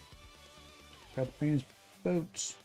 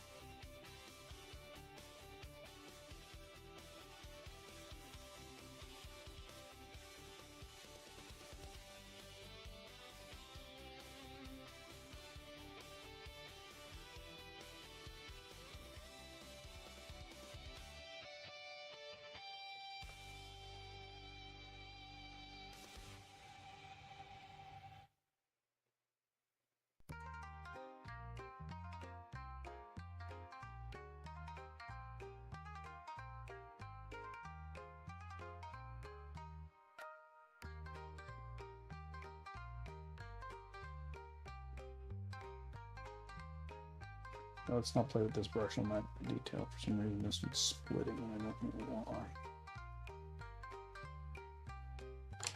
No, because that's not the little tip.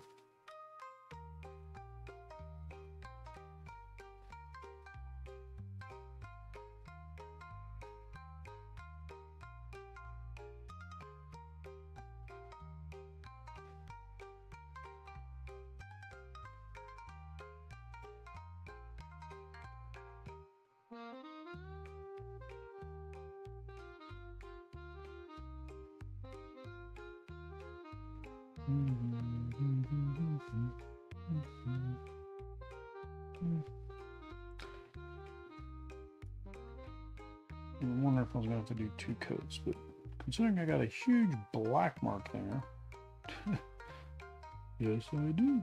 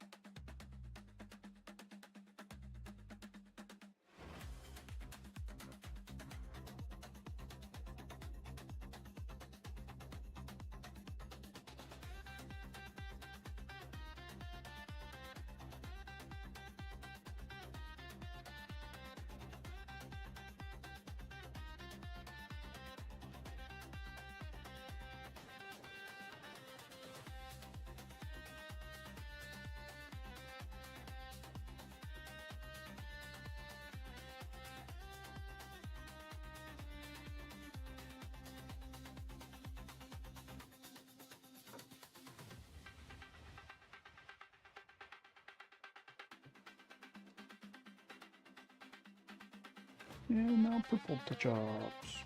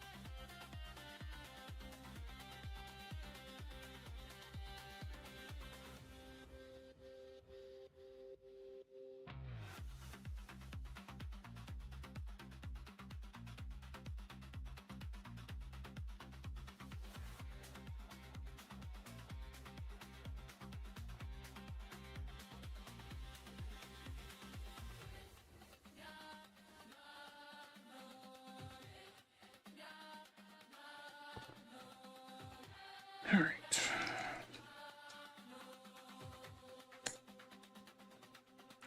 I think I want to go with the crushed skull. We're going to go with this. See how it looks.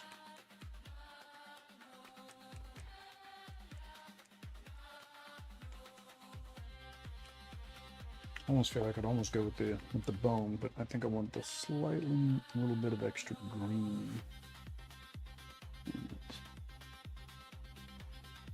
Just want to see how this comes out. I may go with the other one. Oh, don't know.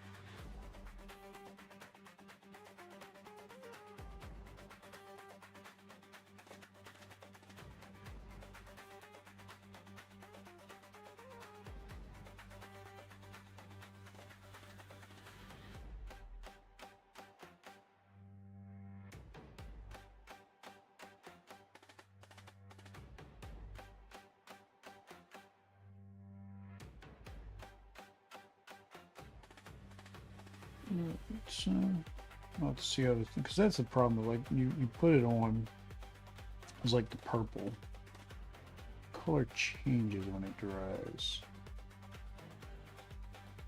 Yeah, I've used this before because the cap had the color on it.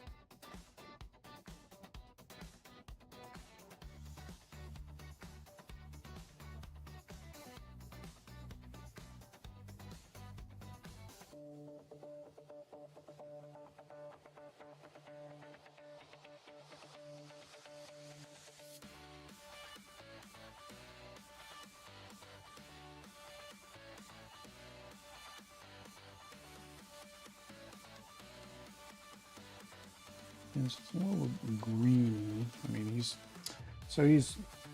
kind of a vampire, but he's a vampire for totems, animal totems. So I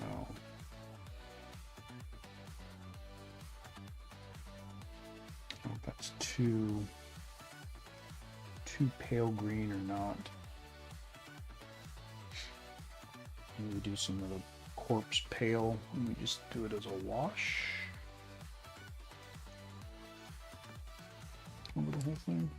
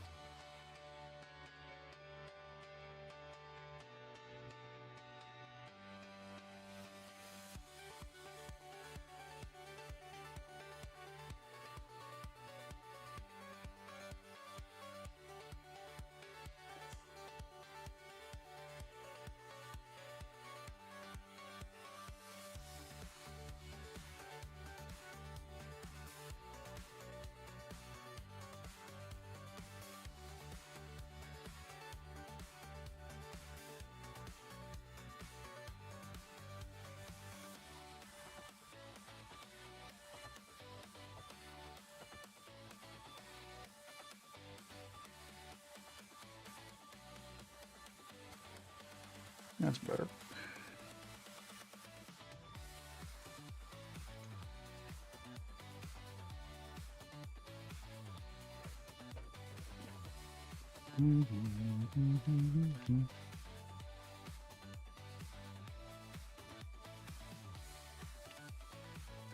One little drop of red.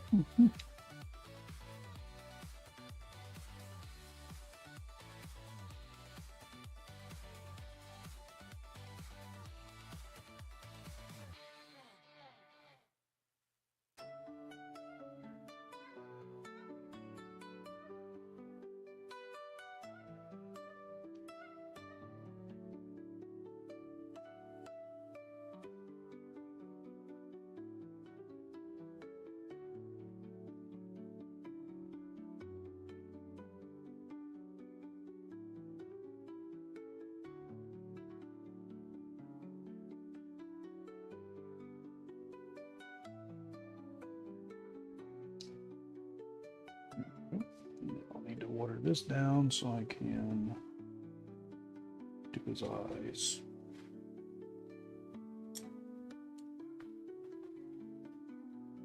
His eyes are kind of like glowing.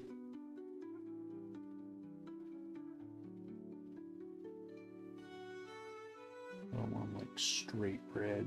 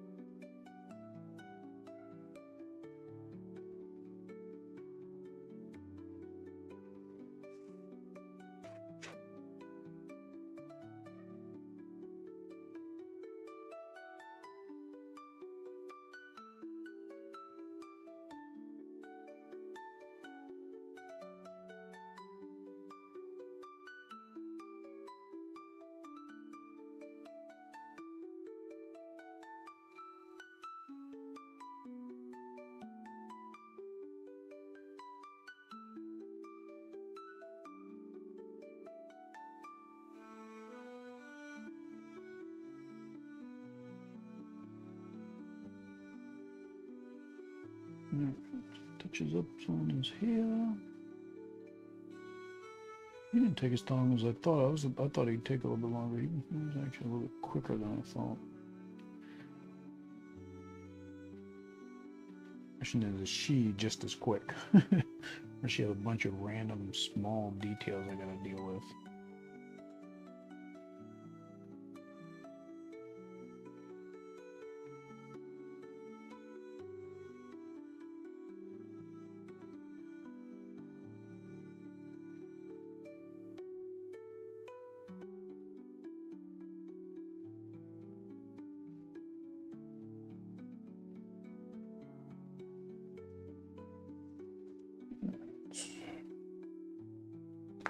I forgot what's going to take him a long time is I got to do the wet blending for the flames.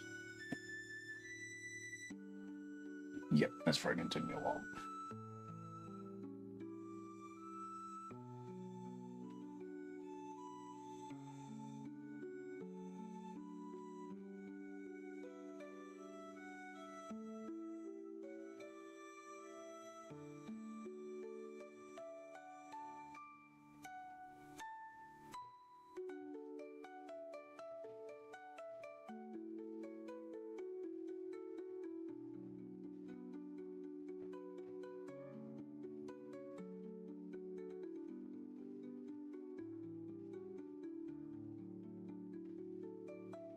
This is supposed to be that darker color I made, and then let's do that.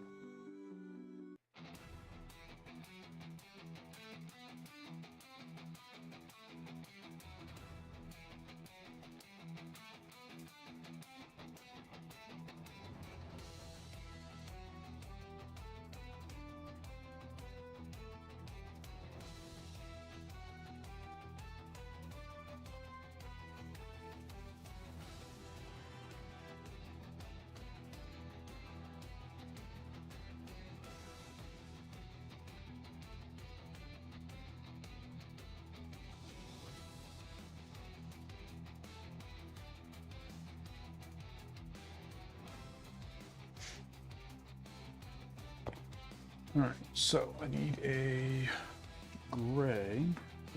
Already got that somber gray, so I guess I'll use that. I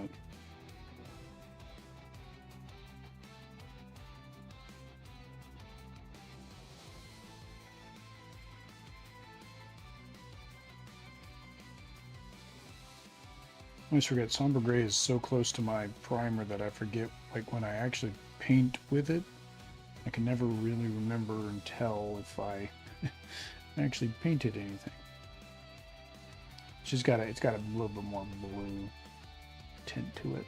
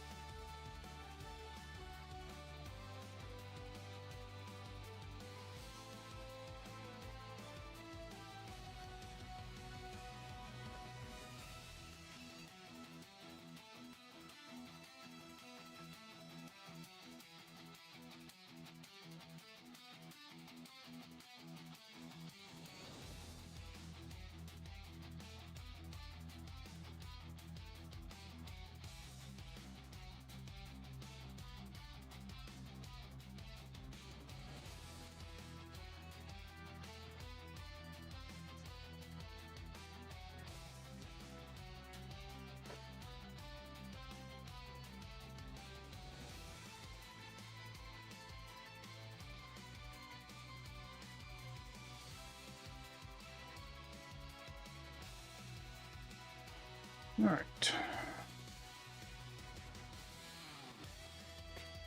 Fire time. What I do want to do.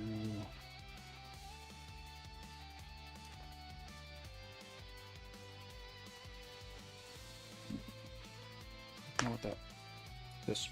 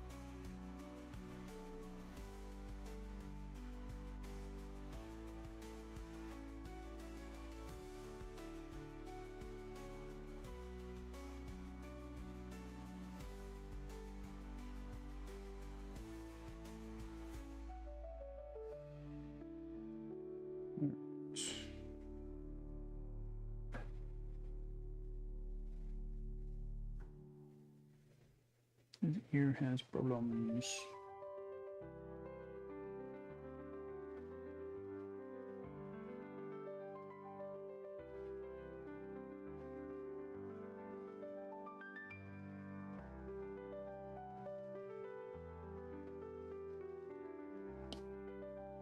All right, so now I gotta do the flames.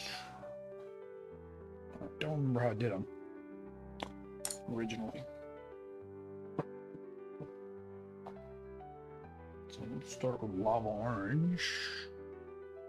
I guess go up to demonic yellow. Hopefully demonic yellow actually works. It's been a problem lately.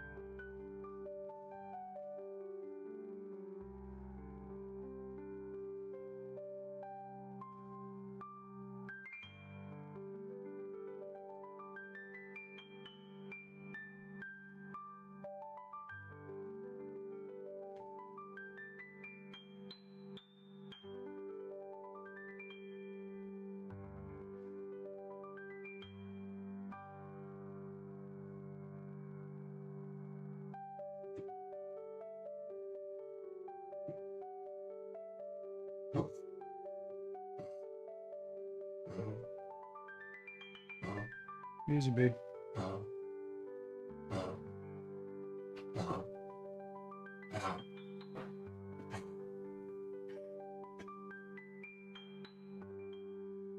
Still don't know what that call is that she has.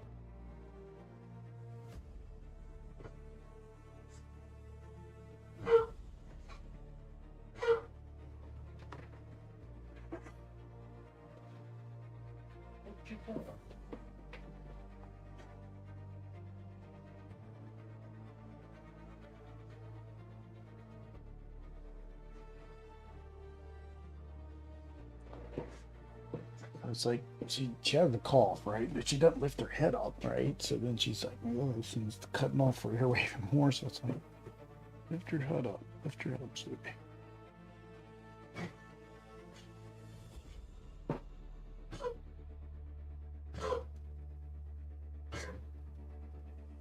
I have to touch up the... Say I have to touch up the roof, but technically I don't have to touch up the roof. It just could be the color of the flame, but that's not working. Alright, so now I need to get a little bit of black.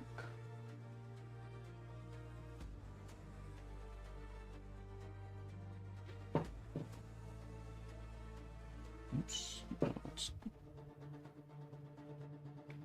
too much, too much. Too much.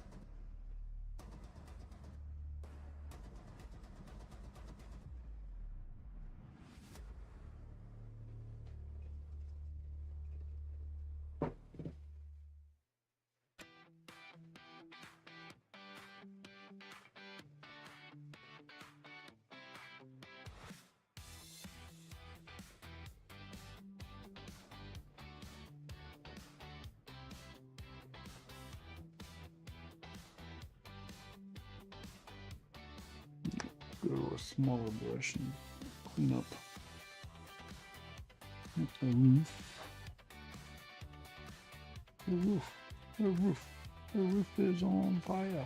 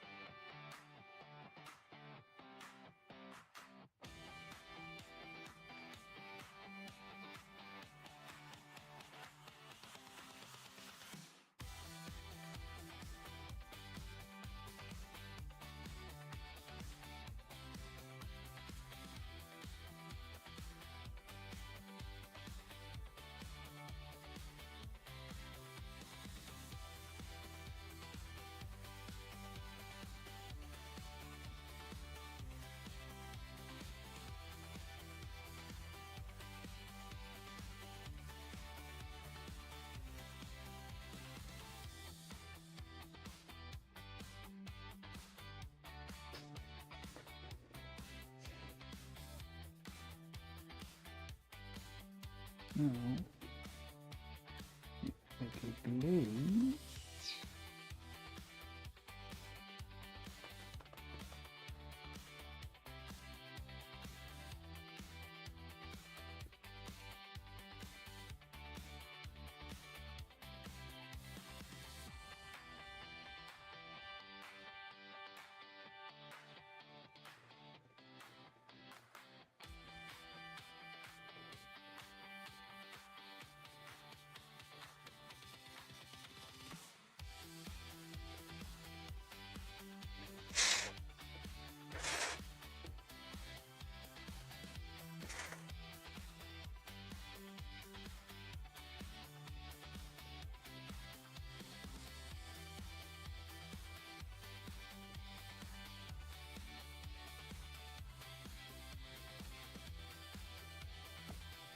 Glue is not lazy enough. I want it must glue.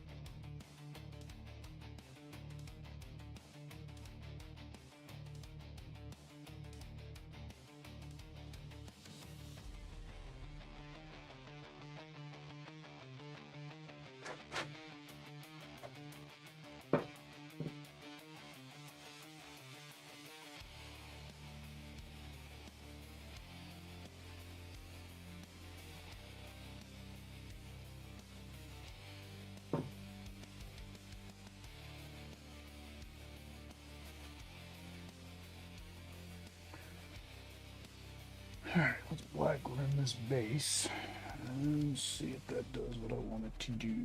Oh, I completely messed up his hand. And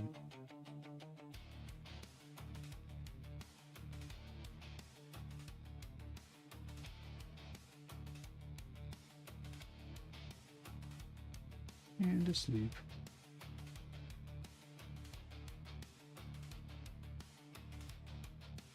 Hand and sleeve, sleeve and hand.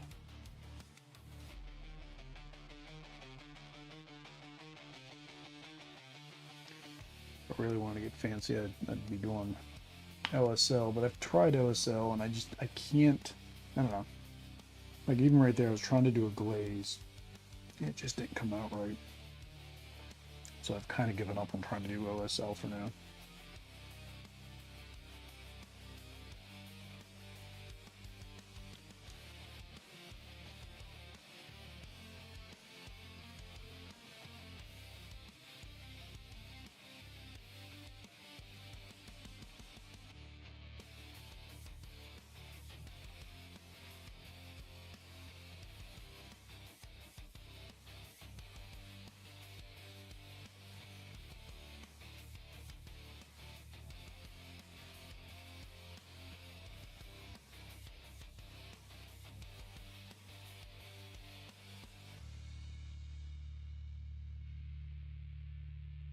Right.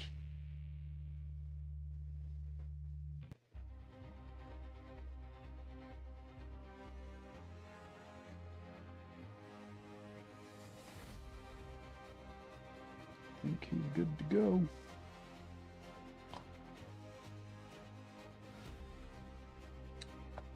All right. She's mostly black. Let's go. Let's go. Let's get her done. Let's get her done. She's mostly black, flesh tones. Yeah. I do need to make a mix for her hair, though.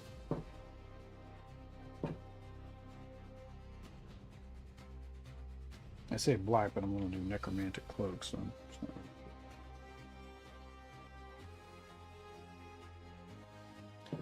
This mix was a very similar mix I did for Jessica Drew's hair.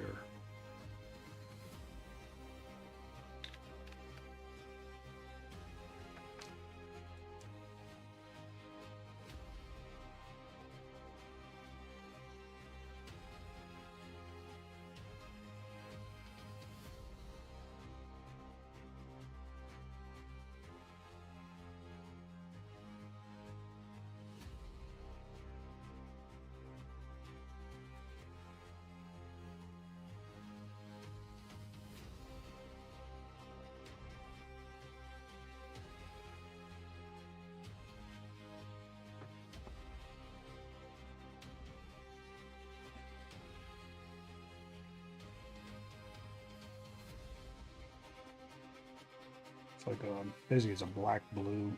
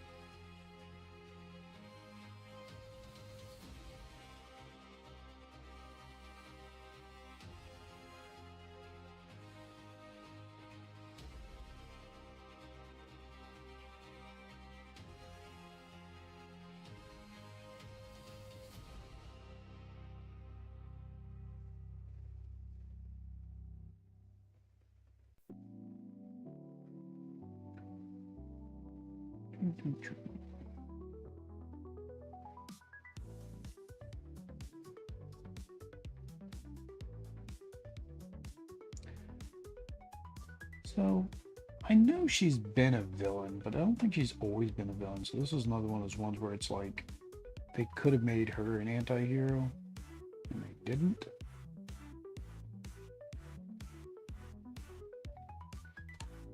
But, you know, I'll make Juggernaut one.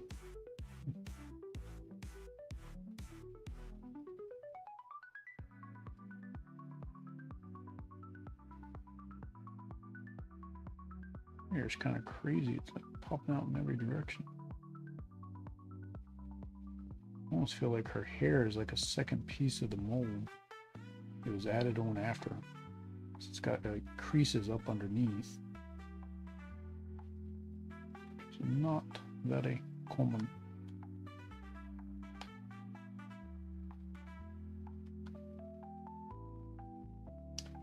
Didn't give as much blue as I wanted it to. Yeah, I can mix it more blue in for the next coat. Alright, so we need her shirt. It's like an orange color.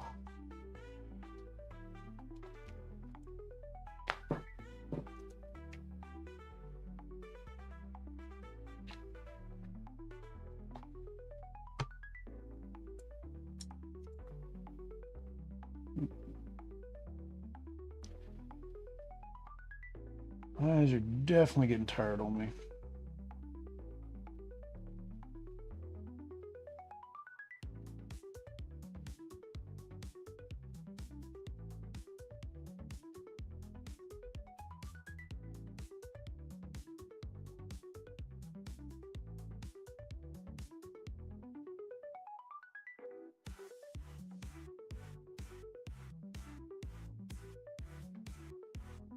No, that went too high.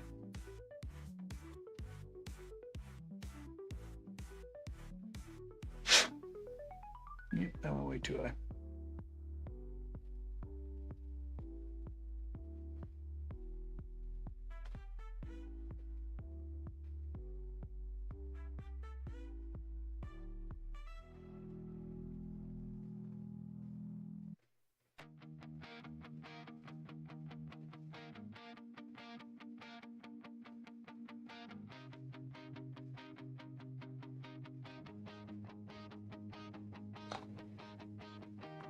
It's not going to work well until it's dry.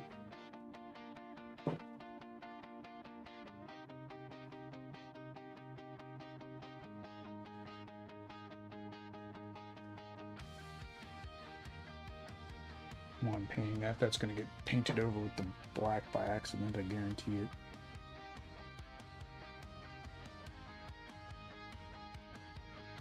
Right, let's get her flesh toned down because she's probably going to need more than one coat of that.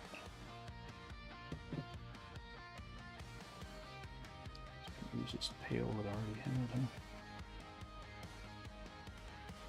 Probably, well, she's Morlock tunnel, so she doesn't get a lot of sunlight, I guess. This this pale isn't going to be the end of the world.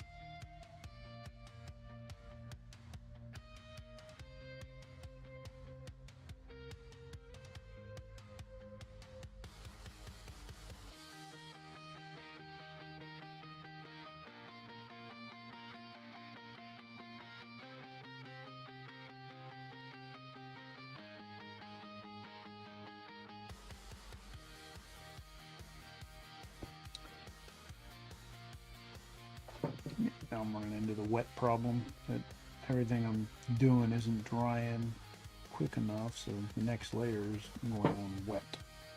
I don't want to wet blend all this. It's not the goal.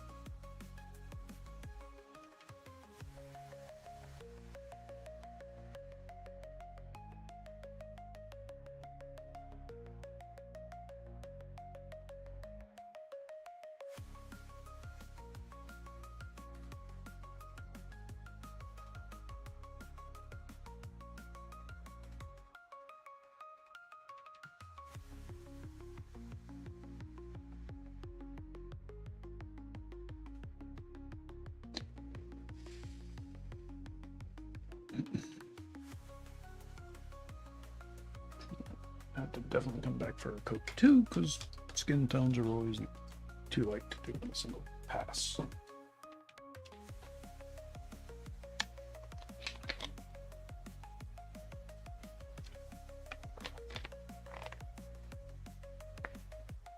right. So all approve close.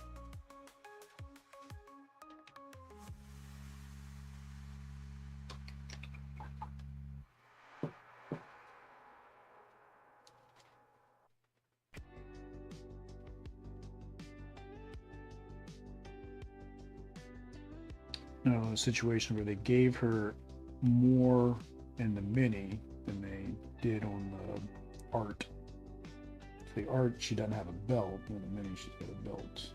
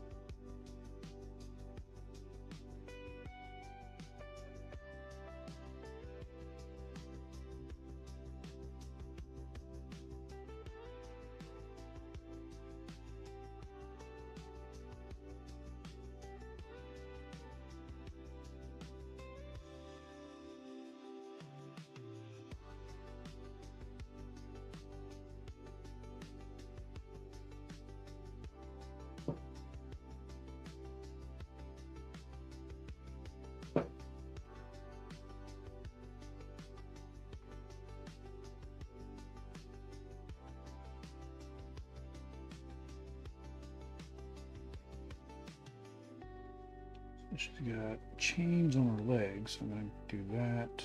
And she's also got her dagger. And she's wearing a choker.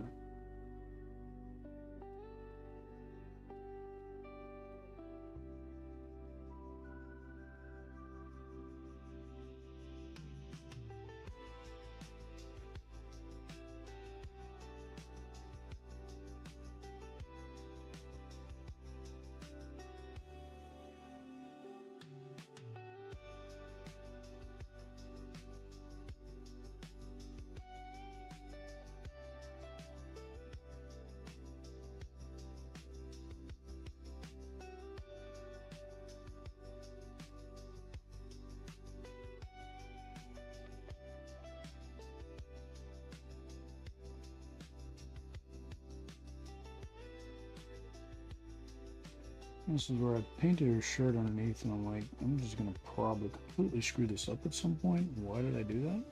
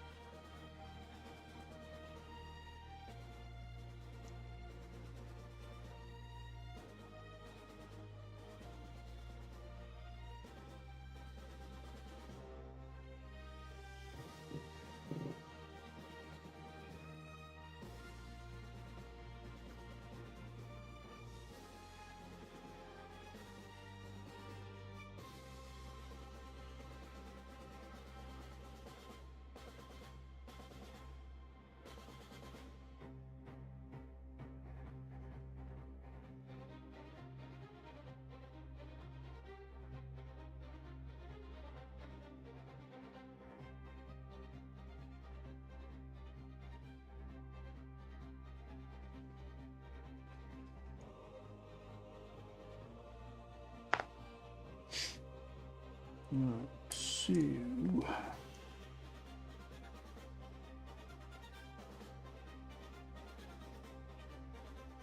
Is this strap? Well, you want to start working on X-ray stuff yet? I'll actually do it now, though, while my eyes are even halfway usable.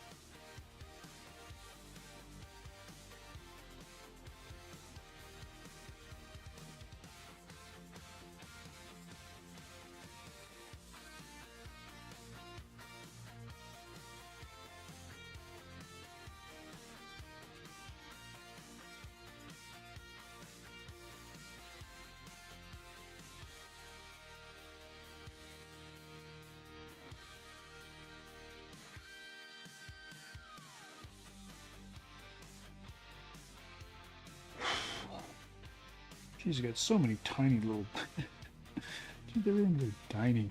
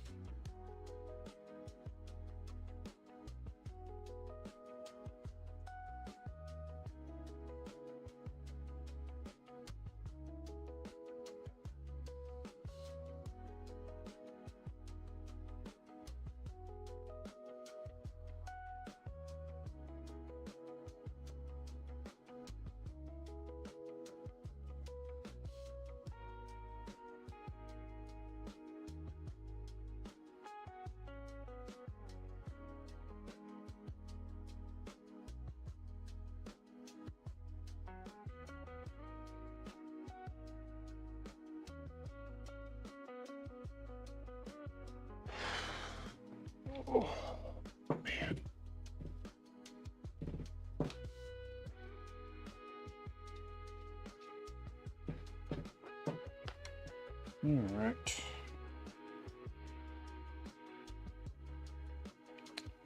Let's get us some metal.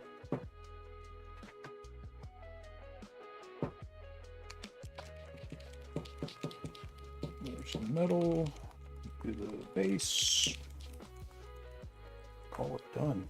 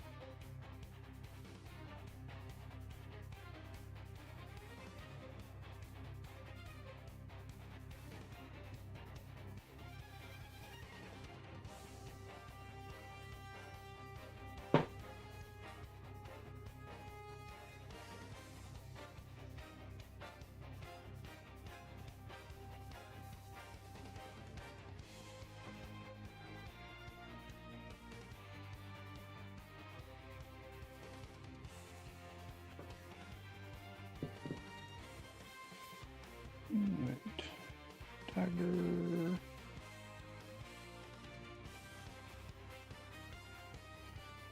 She's got these chains around her legs, and as I'm painting them, I'm thinking, how are those staying there? Besides comic book physics. I mean, that's technically the answer. Comic book physics. Comic book physics. Right.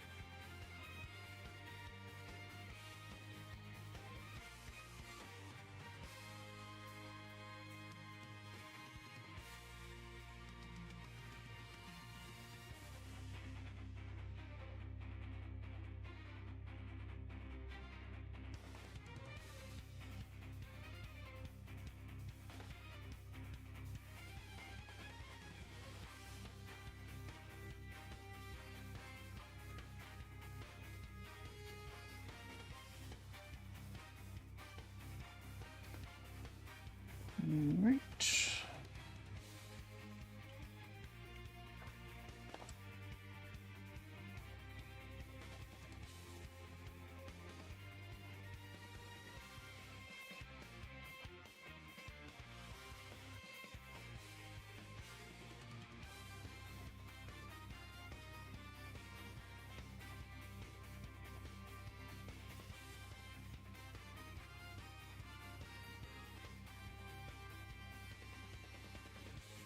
Mm-hmm.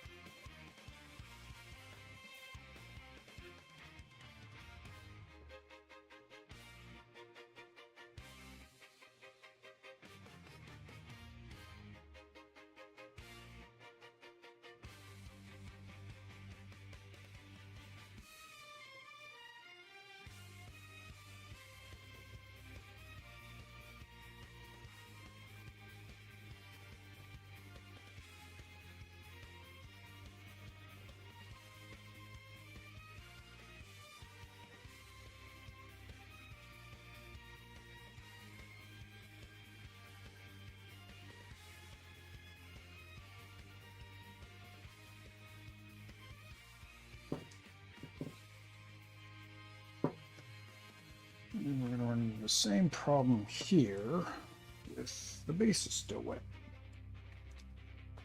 So, can't really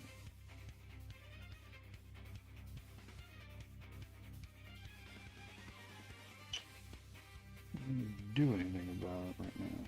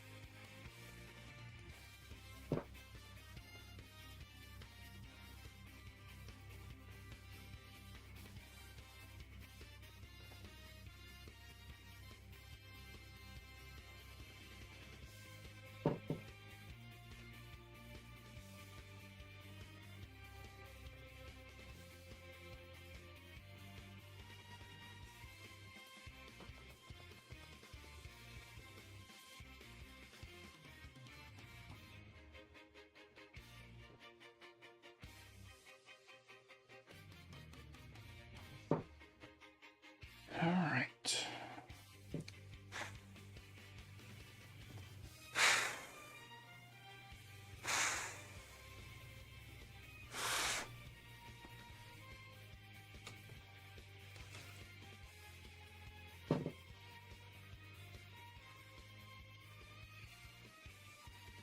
When I was zoomed in, I could see like on her hair when I added the blue, I could really see the blue highlights, but now I can't see them really at all.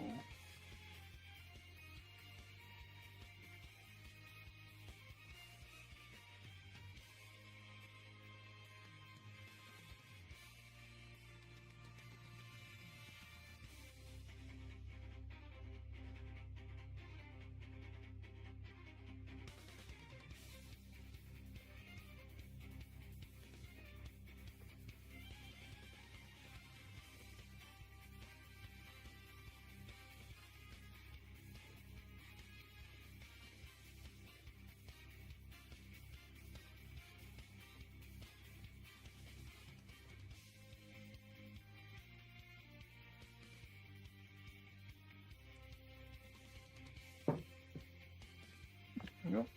All right. Those are, no, not this one. This one. My dirty oil wrist basing cover.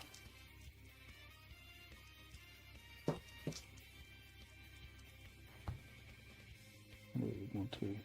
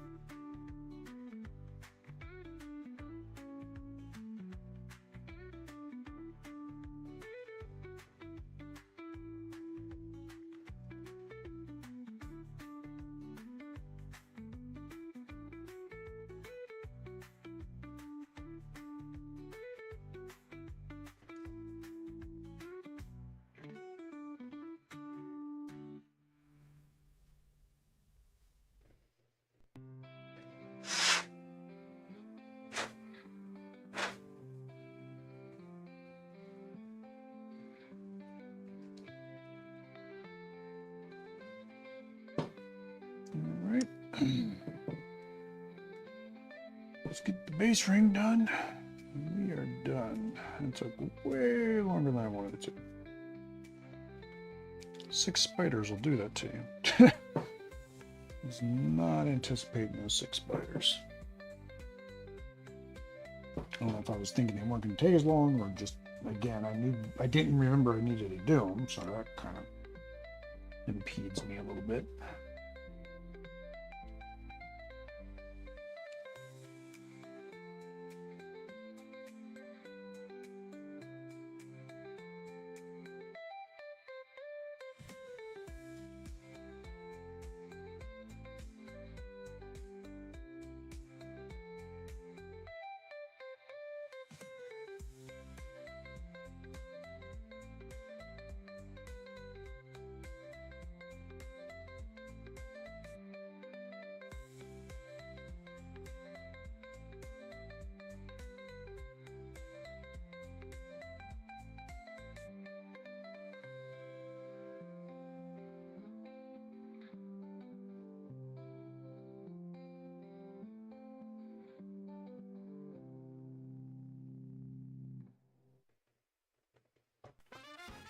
Alright. Do the final reveal. What we got? Alright. Well, she was on the base, so. Actually got her eye okay this time for once. I jinxed myself because I was like, oh, I got it on the first try. That won't ever happen again. I got Mr. Spider. And I went ahead and put the wash on that too, because I was debating if I was going to or not, but I had a lot of that wash left in the container, so I didn't wash them. We have Storm.